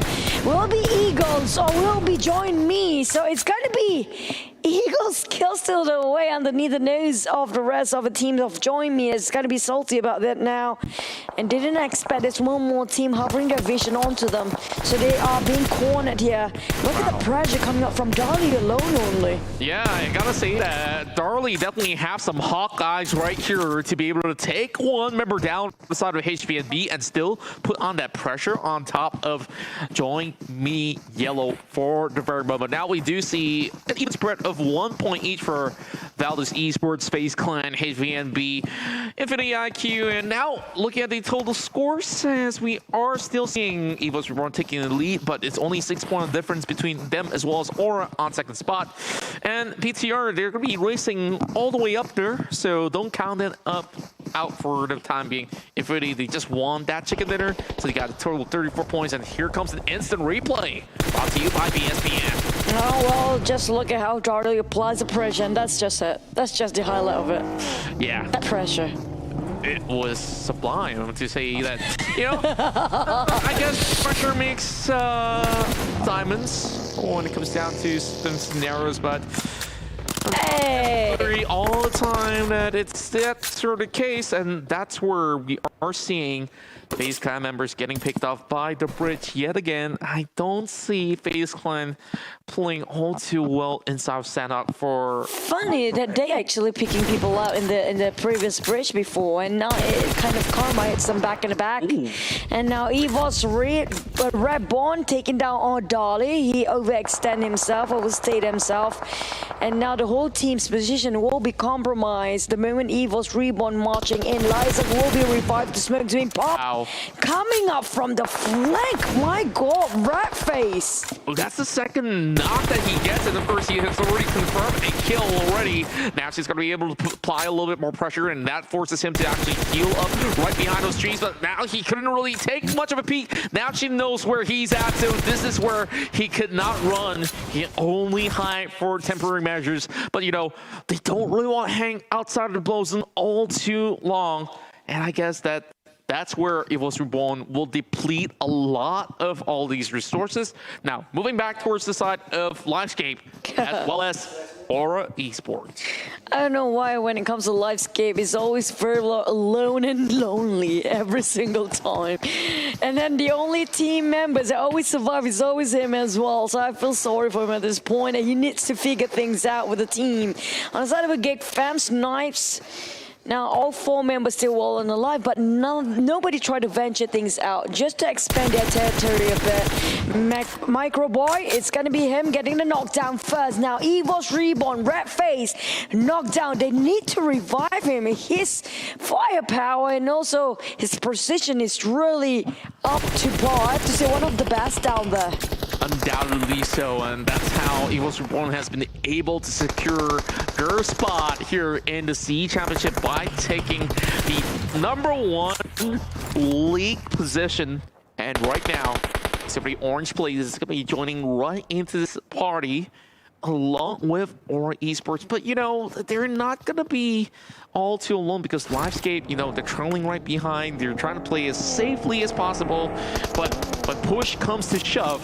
That's where Livescape will eventually press on the attack. Now, No Mercy tries to actually secure this kill as he tries to just spray randomly into the smoke. Oh, but wait, and Molotov's just going to be overthrown.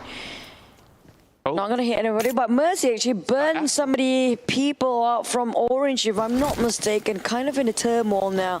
They have the blue closing in, shrinking even further. 35 seconds to go. This is the 4th circle, but none of the teams actually being executed yet. Still 16 teams intact. Nobody wants to be the first one to be too soon. Oh boy, this is looking to be very rowdy, and Astros is not going to be receiving any help at all. The smokes are subsiding, and this is not going to be looking all too good for a side of Orange Play. Now, just hiding behind the rock, and he will be able to pick out No Mercy. Great spot on Catch coming in from the side of Pop, and now it's going to be No Mercy catching fire. His PNB this time crashes out with only 1 kill. Now, a little bit of help coming right in, but Oro and the rest of them, they have to actually move around. And Sunsunny comes in with the Michael Uzi and take out the entirety of Aura Esports. This is the first time they crash out a little bit too soon. Oh, Orange plays again, trying to get more kills, but oh, this is not great for Logan. This seems like a perfect view for April, but now he keeping the pressure on the side of Infinity, making sure he will stay in the blue. Can Logan get out from here? I don't think so. The moment he put himself out to exit from this compound, he will straight away being knocked down from the side of Dingles. And they're trying to over this. April is the only remaining member left behind. I'm not sure where are the rest of Dingles and PX. Well, I guess they're taking a little bit of position across the hills. And now April's just going to be trying to squeeze some bullets across. But, of course, bullets like this don't really curve through the trees. While Maroon 5, he's going to be able to actually get 1 knock. So FaZe Clan, they are actually hoping to secure a little bit more points.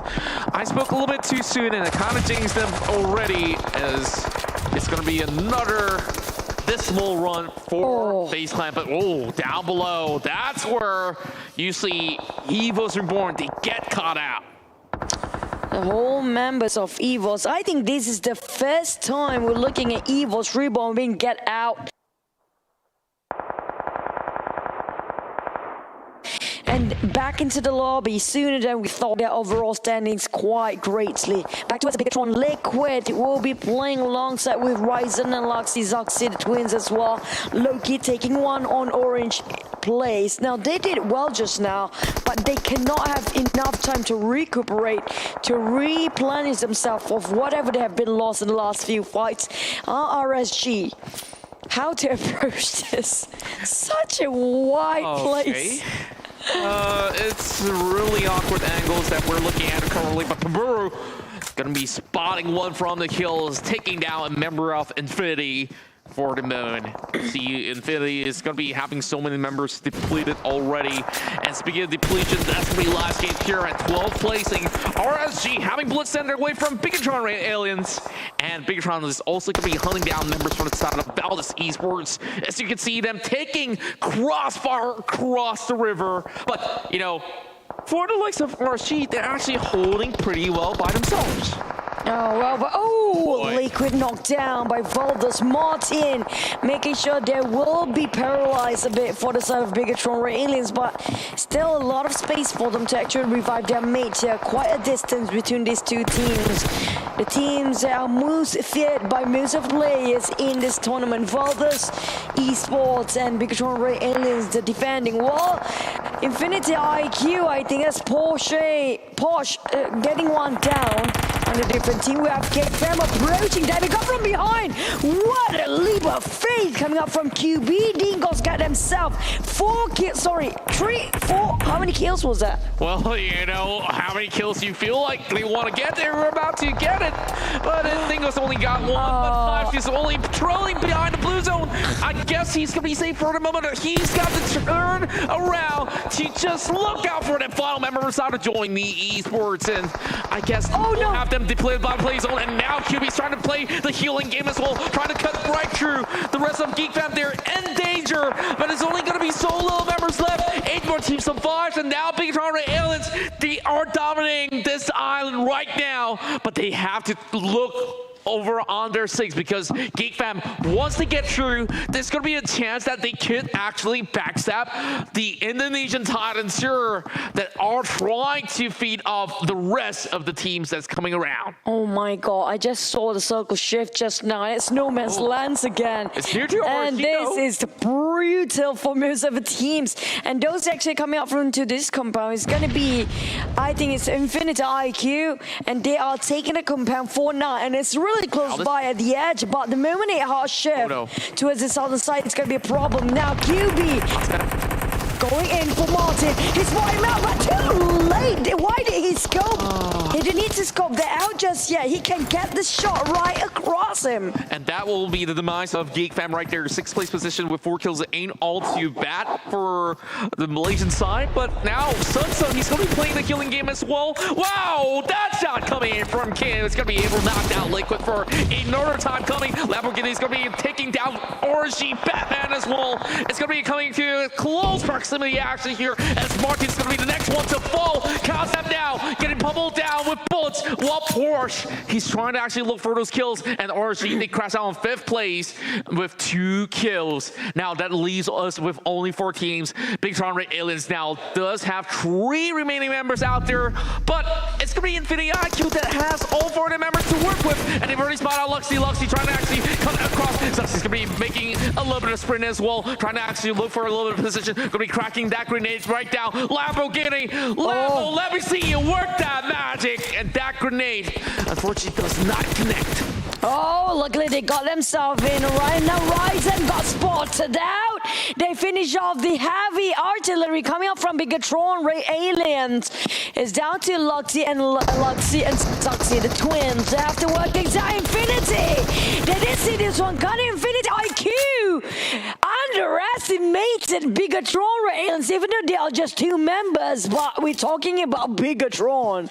Oh, yeah, that's pretty much the news flash for them, but you know, Suxy, he needs a little bit of helping hand, but there's only so little room for them left. And here comes. Oh no. Popping in this stun grenade, making preemptive measure, kicking a little bit more damage. There's no time for them to actually heal up, but here comes the flank coming from Porsche as well. They know that they can actually secure this kill, so they will try their very best. But over in the corner, that's Feltz just waiting alongside. It could be our side, but they will be able to actually get the twin burst up intact once again, and they have to play it with caution right now. Lamborghini is going to be trailing, hiding like a snake, and Saint goes towards Loki, and they give him a bad attack spot now. Oh my goodness, Loki's going to be going for a push, and there goes Bigatron Aliens down on the ground.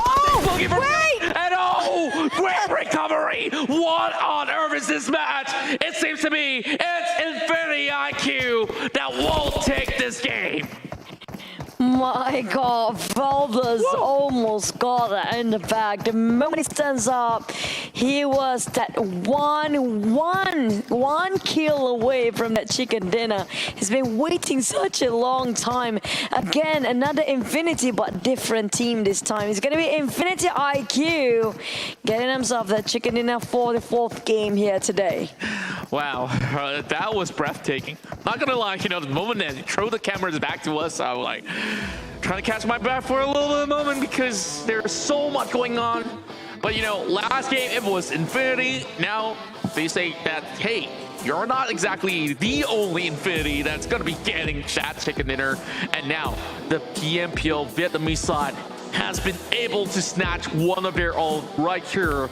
And of course, with that, it was some valiant effort that has been shown here by Loki, Ferrari, Porsche, as well as Lamborghini. Oh, there's a lot of sports car in the back, but here comes the 10 kills there as well. Not the highest for damage wise, but still one of the highest down there. I see second highest, 1,764 damage with heals of 348. I have to say that's a really tough game because why? They might just slip the chicken dinner out of their hands the moment they underestimate Bigatron Red Aliens. The thing about Luxie or Zuxie, especially Luxie though, if he get cornered by one person, I'm like the whole team cornered him, one person only, he knows how to clutch it. His adrenaline rush is a different level of an adrenaline rush. It just goes straight into his brain for the IQ boost and he just make a clutch out of nowhere. But luckily enough, that didn't happen. But here comes, just have to pan it out for the 10 kills. Yeah, I've been waiting for this for a moment because, my eyesight sometimes give a little bit of the playing tricks out there, but yeah, it didn't last for all too long. So it goes back to us, and welcome back to the desk. But we last saw a perfect 10 score for this PMPL side of Vietnam. So Infinity IQ, you gotta really give it up to them because yes, HVMB were the real big aggressors when it comes down to game number 1, game number 2 and 3 onwards. Not really all too much of a shining star, but Infinity IQ, after some of these struggles, they finally make the cut, and this is gonna be the very first MVP title for Porsche. Wow. I got himself a Porsche. He's a Porsche guy himself. Look at how he looked like when he actually won the chicken dinner. Got the chains going on as well. Oh, that's a bling bling, guys. But 6 kills for this bling Porsche. And that's going to be 960 damage. Half, almost more than half of what the team's overall kill will be taken by this one guy alone. And that's just, the highest we've seen is 13. We haven't seen nothing more than 13 yet. Exactly. Well, 13 kills by one particular player. It looks to be really hard of a feat, but I believe on the right scenario, magic can happen. Or I can't really say magic, but there can be plays that will be a little bit out of this world. You know what I'm saying? A miracle player. Exactly, just that. So let's look at the total damage and Infinity IQ. They have managed to rake up a total of 1,764 points of damage being put across the field. Coming really closely is going to be, members of the side of Bigatron Red Aliens, unsurprisingly enough. That's 1,400 over on his side, and 1,028 coming in from Valdez Esports. And on top of that, surprise, surprise, Orange Play coming with 6 kills for themselves and 1,005 points of damage. We have to see how they actually rotated for Infinity IQ here, because in the first few phases of the last match, they have not been that aggressive. I mean, like most teams at first, they try to go for aggressive, and then they notice that it doesn't work that well for the grand finals. But here comes the match ranking so far. 10 points of difference between Valdez and also Infinity IQ. There's a big gap, by the way. 25 points for just one particular match, yeah. It's not the overall. 25 points for Infinity IQ, while Valdez tied with also Bigatron Red Aliens at 15 points, second and third place. 14 points for Orange Blades. RSG at 8 points tied with Gate from Malaysia. Demigods at 7th and 8th place. Evil's Reborn tied at 5 points.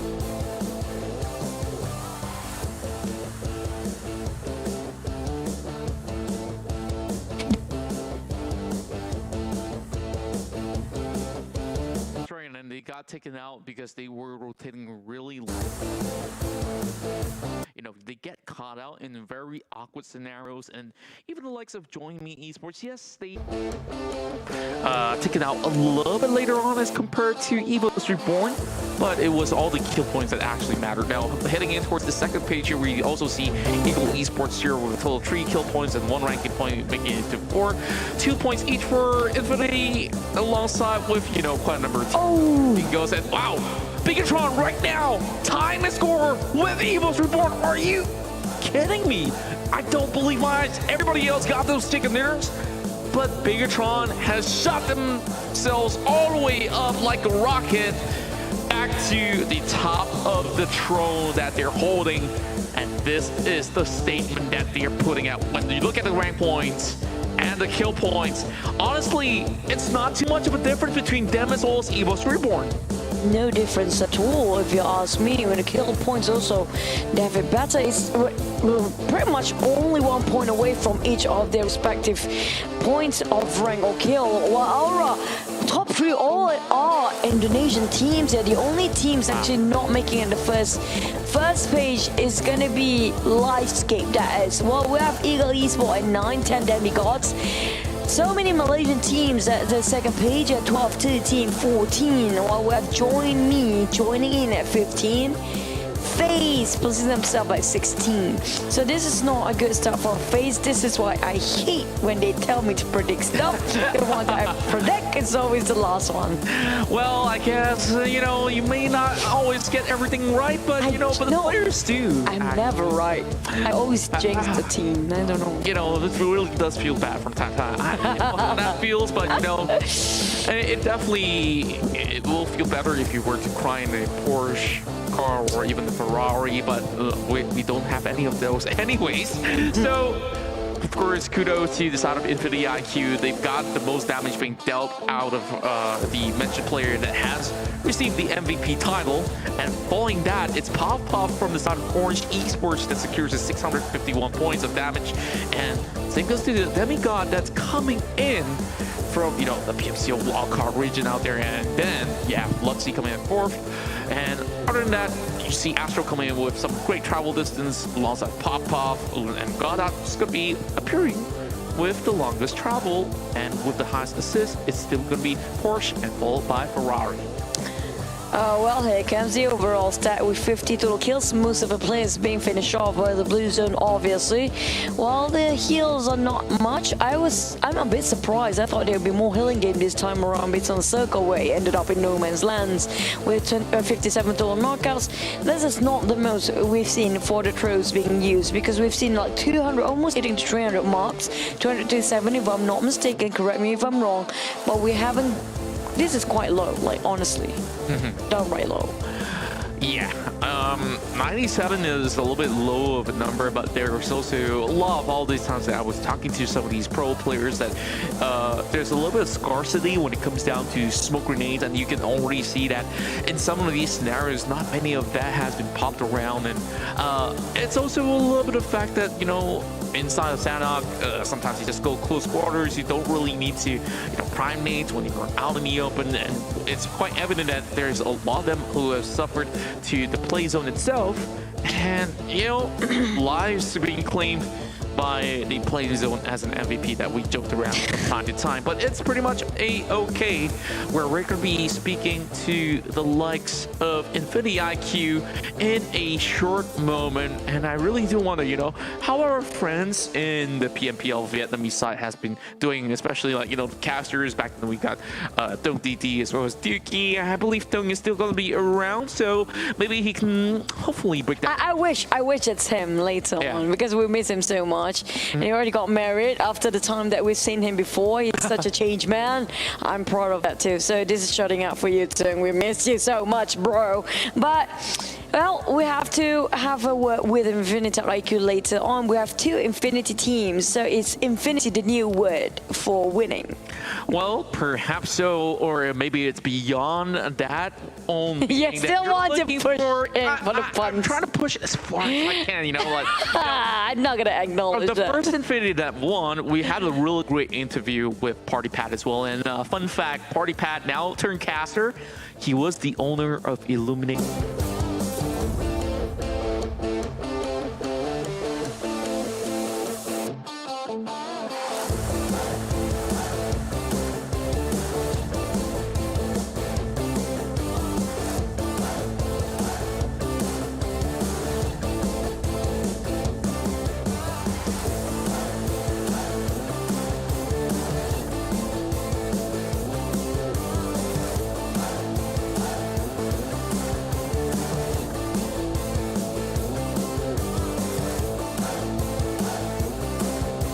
Vietnam as we celebrate the. Và ngay bây giờ chúng ta sẽ cùng gặp gỡ Cao tới từ Infinity IQ đại diện tới từ Việt Nam và đã giành được top 1 trong trận đấu vừa rồi. Xin chào Cao, bạn có thể giới thiệu về bản thân mình và gửi một lời chào tới các khán giả đang theo dõi SEA Championship tại Việt Nam cũng như là các khán giả đang theo dõi trong khu vực Đông Nam Á được không? Can you say hi to the audience from Vietnam and also from the Southeast Asia? Xin chào, mình là Hai đến từ Lamborghini. Xin chào mọi người. Xin chào mọi người. Mình Lamborghini Infinity. Hello everyone, my name is Lamborghini. I come from Infinity IQ. Bạn đang cảm thấy như thế nào sau cái top 1 lần đầu tiên mà Infinity IQ đạt được tại SEA Championship? How are you feeling after the first winner with your chicken dinner of SEA Championship Season 3? Bộ em rất là vui vì giành được top 1 ạ. We are really very excited after the first winner with the chicken dinner. Tự nhận định về kỹ năng cá nhân cũng như là về chiến thuật của bản thân khi ra đấu trường khu vực thì các bạn đang cảm thấy là team mình có trình độ như thế nào so với các đối thủ? How do you compare yourself from tactic and skill wise to the teams from SEA Championship Season 3? Bọn em cảm giác là team em vẫn có kỹ năng vẫn có nhưng mà kiểu dạng vẫn bị thọt so với các team quốc tế á. We are feeling that skill wise we are very good, but compared to the team from Southeast Asia, we are a little bit disadvantaged. Hai anh có câu hỏi gì gửi tới Lamborghini không? Xin chào Cao. Cuối cùng anh em mình cũng được gặp nhau ở bản phân tích rồi thì không biết rằng là bây giờ thì cái tâm trạng của Cao đã được giải tỏa sau 3 game thi đấu đầu tiên có vẻ như khá chốc hay không? We are feeling that after the first 3 game, Infinity IQ got a little bit disadvantages on the morale. So after the first winner with the chicken dinner, how are you feeling individually?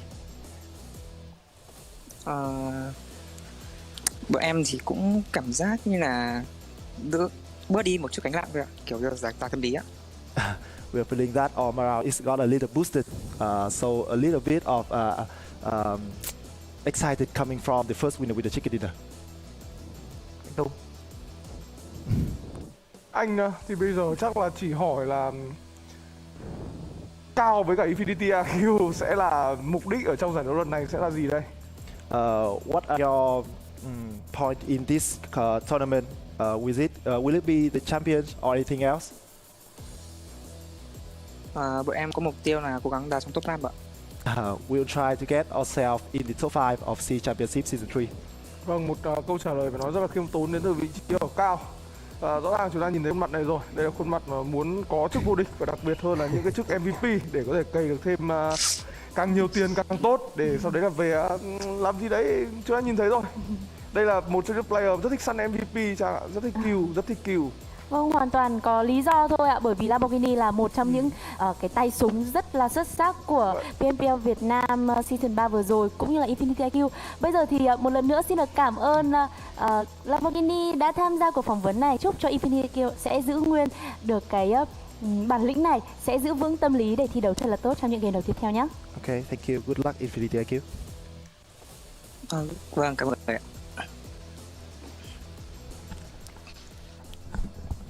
Vâng ạ, các bạn thân mến, chúng ta sẽ quay trở lại với bàn phân tích trước khi chúng ta đến với trận đấu tiếp theo. Infinity IQ, như Thảo Trang đã...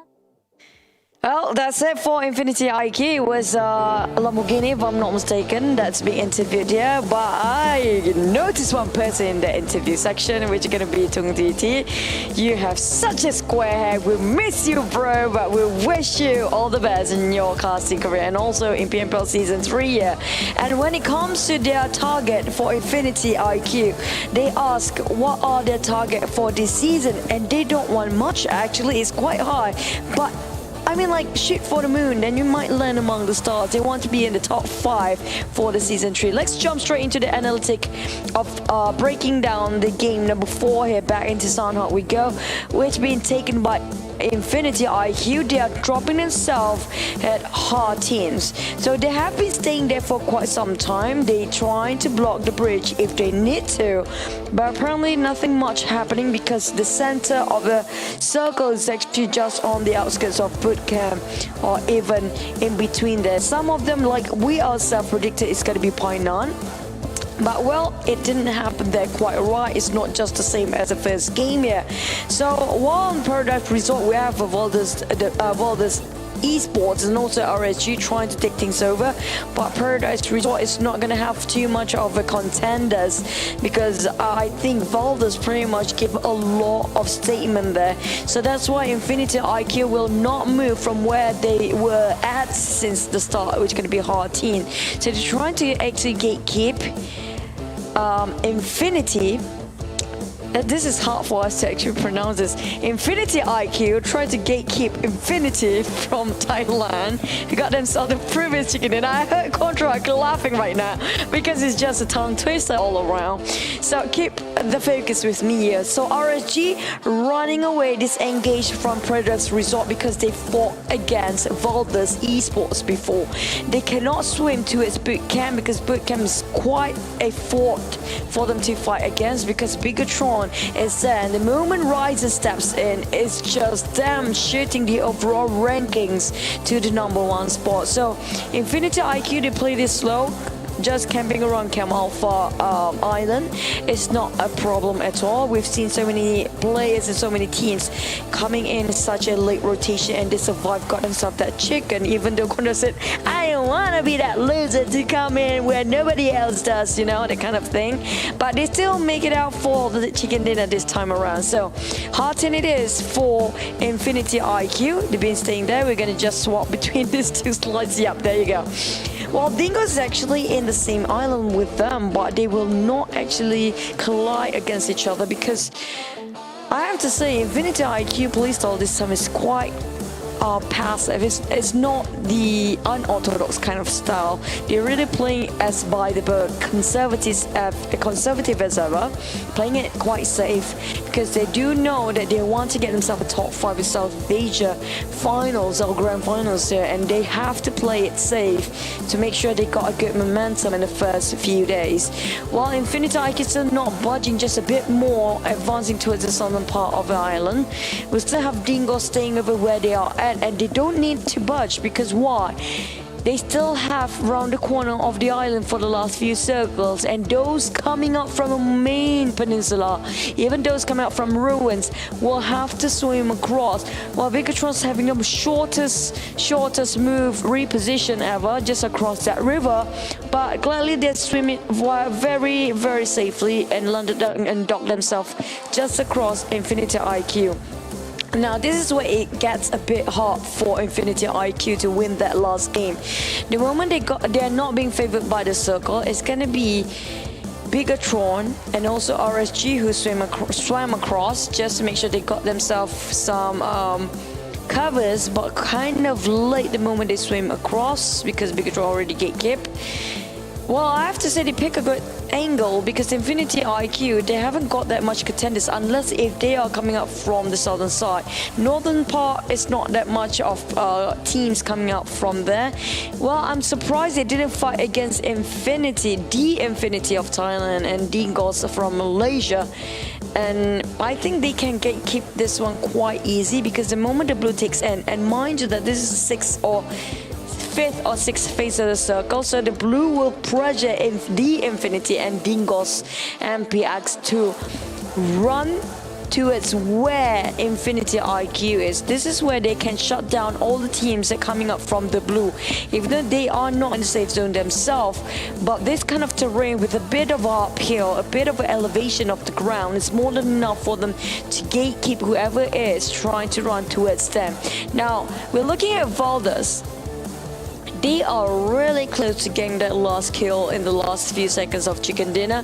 Why? Because nobody spotted them out. They were fighting against Bigatron Ray aliens, but one of them managed to escape this kind of turmoil and place themselves in a spot where nobody actually spotted him out till the end of the last few seconds.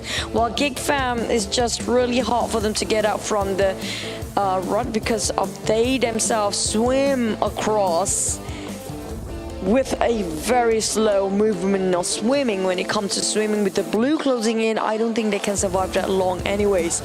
While Orange, you try to play it slow, but too slow will be a problem as well, so they're being chipped off by the blue. While that's left is only 4 teams.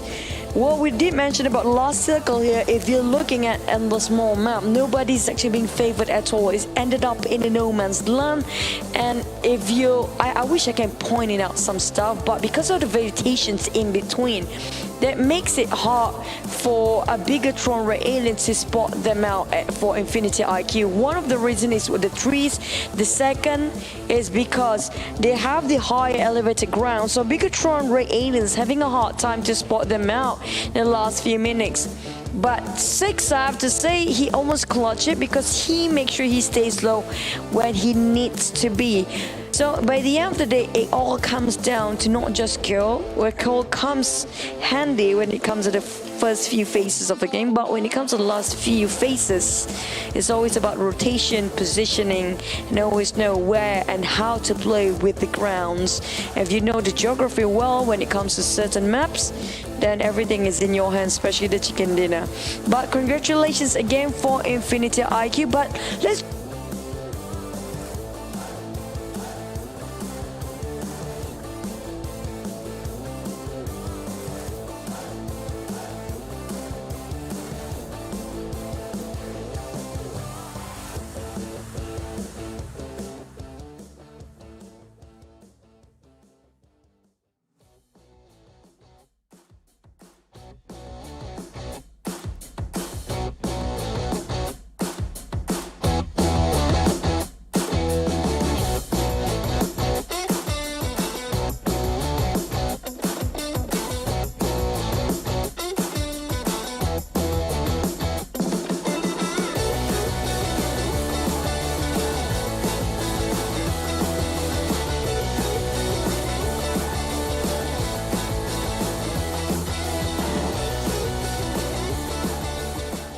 Dare you activity.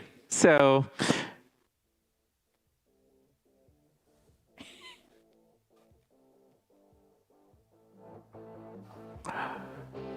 and of course, you know, we talk about a little bit of the challenges, and we got the PMPLC Championships Season 3. I Dare You PMPL Dare Challenge. Of course, you can put in the hashtag and also submit your own challenge. But here comes one from Team Wills. And did you just read that? I wish I did. I do remember, but I'm eating chicken for a week. But here comes Team Wills, Jom Challenge guys, which means if Malaysia teams, hashtag be the one, get themselves, I think this is going to be the champions or chicken, I'm not sure. But they will get themselves, they will eat chicken for a week for Team Wills, I think. All right, I guess we'll see Sinbin Neo, Stewart 9K, you know, the boys there gonna be enjoying some wholesome chicken dinners. And here comes one that's coming from a fan, Ahmad Kazrin, yeah. So he says that he'll be single just like on the go, the caster from the Malays. Like, are you feeling it? Feels bad, I guess. Mamparang will not drink bubble tea for a month. Are you sure about that, Mamparang? I'm pretty sure that I've seen him holding some cups before. Okay, that's interesting. Mamparang said if Malaysian team did actually win themselves this tournament, the champions, so they have to predict and dare themselves if they one of the teams that actually win, what will they do? So this is gonna be Mama Afik, the boss of Pak Choco, one of the best restaurants we always love to go. He said he will do 100 push-up if Malaysian teams manage to get themselves that #1 champion in South Asia. Okay, this one's special. This is coming from the esports manager of Malaysia, Suho. He says that he's going to be bald until the end of the month? Or end of the year. Okay, that's a big one. I'm wondering, like, have we seen Suho? He does look like a monk if he actually bald himself, though. Okay, or can we say that he looks like a hunter? No, he's more of a monk. Okay. Well, let's see about that. We, of course, have already seen Abad Kazrin's one. Thank you for the submission, guys. We appreciate all these fun I Dare You challenge. Now it's time for me to dare you, Choo-Choo. What? I did this already. Okay, so what did you get? I don't remember this was for. Okay. I have some memory issues these days. I barely remember things I've just choose to forget. I swear, I dare myself to remember, but I cannot even. Like, seriously. Okay, what did you do? I dare you challenge. Well, I was there to troll a game where if I'm coming close to a chicken dinner, so yeah, I guess I could spur the chicken dinner to somebody who needs it a little bit more if, Team Malaysia wins. But, I'm kind of like open to, not only Malaysia, because there's so many great teams all across. Like, if you guys want to submit your challenge, you guys can take part. Now, this is for Malaysia. You can also take part in pmplc.com/ide/VN or so. I guess this is where, you guys have a whole lot of fun. So, Choo-Choo.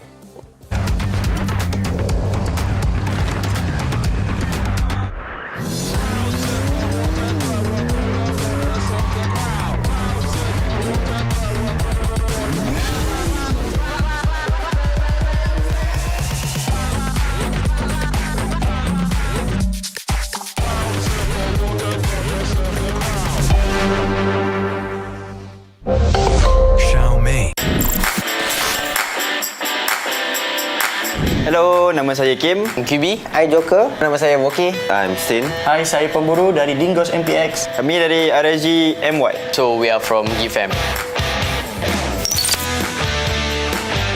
Mencabar sebab kita orang kena lalu 3 minggu. So kalau mental tak kuat, kami akan tusun. For me, what I see is we are the consistent team. Even we ada tusun, but we still consistent until we made it until right now lah. Sedih pasal comeback. Kita orang reset semua time week 2 and boleh comeback pada week 3 masuk 10 weekend and then comeback masuk grand final. Tusun dekat map Sahok lah. Sahok juga kan? Sahok juga. Yang kita langgar batu tu kan? Langgar batu, itu yang paling sedih lah. Sebab kita buat rotation awal. Kita buat rotation awal. We go atas bukit dan suddenly got purple there and I didn't do anything dan kita tak tahu formation lah. Oh ya. Dan tu kita pergi naik atas. That time kita didn't know where's the enemy at, right? So kita go blindly naik atas dan suddenly me and QB kena boom. Kita marah tu ada sedikit gaduhan lah, miscom gitu. Actually benda tu not supposedly to jadi lah, because we are on the pro player punya level right now. Kalau match yang paling teruk yang saya paling tak puas hati sekali bila match tu map Sahok. Sebab kita orang Sahok semua tusun. Ya, RSG pada ketika ini itu je yang paling tak cun sekali. Kalau match besar boleh, tapi kalau match Sahok tu kita orang still kena belajar lagi. Betul.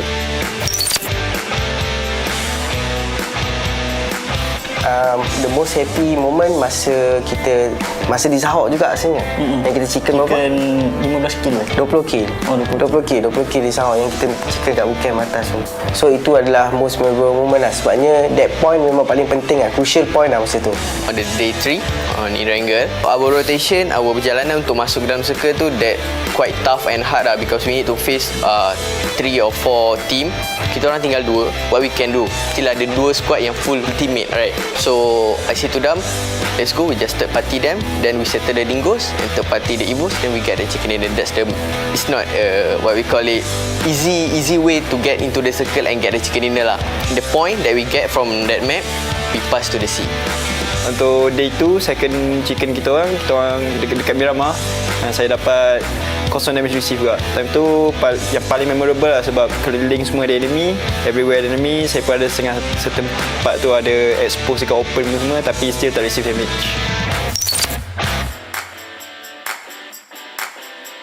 Ada, kalau kau ingat yang kita tembak dalam asap. Oh ya. Yeah. So dalam game tu kita orang game I think masa tu first week masa tu kami dah clear EVOS daripada Alex. So kami tak dapat cari.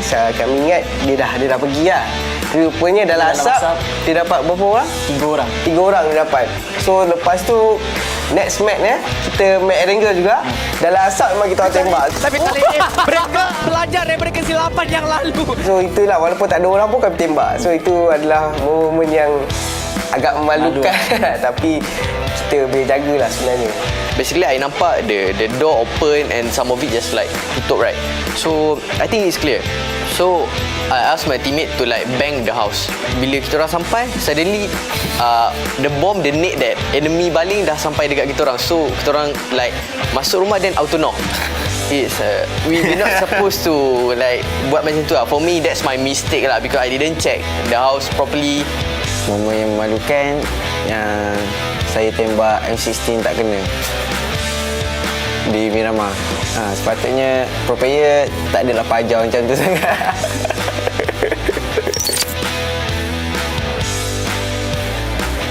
10 weekend first tu luck circle pun tak dapat kat tu. Luck circle tak dapat. So banyak yang circle hard shift lah. Untuk nak masuk next circle tu memang akan ada masalah. So untuk next weekendnya memang kita orang tukar meta. So kita orang buat rotation yang mana kalau perlu masuk awal kita masuk, kalau lambat. So we depends on game lah. For the second week tu memang nampak improvement yang banyak lah. We sedih tu, depressed, sedih, semua ada macam-macam emotion tu. Semua negative emotion. Macam ajak, kalau coach tu kan kawan-kawan kita orang juga kan, so ajak dia orang datang rumah bagi nasihat. So kita orang ada minta bantuan daripada orang luaran sikit untuk resetkan kita punya mind semua, nak betul-betul pinpoint apa problem sebenarnya, then we reset accordingly lah for next week. So kami memang ada secret teknik and strategi, tapi kita orang tak boleh share lagi sekarang. InsyaAllah nanti tunggu dekat si final. I didn't expect that the new meta that going to happen, and I thought that everyone going to play like the same. On the grand final, actually we did prepare everything that maybe the other team going to langgar us, going to block our rotation or so on, but we did prepare. Then on the grand final, alhamdulillah, nothing happened. Everything is clear. Yeah. I think it's just a mindset. Because we actually really down on the last Super Weekend. Everyone like got need a motivate from our manager and coach and so on lah. Because I told them it's not the end. We need to come back on the grand final. If kita tahu yang kita boleh, why not do it on the grand final? Then we did push all out. And yeah, we made it to the sea, even not a champ, but we still did it. Yeah.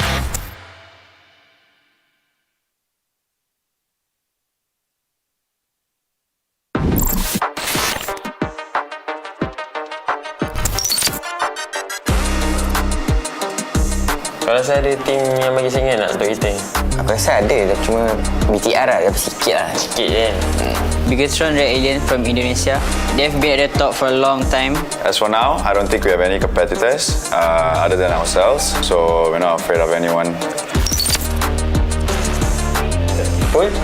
Kita langgar.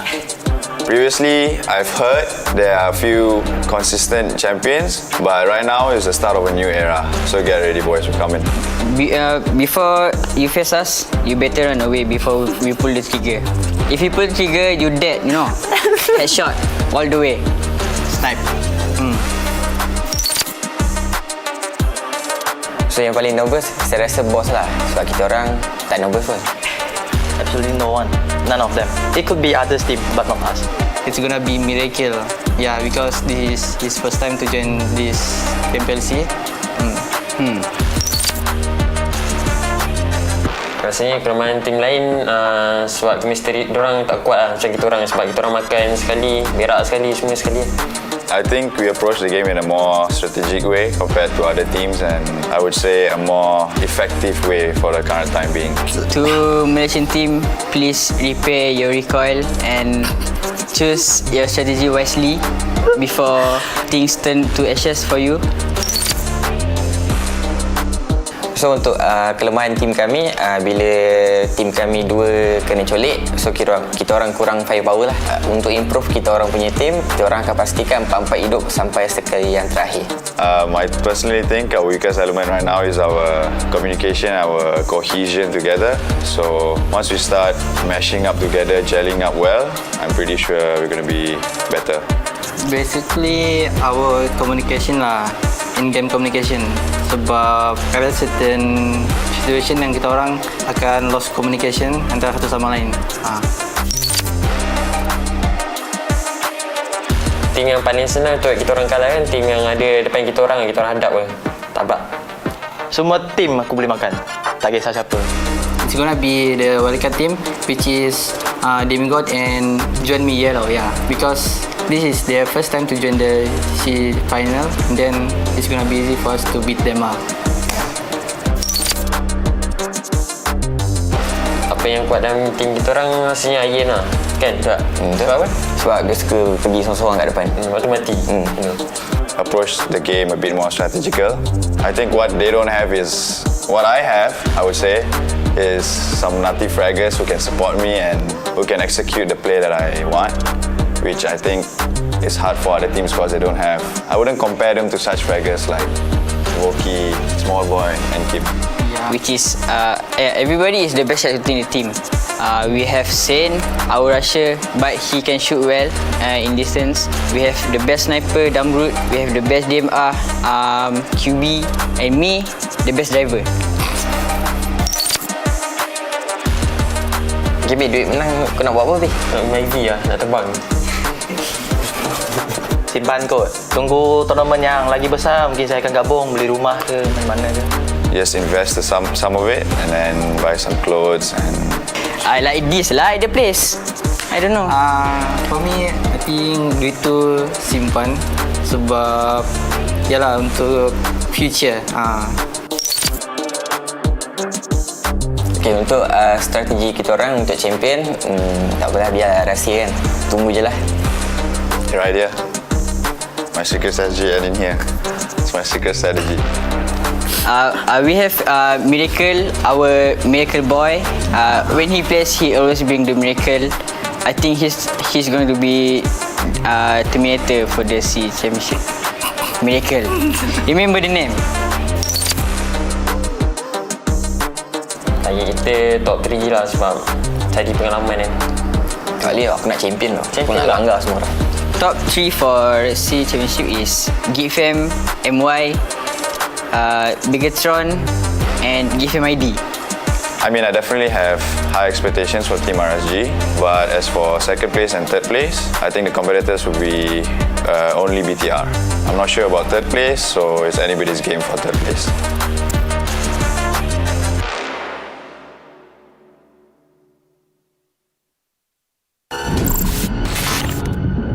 Hai semua, saya Joker daripada Digo SMPX. My name is QB, I'm from Team GFM. Hai, saya Batman, saya dari Team RSG. Kami akan mewakili Malaysia di PMPL C Championship Season 3. Dan kalau kami menang, dapat champion. Jika kami champion, kami akan buat satu challenge iaitu Ice Bucket Challenge untuk anda. kami akan botak. Kita akan lari keliling KLCC satu kali. My teammates and my manager going to bring the trophy to my special day on my wedding day, maybe in 2023, something like that. Jangan lupa menyaksikan kita. Saya berharap awak semua boleh memberikan sepenuh sokongan anda dalam pertandingan ini dan shout out kepada kami. Jangan melupakan saksikan PMPLC Championship musim ketiga pada 21 dan 23 bulan Mei di PUBG Mobile Official Facebook dan di YouTube. Korang kena tengok, korang kena layan kita orang punya game and keep support us. Malaysia boleh.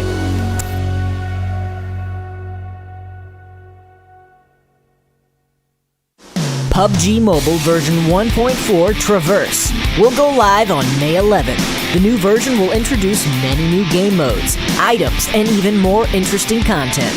Let's see what's in store. Our old friend Godzilla will be making a comeback to PUBG Mobile. Aligned with Godzilla vs. Kong hitting theaters, PUBG Mobile has partnered with Godzilla vs. Kong to create Titan Strikes gameplay, which will go live in version 1.4. In Titan Strikes, players will have the opportunity to interact with various Titans up close. The Titans will appear in different locations and at different times to meet with players. Godzilla will appear in Erangel between May 11th and June 8th. Kong will appear in Sandhook between May 15th and June 8th. Mecha Godzilla will appear in Livet between May 20th and June 8th. Players must take care when observing a Titan closely. You might be crushed into a crate if you're not careful. Titans drop energy crystals. The energy crystals dropped by different Titans have different functions to give you an edge in combat. What's more, there are Apex cybernetics facilities and monster settlements waiting to be explored. Don't miss out on the new Titan Strikes gameplay and the opportunity to interact with Titans in close quarters. Moreover, the new arena map will be available on June 1st. Hangar excitement at every corner, action at every turn. Get up close and personal or hang back. But whatever you do, you won't survive without fast reactions and seamless cooperation from your teammates. The new challenging map supports team deathmatch, arena training, and team gun game, satisfying even the most demanding players. In addition to new gameplay, the new OTS mode will make its debut in version 1.4.0. Tap the stable aiming button to begin aiming, allowing players to quickly switch stances without using a scope. The new OTS mode provides players with a stable stance for targeting enemies, making it easier to give them a one-way ticket to their next match. At the same time, the new Coupe RB vehicle will be coming online. It's a sports car that can only carry the driver and one passenger. This is one of the fastest vehicles in PUBG Mobile with a maximum speed of more than 150 kilometers an hour, taking players to all corners of the map in a blink of an eye. Players can experience the lightning-fast Coupe RB in Erangel, Miramar, Sandhook, and Livet. In this update, the MK12, M1014, and FAMAS have been added to training grounds and Cheer Park. With the addition of these three powerful weapons, players can practice with them and quickly master them. There are even more mystery modes waiting to be uncovered. These modes will provide players with new and breathtaking gaming experiences. Let's just keep it mythical now. Follow the official PUBG Mobile social media to stay up to date with the latest PUBG Mobile news and content.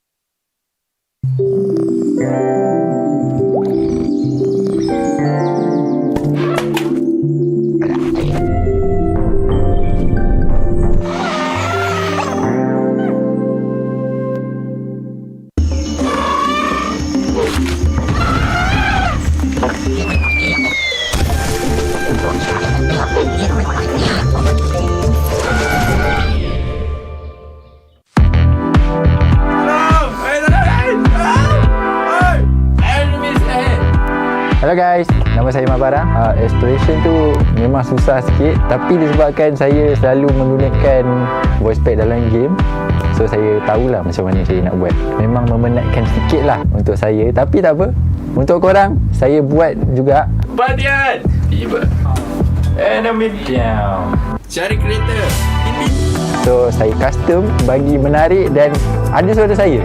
Wah, gempak guys. So jangan lupa dapatkan voice pack Manfarang. Pin.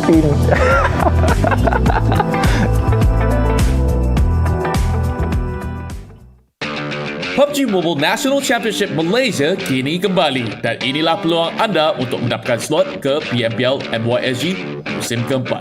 PMNC kali ini akan dijalankan dengan dua mod yang berbeza, iaitu squad yang akan bermain secara 4 pemain dan juga solo di mana pemain akan bermain secara keseluruhan. PNMC Qualifier akan berlangsung dalam 3 peringkat di mana perlawanan terakhir akan dijalankan pada 1 Jun sehingga 12 Jun, Zone Final pada 11 Jun sehingga 11 Julai dan juga Grand Finals yang akan dijalankan pada 16 Julai sehingga 18 Julai. Perlawanan kelayakan untuk skuad dan juga solo akan dibahagikan kepada 4 zon mengikut negeri masing-masing. Zon Erangel akan merangkumi negeri Sabah, Sarawak dan Kelantan, Miramar, Perak, Pulau Pinang, Perlis dan juga Kedah. Karakin, Negeri Sembilan, Kuala Lumpur dan juga Selangor. Untuk Sanhok pula, ia akan merangkumi negeri Terengganu, Pahang, Johor dan Melaka. Dengan itu, PNMC akan mengadakan 13 pasukan jemputan ke Zone Finals, iaitu 8 pasukan daripada PMPL musim ketiga, 2 daripada perlawanan kelayakan dalam permainan dan juga juara pertandingan berikut PMCC, MEC dan EGG Telur Mata Cup. Untuk Zone Final Squad, pasukan daripada perlawanan kelayakan dan juga pasukan jemput akan bertarung dan 3 pasukan tertinggi dari setiap zon akan maju ke Grand Finals. Untuk zon final solo pula, 4 pemain yang tertinggi daripada setiap zon akan layak ke peringkat Grand Finals dan akan bergabung bersama pemain layak yang lain.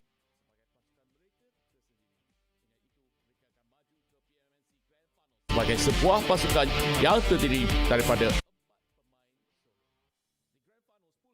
pasukan daripada mod solo dan juga 12 pasukan daripada mod squad akan bertemu menjadikan Grand Finals ini perlawanan antara 16 pasukan. 4 pasukan yang mencapai keputusan yang tertinggi akan terus layak ke PMPL MYSG season keempat. Manakala pasukan tempat ke-5 sehingga ke-10 akan mendapat peluang sekali lagi sebagai pasukan wildcard di PMPL MYSG musim keempat qualifier playoffs. Sudahkah anda bersedia untuk mengharungi cabaran PMNC ini untuk perjalanan anda ke PMPL MYSG musim keempat? Daftar sekarang di pubgmobile.pmnc2021.com sekarang. Kita jumpa di sana.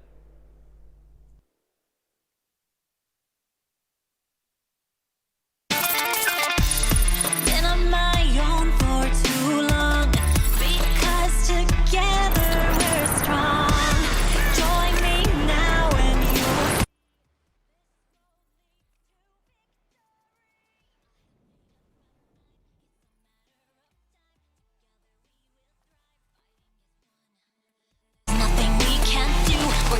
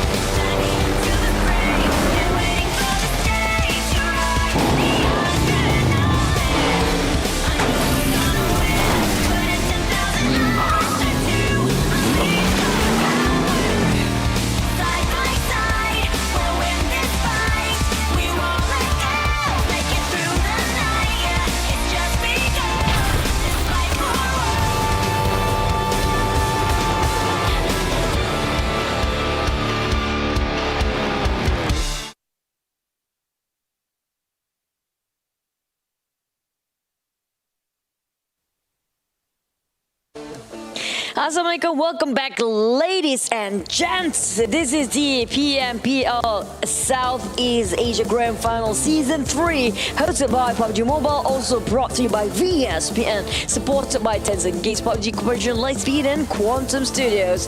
And I am Chuchu, this is going to be Contra, your host, your casters, your analyst today. And shouting out sponsors, I'm going to shout you up to Contra, just take it away. Well, we first have to thank our official smartphone partners, and that will be our Redmi Note 10 series, of course, presented to you by Xiaomi. Challenge your boundaries with Xiaomi, not boundaries, by the way. So, other than that, you guys can follow us on our Facebook as well as YouTube, on whichever platform you guys prefer to actually watch all of these live stream. And of course, make sure you guys actually drop a follow on that PUBG Mobile Malaysia page. And on top of that, if you guys want to check things out, like on 4K TV and you gotta watch all these drama unfold, make sure you tune into our official media partners, WeTV, because we've always got a whole lot more for you, because we got stream premiums out there. If you guys want some of the coolest, latest for series to watch, you guys can actually check that one out. And our live stream is going to be broadcasted there. And on top of that, here's a code for you for Duke. So, if you snooze, you lose. You just got to catch those codes real quick. And can get yourself a trial or actually free 3 days of Jukes. And that's going to be enough for you to actually play and get yourself that #1 spot as conquerors in PUBG Mobile ranking system. But we're down to the fourth game. Is it fourth? Fifth game. Sorry for that. It's fifth game. I lost count because, oh my god, the games here today is just remarkable from these guys. And speaking of which, the first 2 games you don't have Ryzen play for Big Strong. And the moment he steps in, he got himself that #1 spot straight away. That's right, and we've seen quite a number of amazing moments out there. Neutron Red Aliens right now has been able to climb back up to actually tie the knot, to tie in against EVOS Reborn for that first place. And from here, there's only 2 more games for day #1 to set the tempo straight for day #2. So the rest of the teams that are on the second page, they better hurry up. Won't have much time left to book themselves a little bit.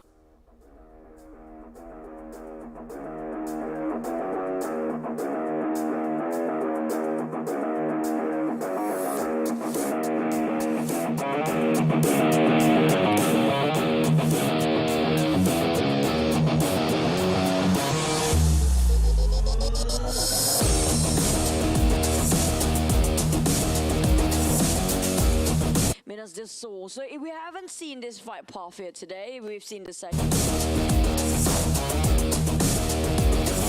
the western side, but the flight path seems generous enough for everybody to land on whenever they want, wherever they want. And this gonna be what kind of circle, I'm not sure, but we have to wait and see. The last one was appearing right above El Azahar in between Crucival as well. Now this starts from the Oasis side. I'm thinking is it gonna be another northern-centric flight that we're gonna be focusing at? Or perhaps it might just actually go a little bit further away from the rest of the players out there. Now Geek Fam, they have very decent run so far, but to say if they're very consistent, not exactly so. DBS on the ground being picked up there by QB, but it's Miramar after all. Yes, DBS is going to be a very powerful shotgun in the right situations, but I don't see him putting it to good effect. Now, we've already hit level 1 so far. Make sure you guys share it a lot more because, tomorrow, day after, there's always going to be a chance for you guys to actually hit the brand new target, 750k. We do have some crates to be given now, and this is also the token for your PMPL voice back discount. So make sure to claim it. Just log right into your PUBG mobile client, and that's pretty much all that you need to know for a moment. Oh, Aura now goes into secure first blood, and well, some things don't change. And Aura, past few games, they've been doing really well. And I think the last round itself, maybe it was the roughest one, and Jaden will be able to secure one more knock. And this time, Infinity, well, not Infinity, this Eagle Esports, that will be suffering a little bit of blow, and Aura Esports, they're just going to be having a total cleanup across Jumatera. I think this is one of the teams that's on the top 3 right now. There are 3 Indonesian teams out there. We're talking about Bigatron Red Aliens as number 1. Then we have EVOS Reborn at number 2. Now obviously Aura's Jaxi got himself that last match point, also got himself at number 3. The only Indonesian teams that are not on the first page is only one. It's going to be Livescape, still trying to catch up, but it's not impossible for them to actually dominate this South Asia this time on day number 1. But day number 2 is going to be a different story, maybe, because when it comes to day number 1, it's not just about you marking the territories. Well, New Mercy living up to his name again. Well, like I mentioned, day 1 is very important about marking your territory, but it's also to gain the momentum for your teammate. Plus, if you didn't get all the advantage for the day number 1 in grand finals,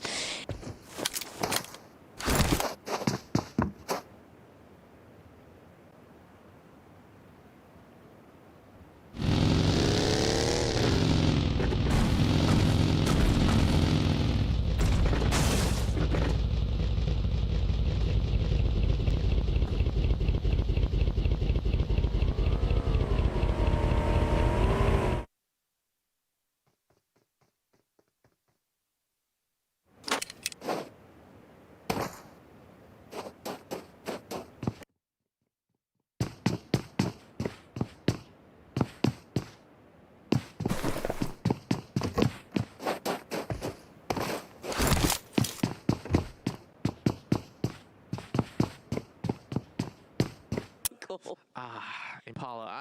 I guess that's actually fun to watch. Very Just fun. because there's a possibility of the island endings, right? But you know, technically, the southern side where you have Prison and Sur as well as Los Higos, that's an island of its own, just like how, you know, Sanaska military base is kind of like, but then again, this is a lot smaller, and the possibilities of it ending right there, I don't really, about 5%. I don't wish it ended up right at the islands, but I do wish it just ended up right on top of Impala. We've seen that, like, what, a couple of seasons back. It was so much fun to actually see multi-level terrain. Of course, a little bit harder for us to get that. But, you know, it would be great if we got it again. Well, luckily we don't have Vikendi anymore. If not, we're going to end up in a port where there's no land and just on top of that boat. That's going to be one of the most hardest circle we've seen before. Yeah, but of course, this is not uncommon to actually get in competitive play, because a lot of the times that we've casted, you know, multiple leagues as well as grand finals or regional finals, there's always going to be a lot of all these circles that goes into the Valley of Kills. Now, Skyline has already covered the longest distance shot so far that has been able to secure a kill at 311 meters, and you also check out some of the names out there so far. Orange Esports doing exactly the right thing to get themselves ahead with one big chicken dinner earlier today. But there's still a lot more work to be done for many of these teams out there. I don't really see a consistent team that has been able to even show that dominance other than, you know, Bigatron Red Aliens here really stepping up their A game much later on today, and also that consistency that we have coming from the side of EVOS Reborn. Now, most assists is going to be coming in from GeekFam with 7 points out there, alongside one of the members of HVNB. Back to the game. It's going to be a bit quiet for now, but Los Leones won't be as quiet. Look at how many teams circulating the area already. Coming up from north, there's still a lot of teams, if you ask me. A lot of late rotators this time, including we have Infinity IQ, who got himself the last chicken dinner. We have also, well, Join Me. I can't even, like, their names is like Join Me. Join Me, Yellow. Yeah, there you go. Dingo's gonna closet himself among those. Demigod is in the fray, while we have Voldus Esports coming in late. Mike passing Picardo, following the trail of Bigatron Red Aliens, while GeekFam still camping there. So they're coming in very late for GeekFam Malaysia. Exactly, is that right? Like, we're just looking at, you know, GeekFam, a lot of times they have collisions out there, but thankfully now they won't be colliding with dingoes that they've been doing exactly the whole time for today. But speaking of dingoes, we do see Appy actually picking one member outside of Demigods away from our current scene, because Batman right now is going to be going in for a little bit of a rush, trying to spot out that soul member side of FaZe Clan, but RSG, they won't be getting anything in hand unless if they go lower ground. Oh, well, they're trying to find the person, but it takes them much more time to find the openings. Now, FaZe, they haven't got a good start at all for today. The entire day they have been struggling. Now, MR5, Maroon 5, trying to go where Venturas and the rest of the team FaZe are. Now, we've seen FaZe perform before. This is not their best yet.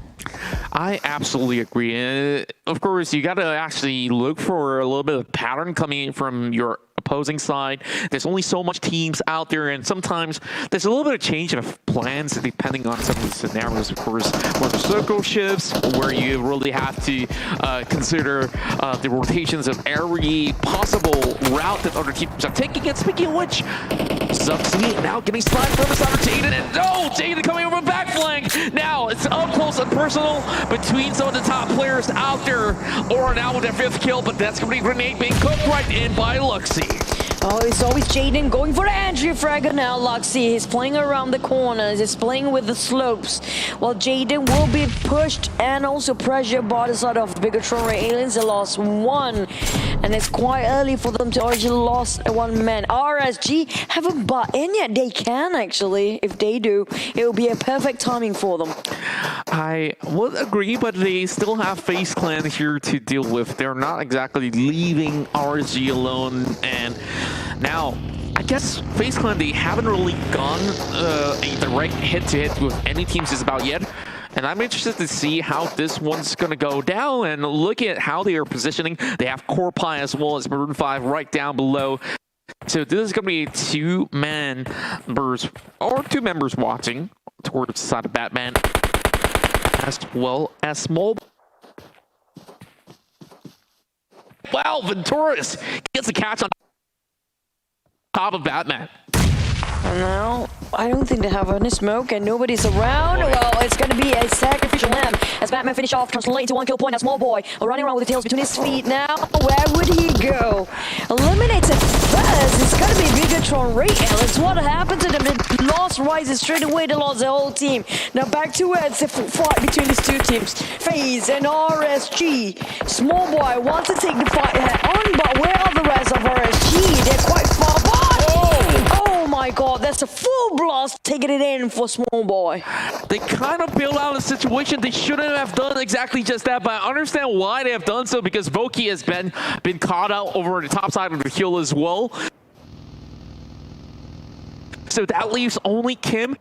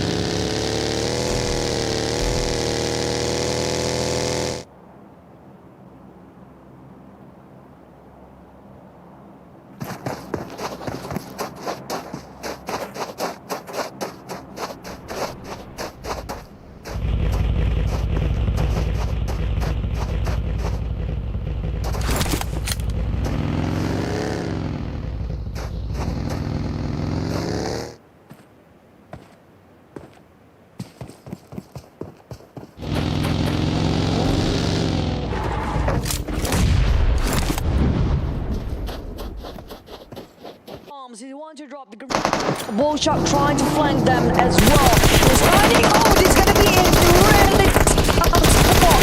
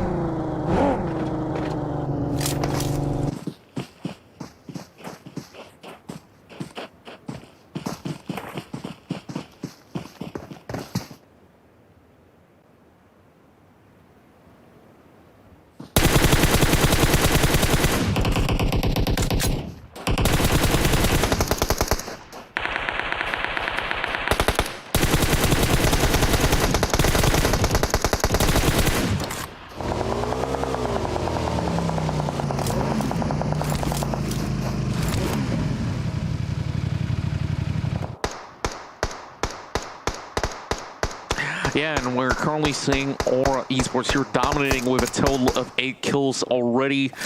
I see that it's been really a very hectic bout for them from the get-go. And, you know, for very good reasons that they do overcome some of these challenges out there.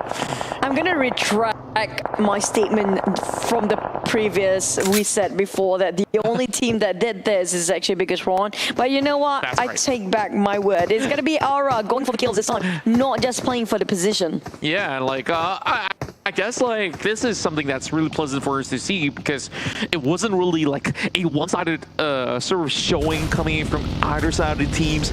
Every single round, we see a little bit of different results, and even for a side of Orange Esports, you saw those sort of execution with such confidence, crashing directly to FaZe Clan, hitting them when they're low on the ground.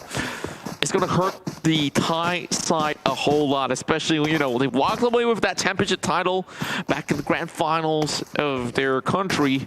And now, down to this. You know, there's a lot of expectation being set here by fans because, you know, like, it's Bullshark and all of these superstars that we've seen them play throughout the entirety of the league in Thailand. Well, now we have to rethink about maybe Indonesia is actually having the hardest qualifiers to get into PMPL, definitely, because look at the standard they put themselves out there. All 3 teams making 4. If the Scapes can actually make it up, the Live Scapes can make it to the top 4 as well. Here's VMB. Oh no, GE, he put himself in such a tough spot to get out. Oh boy, they have to actually fight against some teams that's going to be right across the corner, and we start off here with some of the players coming out of Demigods. I guess those taps are not going to be connecting for the moment. Dinosaurs, you know, definitely belong to some deserts, but maybe not here in Miramar. And the Demigods and the Dinosaur both are extinct now, and both of them are playing this game. Some say Demigods are a myth, but dinosaurs did exist at the very least, you know. But none of them exist now. Based on whatever you believe. Maybe there's none of them. A living dinosaur somewhere. And, you know, crocodiles are kind of like... Dude, Godzilla considered as a dinosaur? Well, you can ask. Okay. Of Godzilla. Yeah, I mean, like, I know Godzilla. Kong is not. Well, definitely not for Kong. He's like an orangutan kind of animal and mammal. An orangutan? Yeah, that's definitely true. But I do want to know, can you guys tell me if Godzilla is one of the dinosaurs or not? Okay. Okay. We're drifting along. You can't even answer that. I can't agree nor disagree. But a lot of people online will fight you for that. Okay, that's gonna be fun. Alright, back to the game we go now. Gek fam. Okay, of all the Malaysian teams, which one do you think is a bit more promising than the other? I'm looking at Dingoes right now because they have shown a lot of consistent kills round to round. But to say positioning points, not exactly the case. Now, XF's going to be able to actually get a knock onto a member of Infinity, Thailand, of course. So, currently, another team that's been a little little bit more consistent is going to be the key, fan. But the problem is these two teams that I mentioned has been colliding from the get-go, and this is the first time that we see maybe not a 6 degree of separation, but at least a little bit of spacing in between. Now Aura is going to be man mark right now. Right across the corner. Oh boy. That's definitely going to be a tall order coming over 3x scope. And with that, Frankie is going to be able to knock down Dinosaur. And, you know, Dinosaur is not exactly extinct just about yet. We still have Barney around. You have still to push it in, that puns, don't you? But we're back about Orange play, trying to take HVMB head on. We have Orange taken down on the livescapes. Rabis now trying to spot and sky him. Now tossing out another Molotov, giving a lot of pressure on the side. While he repositioned himself, they have to be extra careful. They have a couple of more teams behind their back. And now, the moment he stepped out from this structure, it's going to be the end of them. Look at how crowded at this edge of the circle. That's right. Did you also notice that Bigatron is already crashed out already so early? Yeah, with that, they got themselves at 15. Exactly. Or 16, I think. You know, 16, I think. It is one of the, you know, unfortunate rounds for them, but I'm just looking at the middle grounds here, just outskirts of Chimatera, where everybody's trying to fight for some air, and they're hiding inside of the smoke just to get themselves into safety. Concept now trying to actually pummel down those bullets and towards the compound where Infinity is going to be hiding at. So the Thai squads are going to be having a little bit of difficulty right across, while Pambur's just hiding his way. And this time, I do see Circle just pops over on towards the eastern side. Oh man, again the circle just where nobody else is in there, except for the players coming out from the eastern side. Now, amongst of them coming out from the west. Look at the nade. It seems like a perfect one. Oh, Miller chipped in quite a lot. And now Infinity take head on. It's going to be D-God's firepower fighting against one. Mela Pambura really low. Can he make it on time to re-kill himself? Wait, why you finish him off? Okay. It's definitely not Mela, but will it be the rest members of Infinity? Yeah, I guess it looked kind of like Infinity, or it seemed to me that Valdez the Murder didn't really get anything at all, so yes, that can definitely be confirmed. But Valdez Esports, I gotta get used to it. I really gotta get used to it. Now, with that beautiful spray coming from 60, Emily goes in for a drop. And Mela's gonna be able to actually catch a few more. XF now trading right back, catches onto 6.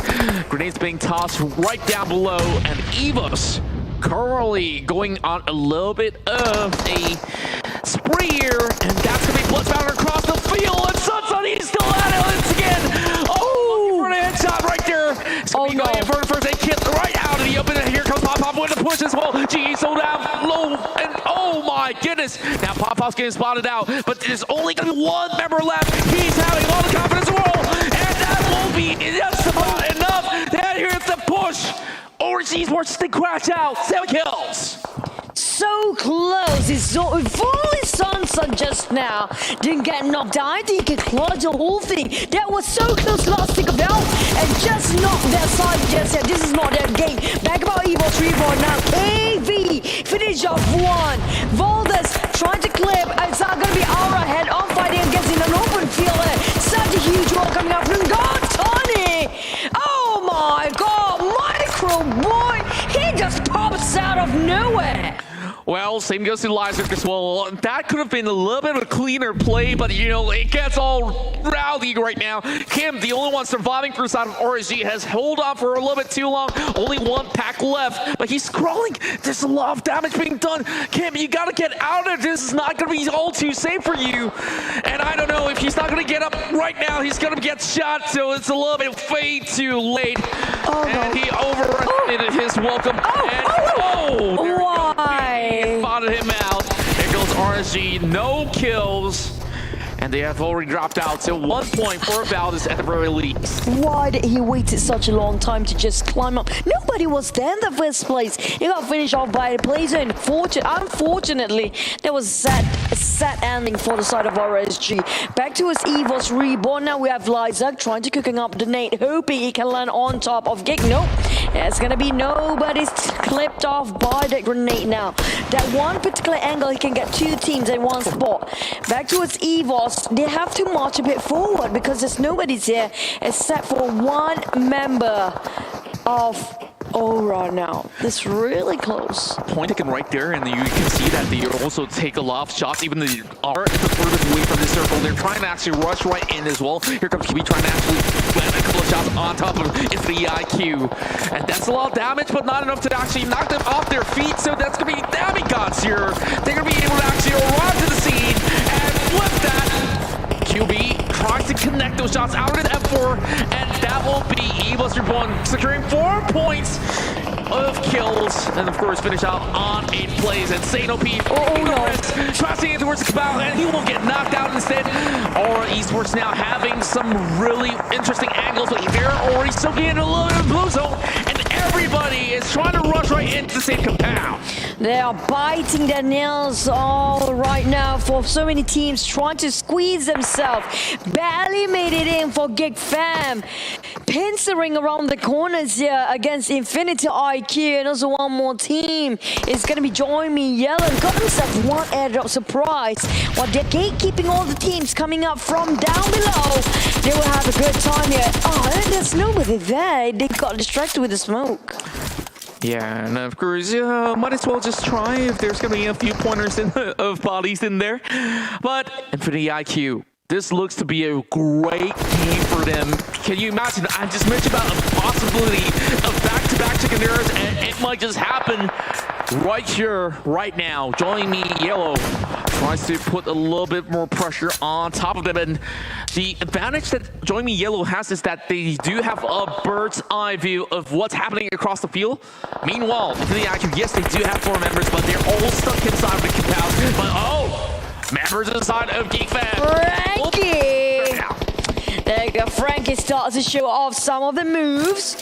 He got himself 2 knockdowns to 1 away, 1 knockdown for the teammates. We'll only have Pen now. Pen, one of the best fragger for his side. Now Frankie tried to gatekeep on the side of a Gig Fam. Now they have to advance, like it or not. Will they be denied the entry point? QB with the help of Damn Rude. Oh, they spot him out. Pen tossing out the grenade. Will it be a Kobe? No, not clipping one. No, Damn Rude. Frankie again. Both of the high fraggers of HVMB still well and alive. It's kind of a hot pop coming out from Gig Fam. Oh, Damn Rude's trying to crawl towards his teammates, but of course that's going to be giving a little bit of exposure to his teammate. This ain't looking all too good. Frankie trying to heal up, but now Captain QB is on the scene, on a hunt, trying to actually pick out these 2 members, but they're already on a push. Look at all this. There's going to be 1 3-pointer out there. He's trying to secure the kill. Now Pimp's going to be in a 1 that tries to take him down. 9 kills already, and that will be number 10 for HBMB. Oh, but still worthwhile for Gig Fam. That was right, a clean kill coming out from the side. Gig Fam right on top of that crosshair. And managed to shut down on Frankie as a huge kill coming out, but still they have Pin on that side. Those are 2 star players coming out from HVMB. Now back to us, Pin. He is the only main survivor for his team here, but it's still not impossible if he can actually clutch it out on the side of Join Me. He's trying to play the high grounds with the Gillies at this point, but it's really hard for them to spot anybody out from where they stand. He's got to take it slow, just like how he did back in game number 1. All he has to do is just creep his way back in towards number 2 spot. Join Me Yellow knows that every one of these members of IQ, well, you know, it's easier to call IQ than Infinity. Will it be the first team to get a double chicken if it's going to be Infinity IQ, though? Yes, it will be so. We can call them just IQ. Yeah, exactly. I guess we can do just about that. So IQ is going to be having a lot of brains, but when it comes down to bronze, we have already seen what we've got. And now that they're pit against, you know, these 4 walls, how are they supposed to get out? Now, grenades are being tossed right now. Oh, perfect nade. Pen giving them the pain. And again, 1 man or not, who can? Yes! I guess you can say that he's been pinning them down. And, you know, there's a lot more resources for him to even work with. He's got those great. Where, you know, he found some first aid kits if he actually needs many of these. Well, of course, the final member remaining, he's going to be popping another grenade, and it does connect to Join Me Yellow. Oh, boy. Now, trouble looks ahead because the rest of IQ, they're moving upwards, and this does not look too good to be on Join Me Yellow side. Oh, wait, now. Somebody spot pin for now. I think he should be staying as low as possible because he still can get the winner chicken dinner if nobody actually attracted way too much attention towards him now. Pin, he's still eager for more kills. They got 10 in the bag already for HVMB. And back towards Infinity. IQ, they one more. Wait, they got one. They finish off one more. Down to 2 teams only. Oh, join me here. Join in the winning team this time. It's gonna be the yellow going for more kills and Join Me in chicken. And look at the PMCL wildcard side. They have already been able to close out 2 chicken dinners already. This is the very first one for Join Me Yellow as they secured a total of 4 kills as we congratulate them on this very big win. Now, of course, this goes to show how tight the competition is. And of course, another team hailing from Cambodia has been able to take this one in. Well, something just happened just now, but never mind. But oh man, the Cambodians are going strong for this season.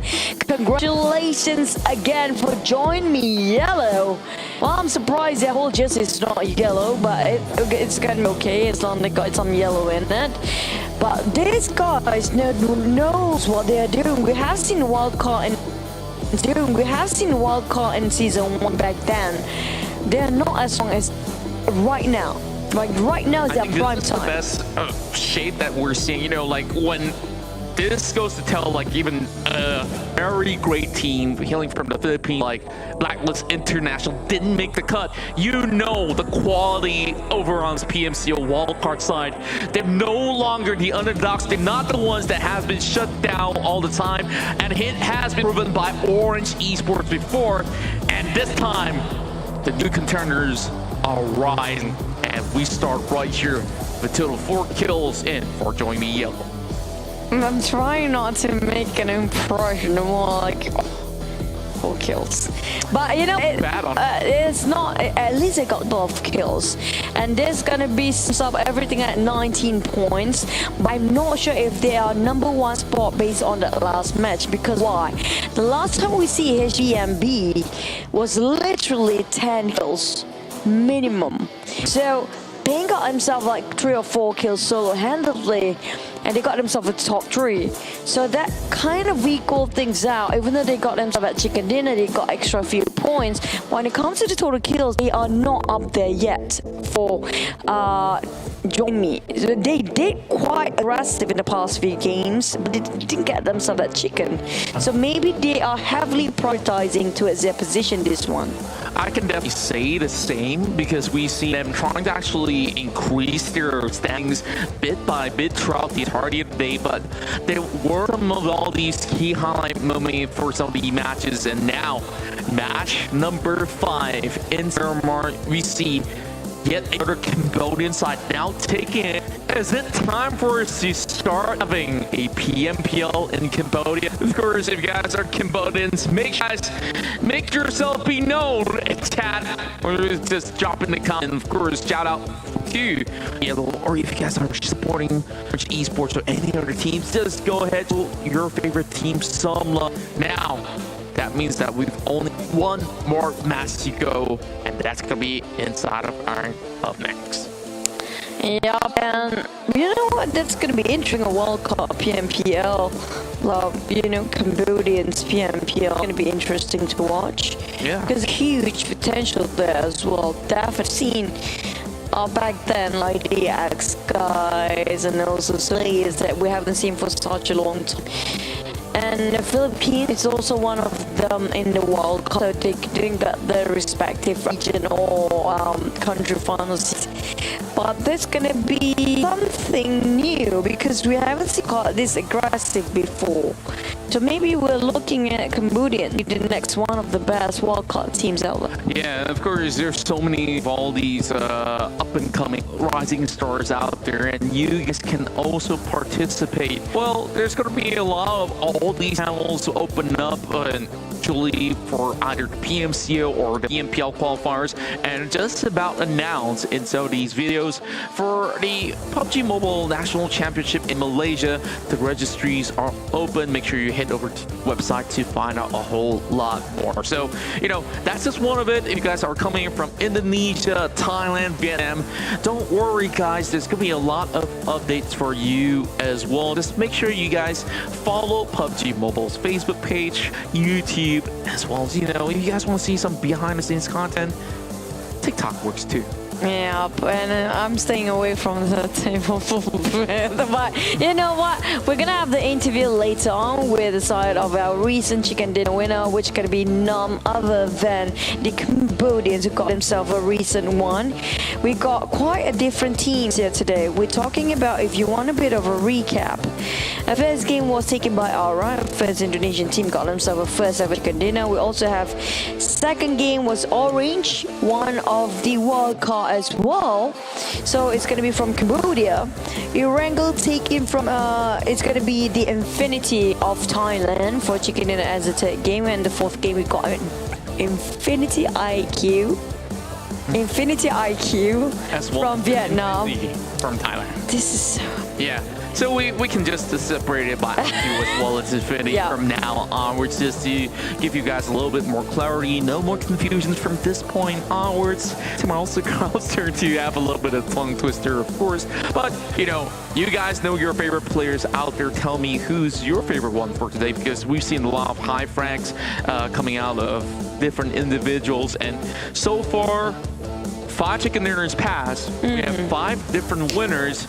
And this is where, you know, it has shown a little bit of versatility of what Southeast Asia has to bring to the world, because this ain't even the global championship just about yet. But if you were to pit some of these guys against, you know, the best of the other regions of the world, you know that they're going to show up. And here we got MVP, and from joining me yellow, it is Onyx. Yeah, but I have a lot of questions when it comes to me wanting to ask them about their team name. I do want to ask them how did they got that in first place. That is going to be the first MVP. They got themselves with 40% contribution towards the team, 2 kills on his side. There's going to be the damage dealer on the side of Join Me Yellow. It's going to be Onyx. For YL, it's going to be Yellow. So congratulations to them again, but I'm looking at the chicken dinner plus the overall standing and ranking kind of statistic. If you're looking at the top 3, before it was all Indonesian teams, but when it comes to chicken dinner, it's more towards the side of the wildcard region having it more than Indonesian teams. Exactly that, and that's what really impresses me so much. And I know that we're going to be seeing a little shift of a trend, but just look at Aura. They keep raking those kills after kills after kills. This time, they've been so consistent to rake in their double digit with a form of 13. And HPMB is going to be chasing them with a total of 11 for themselves, while the rest of them have struggled a whole lot. And you look at another Cambodian team, Orange Esports, with a total of 7.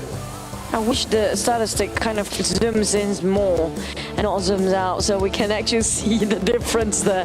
But you know what, when it comes to damage output, I have to say HVMB, impressive amount of output. Same goes for Aura. Aura, on the other hand, they have been going all the way, shooting so many players out there. 13 kills higher so far. Didn't got themselves at top 2, but they're still enough. I think they might get more than chicken dinners overall. Right now, we're going to be looking at the match ranking overall, and HPNB, they will top the numbers because they got a total of 11 kills. And wow, it seems like Join Me Yellow with that chicken dinner, they tied the scores with Aura with 19 points, 16 for IQ, and we're looking at 9 points for Geek Fam. Such a big deep coming in for the 5th place. Orange Esports with a total of 8, 5 points for both Evo's Reborn as well as Livescape. Well, that's going to be a huge gap between the 5th and the 4th place. And we're looking at Aura. Obviously, they're going to maintain the top overall rankings here based on their last performance, while the others will have to wait and see. While Infinity Thailand got themselves at 5 points only at 9th, Demigods at 10th. We have Valdez and FaZe. Both Thailand teams have dropped at this time at second page here. RSG and Dingos dropping further at 13 and 15, while Bigatron.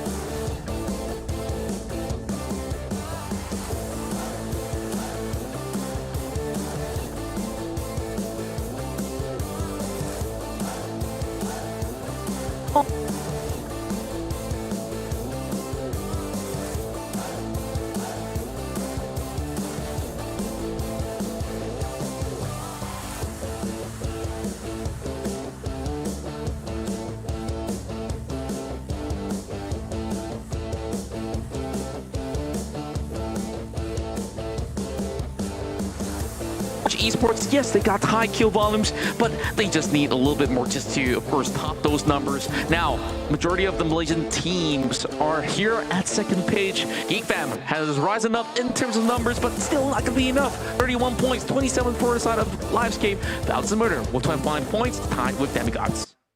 Oh man, we're down to Eagle Esports, Dingos, RSG, and FaZe. Now, I told you I don't want... This is the reason... For the PMPLC Championship Season 3, game number 5 here, 5-4 kills. It's going to be Aura Jaded, the entry fragger for Aura Esports versus one of the best fragger and damage dealer out there for HVMB.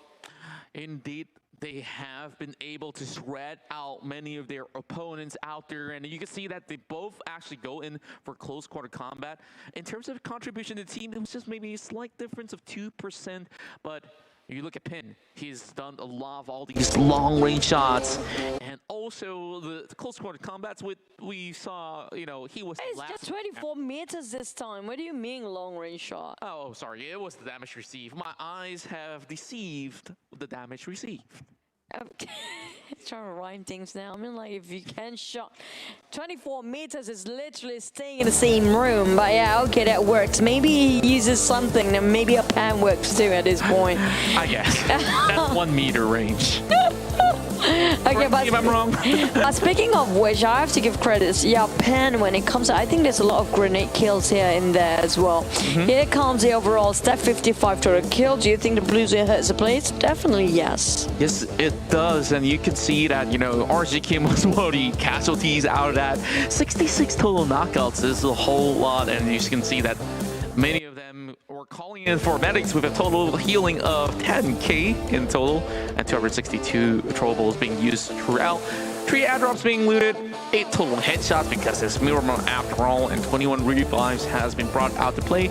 But Sun, this guy has created some great highlights by taking out members of FaZe Clan. I have to say most of the Day1 highlights been done by him. And also maybe the Infinity players, Mela, and also who else was it? The other one? Mela and News. There you go. Newsy. Newsy. So I have to say, these three guys have been under a big spotlight here today. So maybe we can see something more in the future, but not just that. Ryzen definitely bringing a lot on the table, and Luxy being one-man solo all the way. Wow. Exactly, and you know, like Ryzen, we got the news that he didn't really got himself in, you know, the perfect shape because his health is not in the best for today. Yeah. But hopefully, you know, after getting a little bit more rest, after, you know, one final game for day number 1, maybe he can get maybe a good night's rest, and hopefully things.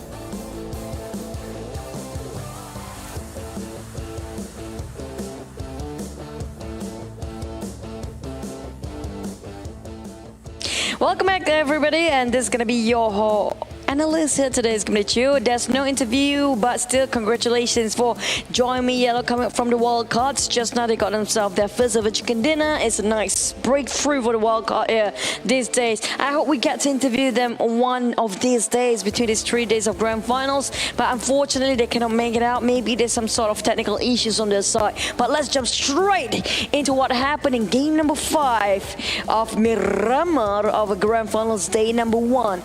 Well, they got themselves quite an interesting rotation coming up from Join Me Yellow. Well, this time they're not a bit too soon than the previous game. Finally, they got themselves that mojo, the momentum that they need when it comes to these very dry lands. Now, coming up from Graveyard, I have to say this is an interesting rotation because of why. They didn't go straight into the circle, because if you remember how overpopulated Los Leones that back then before. So they'd make a big U-turn going up from Graveyard, go upwards to Hacienda Patron, making sure they got themselves a bit of more time to find some vehicles, try to get some looting to go, find some small compound to work with, then make a U-turn to its junkyard, going into the circle from Minas Generalis, then enter through La Bendita. They camped themselves there a bit for a moment because the terrain itself helps them to have a good view about what's happening in Los Leones. They are on the higher ground. If you compare it to its Impala on the other side of the map, even around Picado, yes, Pubg and St. Martin do have high mountains there, but it will not be close enough distance to get some couple of kills if they need to. You know, we mentioned about where the Join Me Yellow were at. They stopped at Minas Generalis. If you notice why they didn't enter at this circle straight head on when they were dropping themselves in the Graveyard, this is why. There's so many teams dropping around Chumacera and coming up towards Los Leones. It's better to avoid this in a big map in the first few phases of the game. So they do have a couple of other visitors coming up from the northern side, including Kick Fam, Dingos, and PX, and also Infinity IQ is one of the biggest threat that is for them. But the moment the circle shifted back towards Los Leones, this is where everything seems to be worthwhile for them for their patience, because those coming out from Minas del Val and also Chumacera have to fight among themselves in that kind of a valley. If you ask me, that terrain is tricky to actually playing defense and offense at the same time. But those actually playing on the lower ground, they don't have to scratch their heads about climbing down towards from where they were at if you compare it to those actually on top of Chumacera. But the moment they climb down from the high hills, it's not just a very tough climb down from like the stairs. No, it's going to be jumping down towards the hills, and they might just get knocked out the moment they touch themselves on the ground. And so many teams waiting for that to happen, and Los Leones at this point is quite vacant. If you notice, Infinity IQ coming up very late, but because of them taking way too much into the blue, they are a bit too much chipping themselves, and a huge chunk of HP quite being turned down the moment they show themselves at the edge of a circle. That's why they're not really ideal to get themselves a chicken in the last few minutes. Now, the thing about Join Me Yellow, they park themselves where they feel safe, they're confident about the territory as well. They know the compound that's left at the corner of the circle, even though it's not much, but it's more than enough for them to hold their grounds and to deny the entry of Gig Fam. They did got the thing about the position is that they cannot actually try to go aggressive as much as possible. I tell you why. The moment they try to open fire here, they will attract way too much attention because of where they position themselves in, that lower ground they are in. The moment they just open fire, all the eyes coming out from Orange plays. There's also Evil's Reborn and also Aura coming up from Gig Fam as well.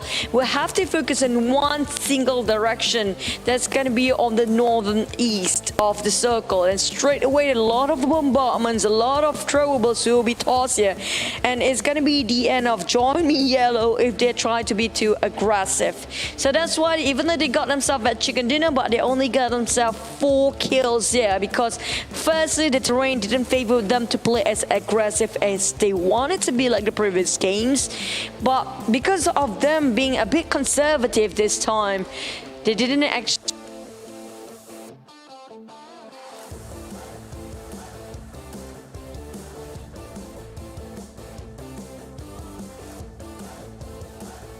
yellow. If they go aggressive, they might lose a position. When they go for conservative, they will lose out their kill points. Not all the teams can balance out these two elements. If I say some teams do, that's going to be Aura, that's going to be Evil's Reborn, and there's going to be most of the Indonesian teams actually really good when it comes to balancing these two elements, killing and positioning, but not the same goes for Join Me Yellow or some of the teams that have to balance out whether they have to choose kill points or positioning. So, you know, play to your strength and take some time to fix the weaknesses, because they have 2 more days to go for the grand finals, and we're down to the final game here later on, which is going to be Erangel.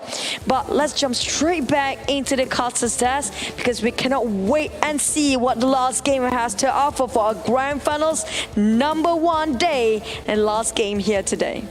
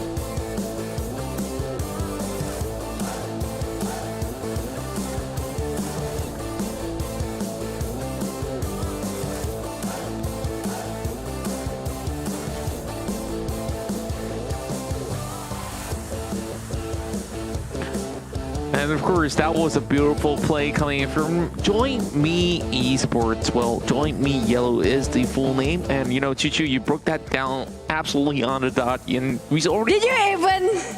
Well, you know, I was there, okay? I was there listening and everything. And, you know, I gotta say, Join Me Yellow now has a chance to really climb and join the ranks of one of the top dogs out there. And, you know, this is the very first season that we are seeing that, you know, the wildcard region really stepping it out. And it's not about, you know, just Orange Esports. Like, everybody has a shot at the title at the moment.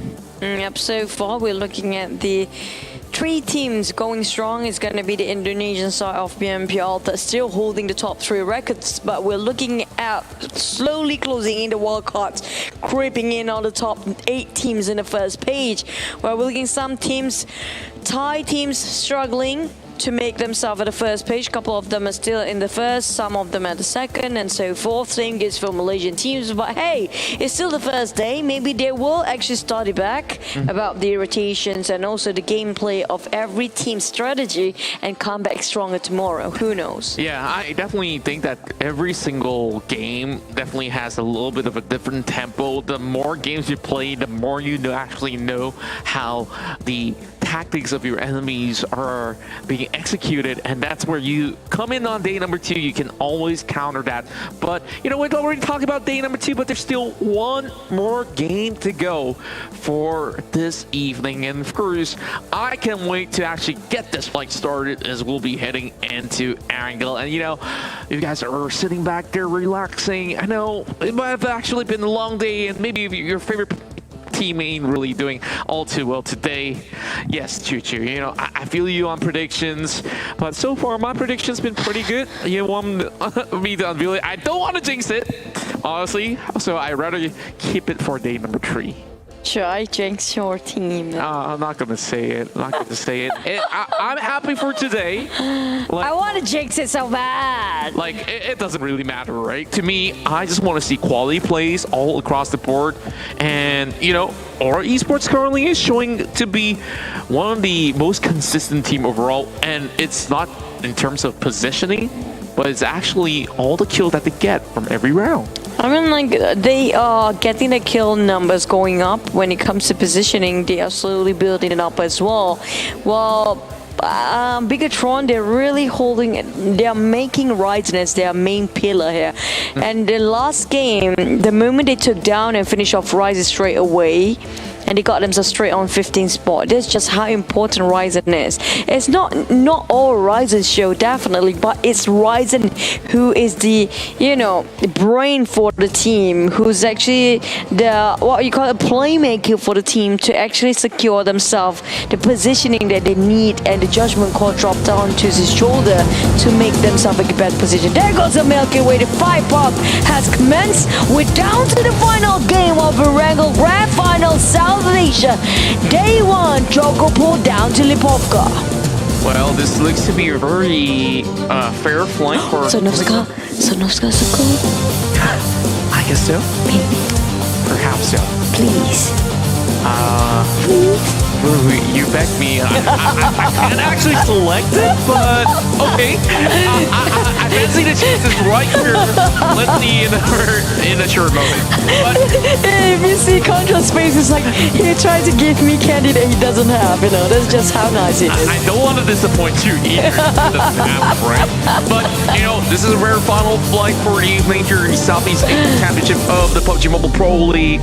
So far, like we have said much earlier today, it is a brand new generation. We see familiar faces across some of the teams that may seem brand new to you, but it has been shown from time and time again that, you know, there's no lacking in terms of quality being offered from Southeast Asia overall. Now, April's gonna be able to pick himself a machete. Always getting a DPS for the get-go. I don't really like what I'm seeing, but, you know, across them is Valdez the Murder. You got to get those ARs, get those DMRs in hand as soon as possible. And the moment you mentioned about new players and new names or unfamiliar players as such, It feels like, you know, these are actually old players, veteran ones, but with a new branding of name. It's like filters. Get fooled by. Here comes a brand new skin for, you know, all these guys to turn a little bit more dapper. Now, April's just taking preemptive measures. And this is not great. He doesn't really need to crack that smoke open. I definitely kind of question that, because that's one thing. You juke it out easily, right? Definitely, it's like questionable now. Kind of a waste of smoke. They didn't get that much, especially this early into the game. And his equipment and weaponry and arsenals is not that great either. I think he got himself a Bison, was it? And a DB. DBS.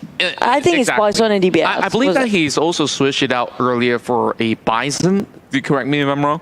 But here we are. We've already achieved the very first milestone. Thank you very much for tuning right in. But we are trying to hit that 750K. We haven't hit that yet. Yes, Oh, indeed. man, come But on, you know, guys. there's always day number 2. Maybe, you know, Friday night you guys are, you know, chilling out with friends online. I hope. First, hope you guys stay safe throughout this entirety of this pandemic. And this is going to be the PMPL special crate, open for a chance to get the PMPL special suit.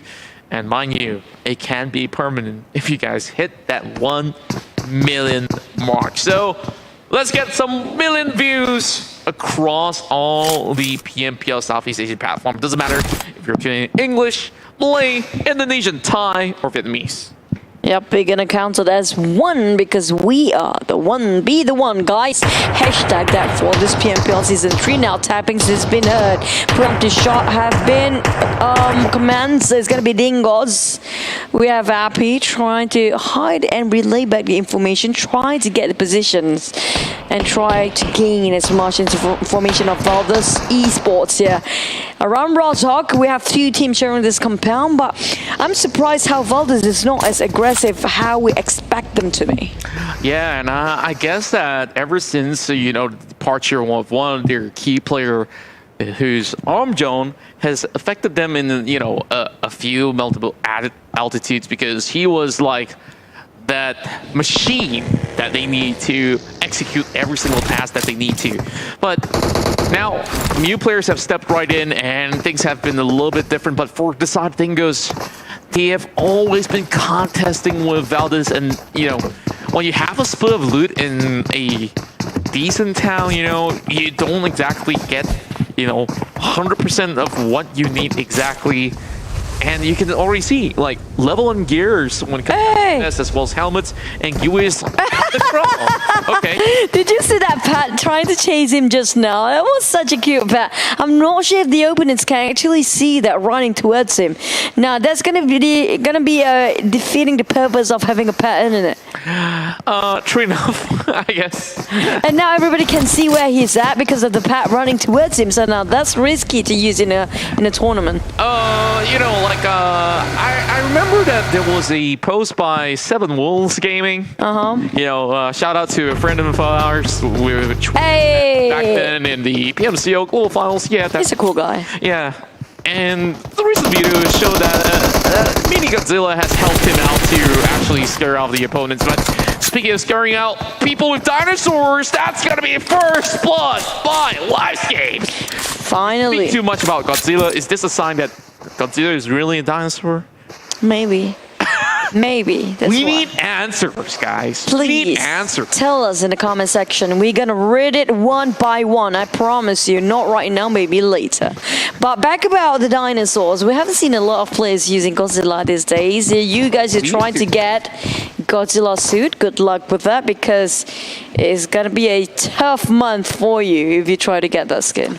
You know, it doesn't come in abundance, but if you are one of the lucky ones, show it off to us. Hey, we got a circle. Yeah, and this time it's going all the way in towards the eastern side. It could be anywhere across the big intersection of those highways. And it could also be Mansion, Lumber Hills, Milta Power, or even the Pubg. And better yet, you know, like Farm could still be another possibility of an ending. And now Bigatron kind of not staying in Novo, just I mean, like quite early actually. They try to rotate. Usually they stay quite a bit now.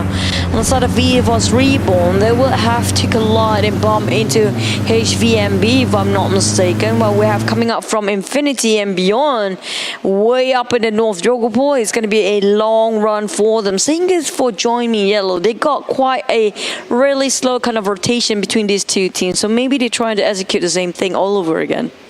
Yeah, and we are already seeing teams are on the move. Now, IQ is going to be climbing up the hill. While right down below is going to be Eagle Eyes. That's going to be spotting them out. And so far, there's only one duel that has commenced much early on. Going in towards the Harry Potter Tower is going to be Loki. And ironically, you know, coming from different fantasy Wow. worlds. That's a lot of cavalry coming up from these guys. They're straight with all their respective... I'm not sure if this is a sports car to start with. It's a UAC, but it's a 4x4. So consider it as a 4x4 Ferrari, whatever you guys want to call it. At least they're not calling themselves Humvee. Hey, maybe you should make a team called Humvee now. Not me. I'm not part of that. Okay, I get it. Back to FaZe, guys. Now, come on, FaZe. I believe in you. When nobody is, the naysayers, what, Contra? Stop it. You lost it. Oh, yeah, almost there. I'm still here. Don't worry. Now, K9 in the hands of Liquid. He's taking over the sniping role from Luxy, and I do like a little bit of that transition because we see a little bit more aggression being shown by Luxy. Now, the question now is, you know, Zuxi, is he still having that same amount of ferocity that he had coming into, you know, the past C finals? Currently, I'm not really seeing much of his name on that kill fit for today. I'm not really too sure. I think he plays more of a support kind of feeling these days instead of going in as aggressive like he used to. I mean, they have to swap roles since Lucas is using them himself as a sniper now.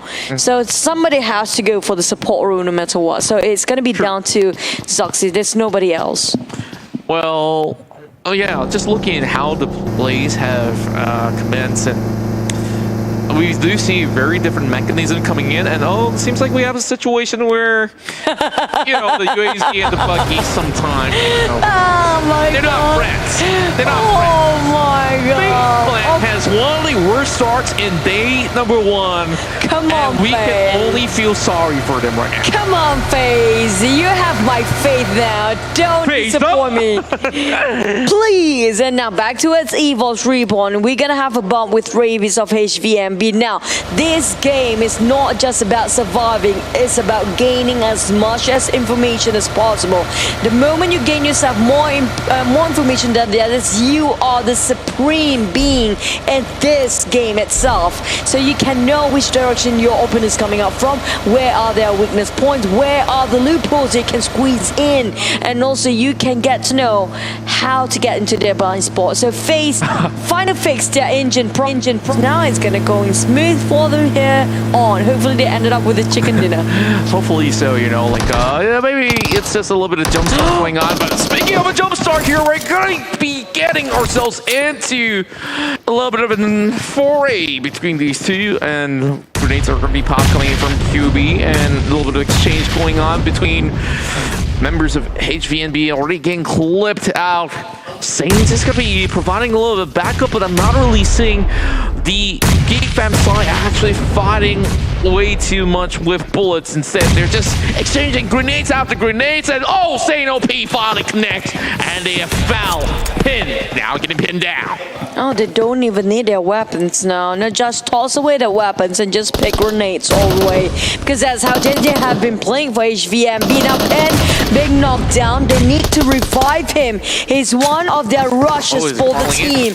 QB Micro Uzi swap into his car L, and now try to spot the members of HVM. BGE, such a nice spot, but no, they got it on the flank side. He miscalculated the rest of members of Geek Fam. This is gonna be HVMB bowing down for now. We have August passing by at the same time, while we have Saint trying to spot out where are HVMB. Frankie, they're on the side of the bunkers, aren't they? Indeed, and I guess you can say that he could have also been crawling down that rabbit hole, but speaking of crawling, they're gonna be driving in with a Dacia. Okay, I'm not too sure if they can actually fit perfectly in there, but there will be Livescape members there getting shot upon. Infinity's gonna be butting in as well. Just look at Newsy. Now he's popping off inside of Angle once more. This is where Infinity has won a chicken dinner in that previous game. Now look at the #1 average damage is also coming from the likes of Newsy. Shred this to see it, and they want to make sure HBNB, they got the exit. We've seen this before. That's filthy coming up from this guy. So savage. Now Lisa trying to finish off with an M4. He got himself 2 back-to-back. Infinity, the Infinity Thailand have only one last member. It's going to be Newsy, the last survivor for the team to secure themselves a better position when it comes to the rankings. Dinosaurs are roaming. Here comes the Scapes here. Livescape getting on Snoozy. And they're going to first team to be out there, Infinity Thailand. Oh man, the last team to be without any points. Well, we're not living the Ice Age once again, but we do have, you know, a little bit of Godzilla's just gonna be having a little bit of roam. I love that companion out there, but you know, H3NB now has to look for a little bit of space, but wait, you know, there's actually a few entry points for the bunkers, and Valdez is actually controlling one of it, which means that, you know, there is a possibility that HVNB can still get out of it. Hopefully. If maybe 3 out of 4 of it is jammed and 1 is still being left out in the open. But oh boy, we're going to be having a little bit of party. I'm Milton. That circle just shift all the way downside to the southern of the map. Now Puff, we've seen Sunton before played very well, and now will be Puff time to shine.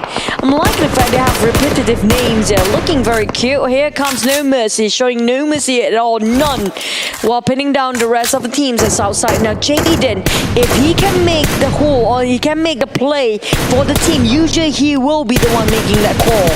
Indeed, and you can already see that both Aura as well as Orange is feeling it, and Orange just want to find a way to really pinch around his attack, knowing that Aura Esports is going to be stuck in a really difficult position, while a lot of the teams over in Northern and here needs to actually make a move. And you know, Gate Fam early on, they already have to get a little bit more of these rooms. Flames Clan, they're also going to be okay.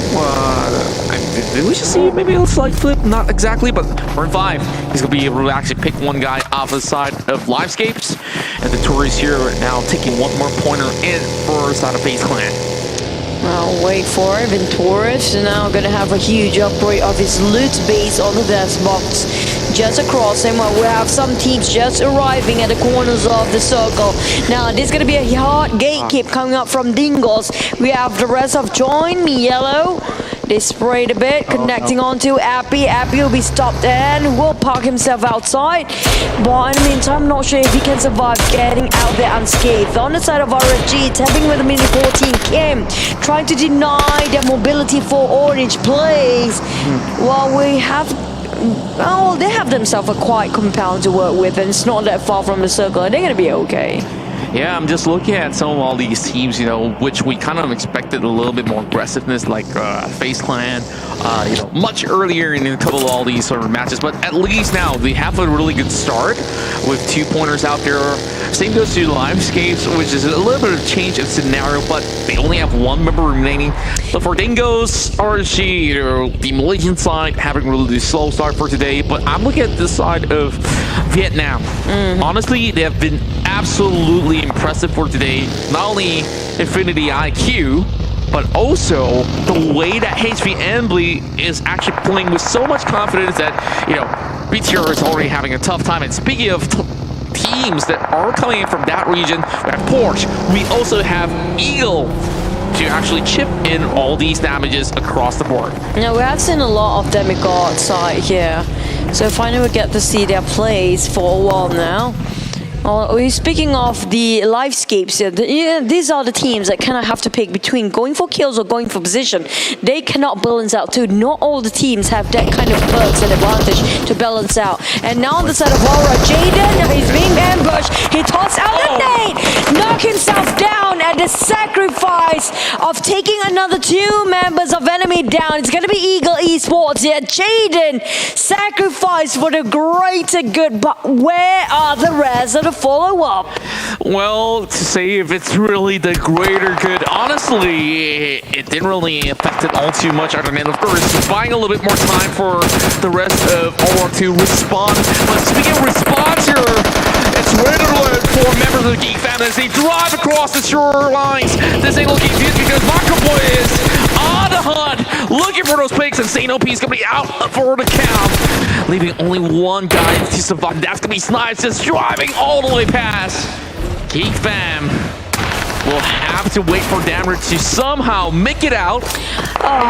You know, he's trying to make a bunker, but this ain't looking too good. Well, I don't think Dammer can get out, and there's no exit at this point. You just saw how many teams hovering their crosshair onto him at this point. There's no way he can make it out alive. It's going to be a miracle. Now back to FaZe. Now FaZe, finally, not the first one to be out. But why, Ventoris? Why did you say that? I didn't Why mean did you say that, Juju? I'm sorry, Ventoris. I'm so sorry. Oh, man. Let me just take the scene over from you for a moment, all right? Please do. Eagle, they've got some great grenades to work with. Same goes to some smokes, and with that, FaZe having Cold Piping knocked out as well. FaZe Clan now struggling to get anywhere out of this difficult situation. If they were to drive straight in towards the town of Milta, it's a very big gamble, as you can see from this mini-map, that it could have been any sides. If it goes hard shifting towards the east, they will have to control about 4 teams, and look at this! Oh boy. They're just hiding by the hairpon tower for a little bit. Call it the mushroom tower, call it the sniper bunker, which I usually do. But, you know, IQ, they're crossing Loki knocked out first. He rushed in, but it's in vain. And now Nguyen taking it out for 1, and they got themselves 1 kill. But Lamborghini is going to dodge it. This is gonna be regretful because FaZe coming in from the side, taking away Contra. Oh, Corpine's gonna be able to actually get some great view coming in from the edges, and I guess that they can actually take part in this. The best part is that many of these Eagles are blinded by the smokes, and currently Succeed's gonna be able to actually add those numbers up. Lamborghini coming in with a grenade, but he actually naded himself. Oh wait, Darley! Wait a minute! Did they just actually team kill? Oh, there's a lot of it's actually Darley. Yeah, it's Darley from Eagle Esports. Okay. It's very confusing, I get it. It confuses me because, you know, it involves 2 enemy sides. Gotta get used to it for a little bit. And, you know, civil warfare does happen from time to time. But FaZe Clan, you know, they're not done just about yet, and they've managed to actually get some revivals down. Grenades being tossed right across, and they are looking to squeeze it through the window. Not enough to actually take out Namshin, but Namshin's going to be trading right back. Let's see, fire in the hole. Waiting for the time to explode. Oh, clip a bit. Now they need to get out of here, but they can save. They want to, but the moment another team just arrived, we have 1 more cavalry going in. Megatron aliens march into a compound on the southern side. It's going to be Orange denied. Puff, puff. What a sight. Getting such a huge angle. It's going to be 1 eliminated.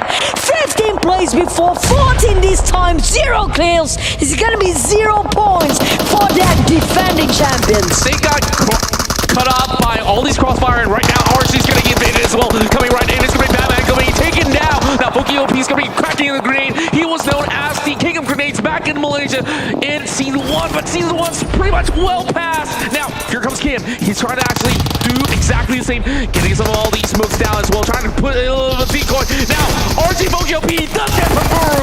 It is another warfare coming in, and oh boy, he crashes down. There goes RC. RG with only 1 kill. One more team eliminated. We're talking about dropping flies of teams back to back. 3 teams within seconds, down to 11 teams only. When the Great Migration happened on the 5th phase onwards now, it's all down to Clash of the Titans, a war of collision between all these teams. And now GigFam taking one on Demigod. It might be a whole team out, but join me. Era, where did that shot coming out from such a distance? Wow, such sharp eyes to be able to actually spot that one out net right behind him. Now this grenades will connect and Evos instead will take out the likes of FaZe Clan. You know, ironically, before it was FaZe Clan, they were also known as another EVOS, which is called EVOS Thailand. Okay, awkward scenario, but you know, that has been passed. I didn't say anything about them, but at least they got 3 points at this time. It's a good call. Now back towards Eagle Esports. They have been holding on this tower for such a long time. I have to say, more than 5 minutes they have been staying there. Another team, one by one, passing through them. And it's going to be Evil's Reborn this time. Lysak tossing out the smoke grenades, trying to make a bridge. In the meantime, making sure they got well covered to just move forward to wipe the whole team down. We have Aura on the other side. They have to be super careful now. I think there's some smart plays coming out just to pop some smoke grenades over on the enemy side, just blinding them off, buying a lot more time. And here comes Appy actually shredding some health bars off, aiming at the Sia, but that he won't be able to actually get too much. Here comes Riff. Now we do see him playing as he's stepping in to take over from Iron Pro. And Riff, you know him as one of the youngest talents of Malaysia. And of course, he is 16 years old already, I guess, turning 17. While Astro, of course, going to be bringing plays out of this world. 16 going on 17. Oh, there you go. 6. I was spraying it up. On the side, GigFam, it's gonna be a suicide mission the moment you drive yourself on an open road, because it's gonna be a smooth driving and cruising, but it's not gonna be that smooth if you're dodging so many bullets coming out your way. Now, Valdez, Gui and 6 trying to get down on Astro. Not really the last member, but quite far apart from Orange Blaze members. Valdez needs to get out from here. This is nowhere have cover except for one huge stone structure in between. This is getting a little bit awkward, but then again, you just look at how spectacularly it has been played out for Orange Esports. For how much longer? The question is, where is this upcoming circle is going to go further on? Aura's going to be able to actually add one more in front of Appy, and here comes Lysak to chip in, taking down that route of GigFam. But over here, Aura having Jaden already suffering of this bunker just about yet, and Evos, they're on the prowl. Oh, Darley. Moving over and looking for Darley. Gui as well. Oh, what happened? There be so many things. Darley, oh! How? That's a far distance shot, and we're looking at Pubg. He's going to look for pigs, but instead it would be trained right back. Lysak there now, the only one with the most health. He's going to be holding on to Mortis here, but with more members on the side of Evos trying to actually heal themselves up. There will be Astro here trying to actually make a big play. Very little help from the side of Microboy. He tries to fight right back, but the ankles are not really looking all too optimal. Now, Microboy's going to be pushing in with the UMP sprays. 15 bullets left on the chamber. He's going to be going for a real 435 to work with. And over on the other corner here, you see that Orange. They do have the angles to play with Sky, and it's going to be able to chip right in. This ain't looking all too good. Ingenious coming out from the side of Orange. How they position themselves, it's almost impossible for Evo to show themselves way too much. If they actually try to pick, it's going to be over peeking. Straight away, it's going to be a headshot. But the problem right now is going to be the teams that's at behind. It's going to be the Eagle Esports, where they have got themselves quite decent plays, and other teams actually on the bunker side. Astro still trying to fight against Evo's Reborn, and he got knocked down. They got one for Evo. I got to run though. Oh man, there's no more time. Blue closing in, shrinking this, guys. This one gotta hurt quite a lot. Microboy will be neglected. They abandon the ship because there's no way they can survive this much of painful team coming up from the blue. You can see Skynet tries to actually trade right back, and even Microboy is giving all these information that's necessary. Skynet does get a pick, and it will be logic down on the ground, meaning to say there's only going to be one member of EVOS that's going to be alive, and Ritface is the name. Aura now is just waiting for the perfect time to strike. They don't really have to fully commit. They already got the zone. They know that all they have to do is just to look into all these corners where shots are being fired from. And this is where Jixie, does he actually know? He kind of gets the idea. I think he heard the proning coming up from Sky, and Sky is just like, duck, duck, duck, prone, They're going for revives. Oh no, look at how Sky repositioned himself in the blind spot here. And the rest of EVOS, Microboy need to heal himself. I'm not sure if he has any more medkits here. Jexy trying to hold his ground. This angle is really important, but the Thorn, and it's gonna be the mole inside the blanket, and on the other side is behind him. Look at Sky! Sky in! Go Jexy! He's on the ground! Alright, out and away!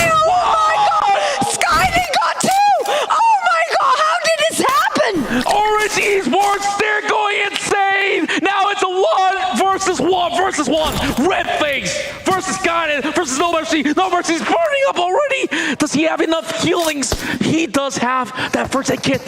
Man, I couldn't take this one. Oh my goodness. This is driving me at the edge of my seat. What a way to finish off the final game of Day1 here in the PMPL Southeast Asia Championship 2021.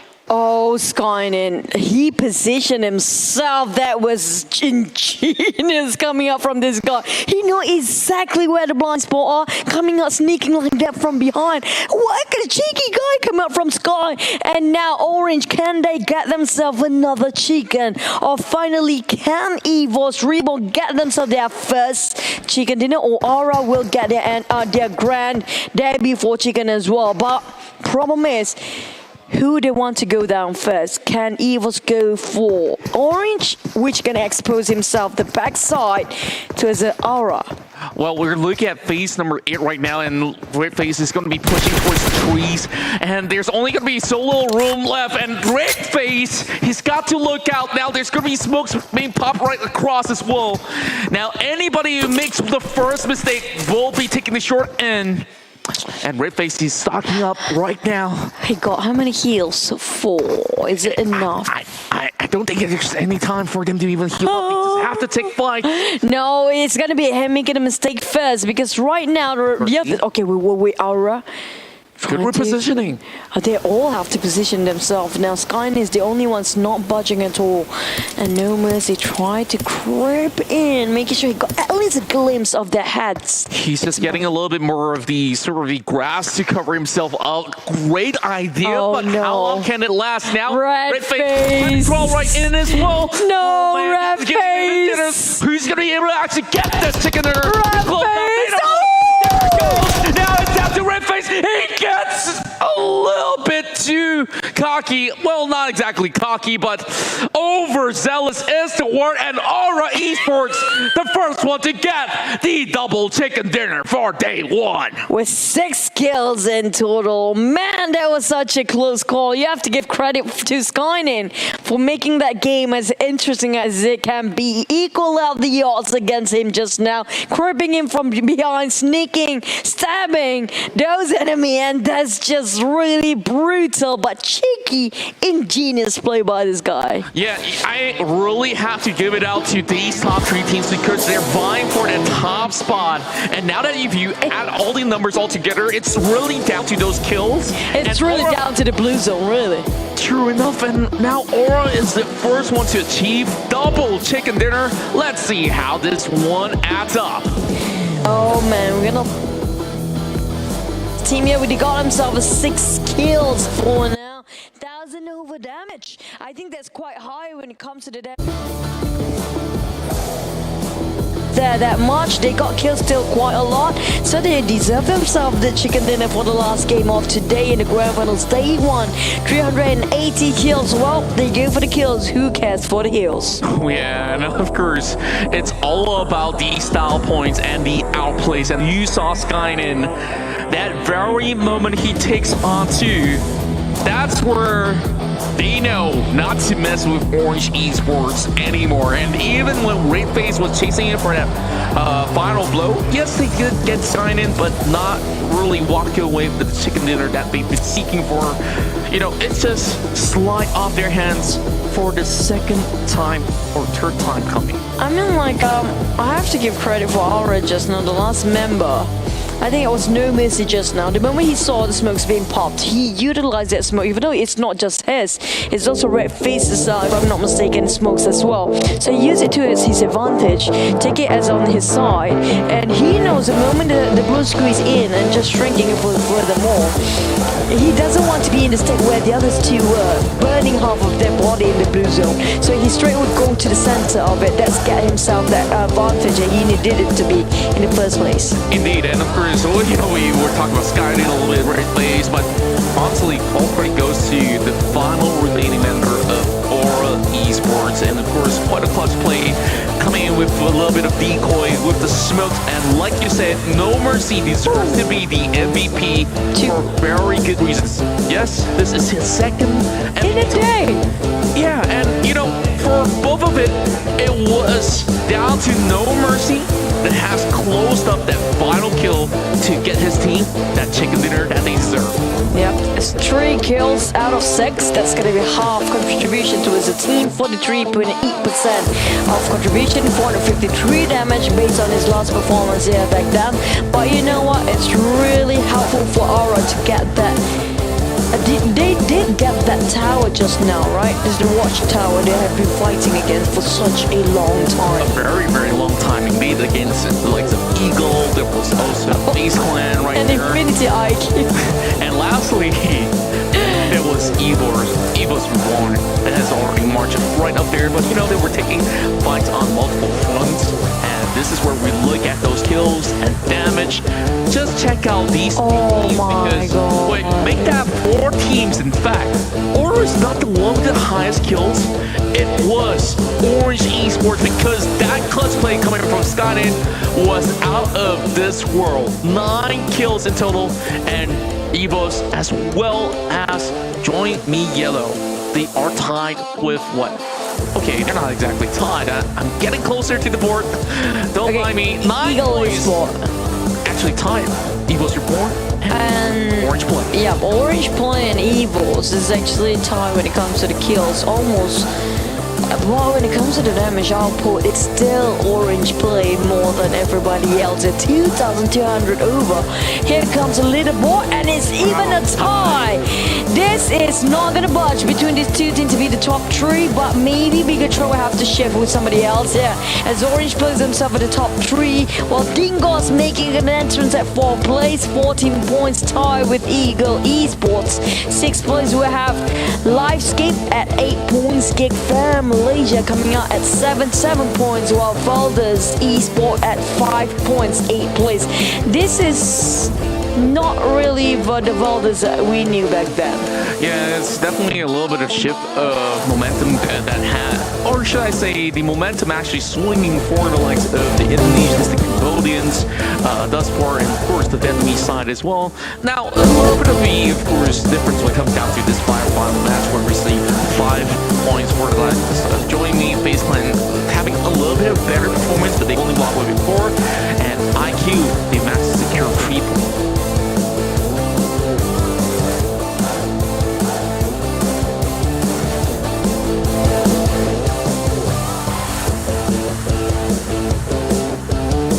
To hold on to this spot with their second chicken dinner. I tell you so, look at this. Evos and Aura has been consistently getting themselves a top 3 and top 5 all the way and got quite a decent number of kills. They bounced out the killing positions. But on the side of Orange Play, they finally pushed themselves at 3rd place, 68 points. But look at the score difference, 10 points from 2nd to 3rd. That's still a huge gap for me. And now Infinity IQ, stagnant at 4th, 54 points, 1 point away. Well, Bigatron Aliens, they got a good run at the, I think from the 3rd match to the 5th and 4th, but 5th and 6th, they're losing their mojo already, so they place themselves quite bad when it comes to positioning. Yeah, I would say that it's still pretty decent because one chicken dinner can actually change the course of of things over tomorrow's matches. Now, looking at the second page here, we got Geek Ben 38 points, 37 Mage Check across Eagle as well as Dingo's FPX, 35 for Livescapes at 12 plays. Valdez comes in with 30 points, 26, and of course, we saw the rest of the charts. This will shift tomorrow, but this is the total summary for today. Evos Reborn with the most kills, 37, and Orange Esports, out of all the team, it wasn't Bigatron, it wasn't Evos, it is Orange Esports of Cambodia with the highest total damage, 7,153. Wow. 7,153. Well, the Infinity definitely loves their vehicles. I'm loving this spot way too much than the others because they always drop way further than the rest of the other teams that dropping them. So we have Evos Reborn showing they have the most consistency in the game. I mean, like, they always got themselves into top 3 or top 5. That's why their average survival time is always more than the others, even though they didn't get themselves that chicken dinner just yet. But because of that consistency at top 3, top 5 all the way, the whole day, 6 games here we're talking about coins from. And I gotta say that this is gonna be very impressive because they haven't won a single chicken dinner. And imagine if they actually snatched that chicken dinner, it could have been them actually taking over Aura's spot as well. Because Aura in this game, they didn't really have the most points possible. And here comes Luxy is the top fragger for today. He has dished out 12 kills and with a total damage of 2,043 in total. And coming really close by, we talked a lot about this new team on the block, HBNB of Vietnam, with Pin 11 kills, tying it with Dixie of 4 Esports. Tomorrow a lot will be changed because we can't see the future, but imagine this is this much within one day. Accumulative, everything else from day 1 to day 2 is going to be totally different numbers here. It's going to be huge if you compare it from day 1 to day 2, but will be the same players up there for the top 3 fraggers. We have no clue because we are looking at a lot of players now have huge potential to place themselves with the top 3 here today. Indeed, and you know, shout out to the AKM users because, like, over here, Luxy is going to be representing you guys, but you know, a whole lot of love being shown for the M1. MVP candidates. Yeah. The nominees are. Nominees.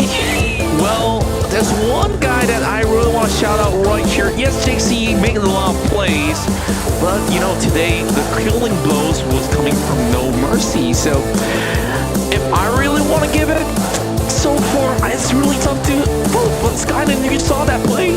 I have to give that guy in play just now. That was spectacular. And there's also newsy when it comes to the second or third game here today. He did quite clutch. I kind of missed that story, bro, but we're wanting to see more. Well, we also seen Sun, it's not here in the orange lineup here as well. What Sun and Pubg did have a good clutch as well. I gotta say that, you know, if we were to complete all these review plays, it's Newsy. He did the most damage overall, and he really went on a frenzy, and I want to see more of that coming from Infinity tomorrow, if that's possible.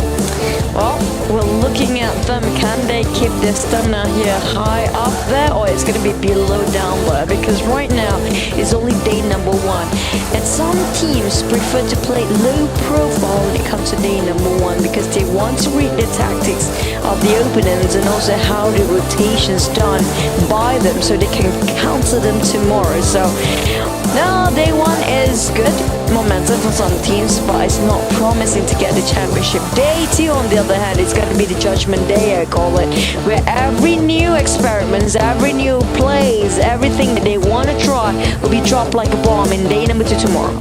You know, teams are seeing a lot of all these chances. I know that this time around, the C Championship is a little bit different here for the PGM Southeast Asia. So, I'm just looking at so many possibilities, like, you know, back then, Orange Esports swept it from 16th spot all the way upwards, but this is the time where they have done it to prove that, you know, we can get it from ground zero on day 1 to be hitting, you know, the top of the podium if possible.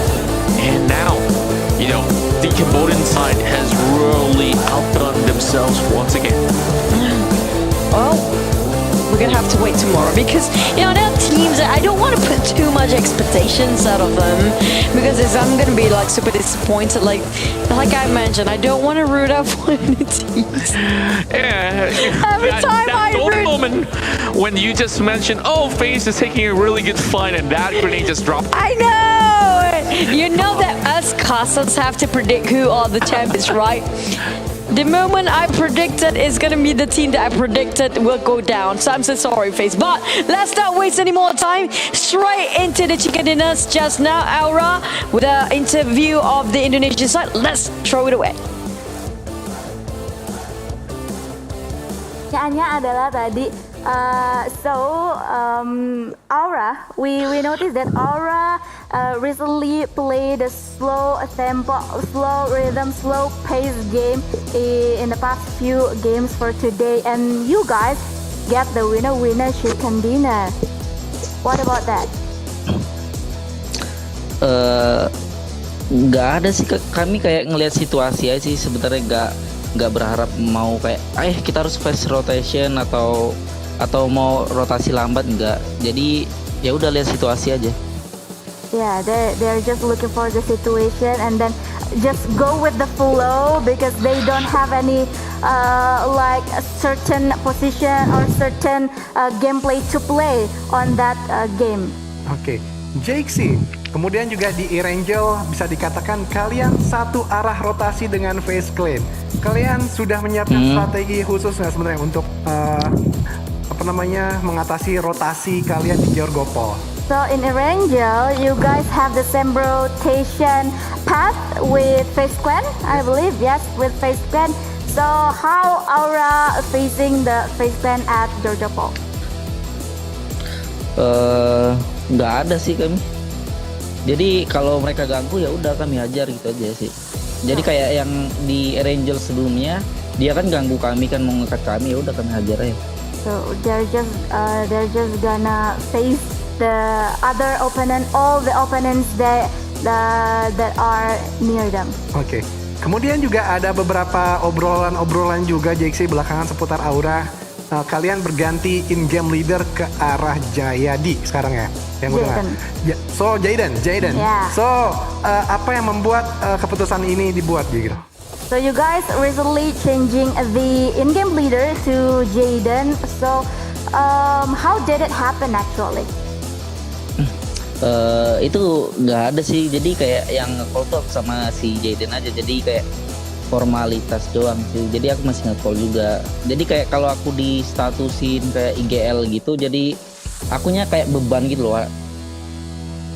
Oke. Terus kalau walaupun aku nggak ada status itu, aku masih ngelakuin hal yang sama kalau kayak aku jadi IGL gitu. Okay. So actually JXC is still active as a caller shot caller in the in-game, but for the title itself, for the competition, they give it to Jaden instead of JXC. Oke, JXC, tapi menurut lo pribadi, lo kan udah banyak melakukan pertandingan di international match, terutama SEA, dan ada nggak perbedaan dengan tahun-tahun sebelumnya di PMPL SEA kali ini? So especially for JXC is the player who has an excellent gameplay and has a lot of experience on the international level of PUBG Mobile tournament. So what are the difference between the previous tournaments you experienced?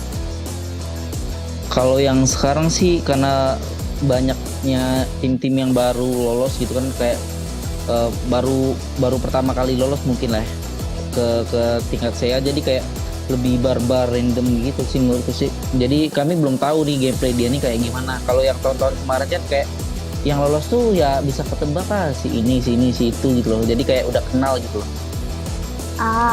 Okay. Gitu. So for this year, there are actually a lot of new teams that join the Southeast Asia level of the competition in PUBG Mobile. So they kinda a little bit adapting and kinda a little bit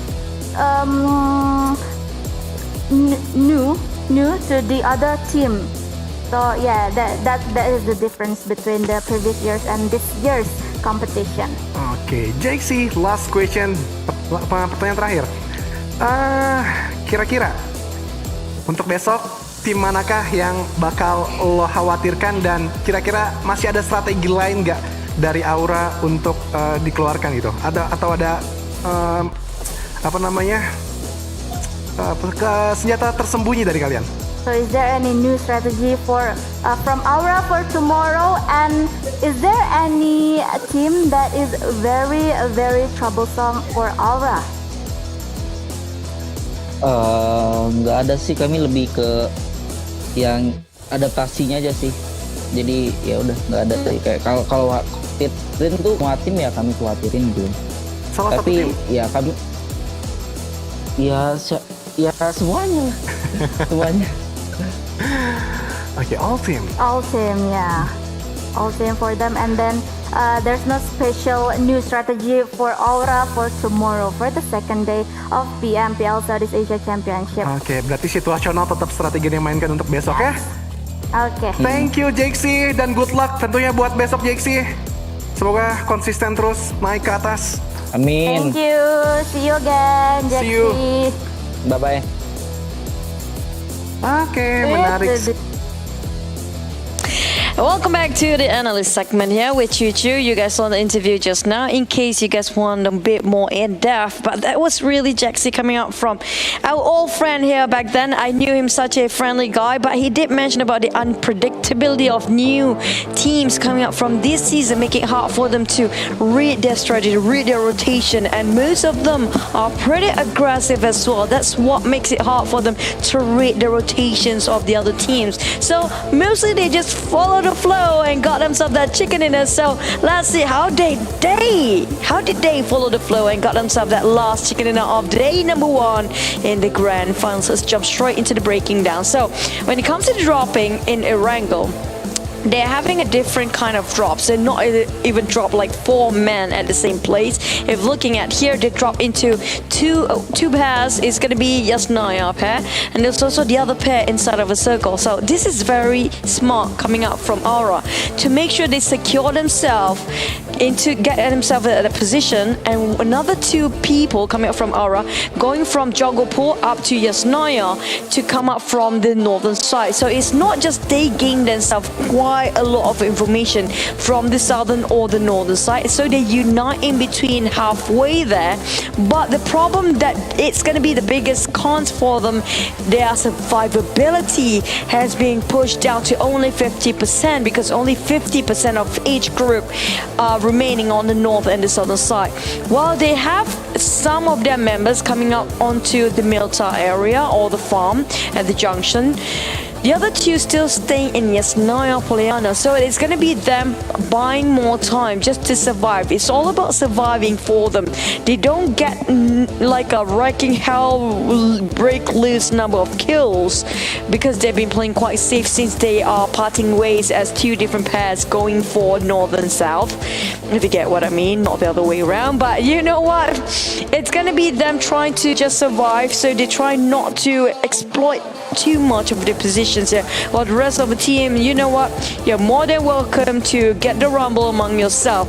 But when asked about the teams they are maybe intimidated or want to take down, Jaxie did mention about all teams are quite hard this time, so they are not actually emphasizing or focusing on any teams in particular, but they just try their best. If there's some teams like FaZe Clan kind of sharing the same rotations as how Aura teams are, but what they say is just, you know what, if we have to fight, then we have to fight them. There's no way around this.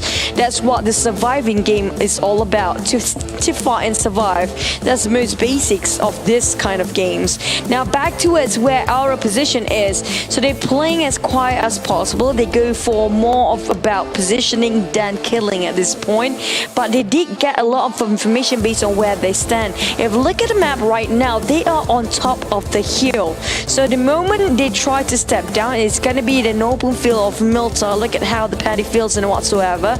And they are staying on top of that hill, small hill, that the moment the rest of the team try to cut across them, they have a lot of vegetation, they have a lot of trees, they have a lot of stone structure to take covers from, just to stay low and stay prone as long as possible. So they've been hiding out, and it's a good hideout place as well for the Team Aura. So Jaden is actually IGL that mentioned by Jaxi before, but sometimes when they needed it to be, they're gonna swap the IGL role when things are short from the side of Jaden. So sometimes they have too much to focus on, so they will pass on the IGL and short calling between themselves.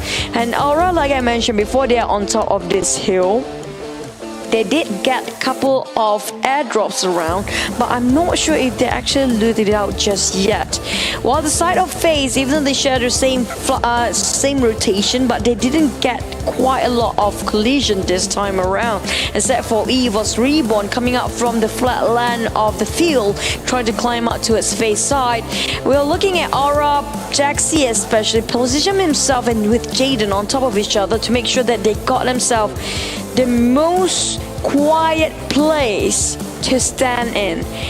They don't have to fight against the blue, they don't have to fight too many teams, and they got that quite early. Why? Because if they got it quite late, it's almost impossible for Aura to position themselves at this spot in such a safe place. I'm talking about the moment they try to climb up and there's somebody else there, obviously they will be taken caught red-handed and ambush, while the rest of Orange, on the other hand, they're almost close to getting the side of Aura, but it's just because they are late.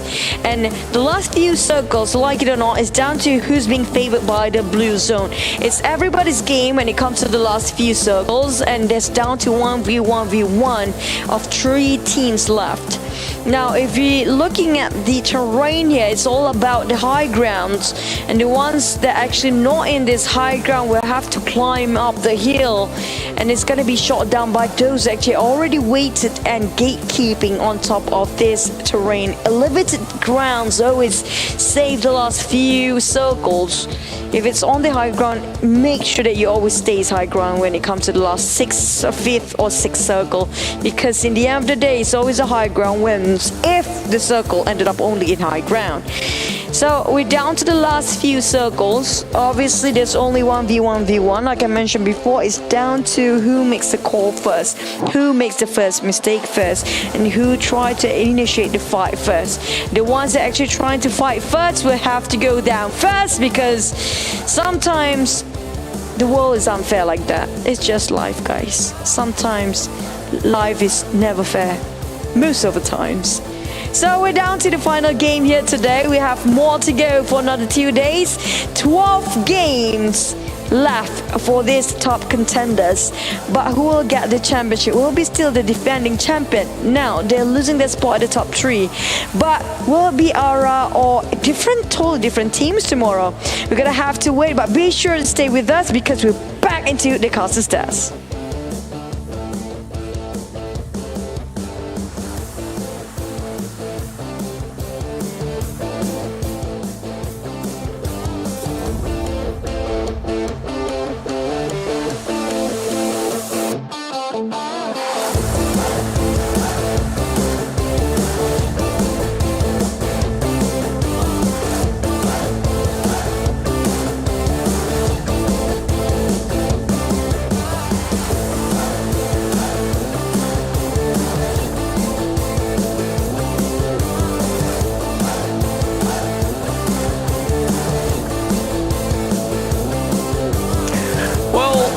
Thank you very much for the breakdown. You know, that went darker a little bit, but then again, that's you know, live, sometimes bro. life, yes, throws you lemons. You just have to make the best usage, and you know, make yourself a lemonade, if that's the case. Like, make yourself useful in this life, guys. Just that's it. Okay, too much reality. Come on, come back to the Mobile C Championship, because you know, teams that actually work the hardest deserves to be there. Like we saw Red Face, he was actually going for a push. Yes, he did take down Skynet, but like you said, you know, it's kind of like a domino effect at times, where when it comes down to such a tense scenario, somebody has to draw first blood. over there, and of course, give a little bit of room of recovery if he can actually get a double to close that one out. Then that's fair play. But Aura right now leading the pack. This is a brand new team.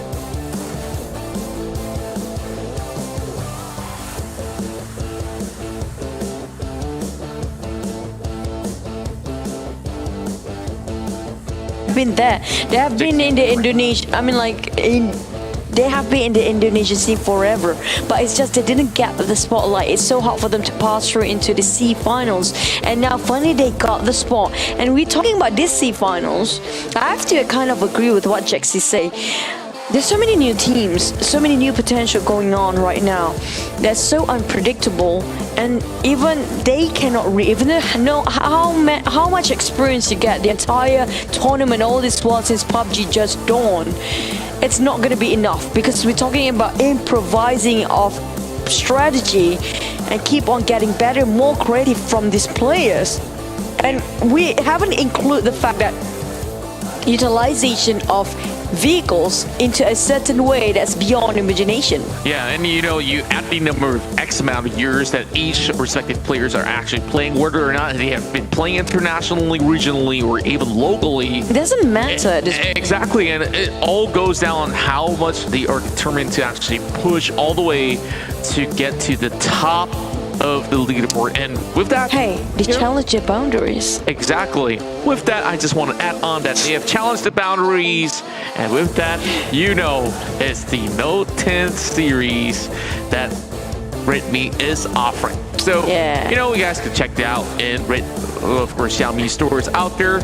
But we're just going to be talking a little bit more before we... But it's not, but it's like, really, I'm loving the quote, challenge your boundaries, because this is what this season is about. All the players has been, like the veterans, are being challenged for their boundaries, for their experience. Like, you think you had it enough, these new guys coming in, showing in you that they can do better, they can make it more, they can expand your knowledge, and this is what's really good about this season. That's right. Before we, of course, close out the show, we do have a little bit of announcement because the PUBG Mobile National Championship for Malaysia is open for registration. Of course, that will be popping on your screens later on as you guys can register for that chance to fight against the PMPL MYSG region. So, of course, that's going to be region locked to only Malaysians and maybe Singapore as well. So make sure to check that out if that actually fits the criteria. And with that, I guess that's all that we have here with Day1. I'm absolutely impressed with what I saw coming out of the top 60 teams of Southeast Asia. Oh, well, this is the PMPL South Asia Season 3 Grand Finals hosted by PUBG Mobile, also brought to you by VSPN, supported by Tencent Games, PUBG Corporation, Lightspeed and Quantum Studios, and also thank our sponsors here. Without them, we are nowhere. Our smartphone partner is going to be Redmi Note 10 Series. Challenge your boundaries and catch all the live here tomorrow, same time, same place, your home, your sofa, your couch, whatever. It's going to be on Facebook and YouTube, which is going to be PUBG Mobile Malaysia, and also our official media partner. Thank you, WeTV, and you and me watch on the biggest screen, always more. So here going to be us, Chu, and also don't forget the Jukes. Yeah, redeem right now, PMPL SCMY. Yeah! All you have to do is just hit right there, and it's been quite an impressive day, and we are Contra alongside with Choo Choo signing out, and day number 2, Sir Cloud will be joining us. Make sure to follow us, Choo Choo Gaming, ContraCast. We'll see you guys for day 2 of the PMPL C Championship. Till then, take good care.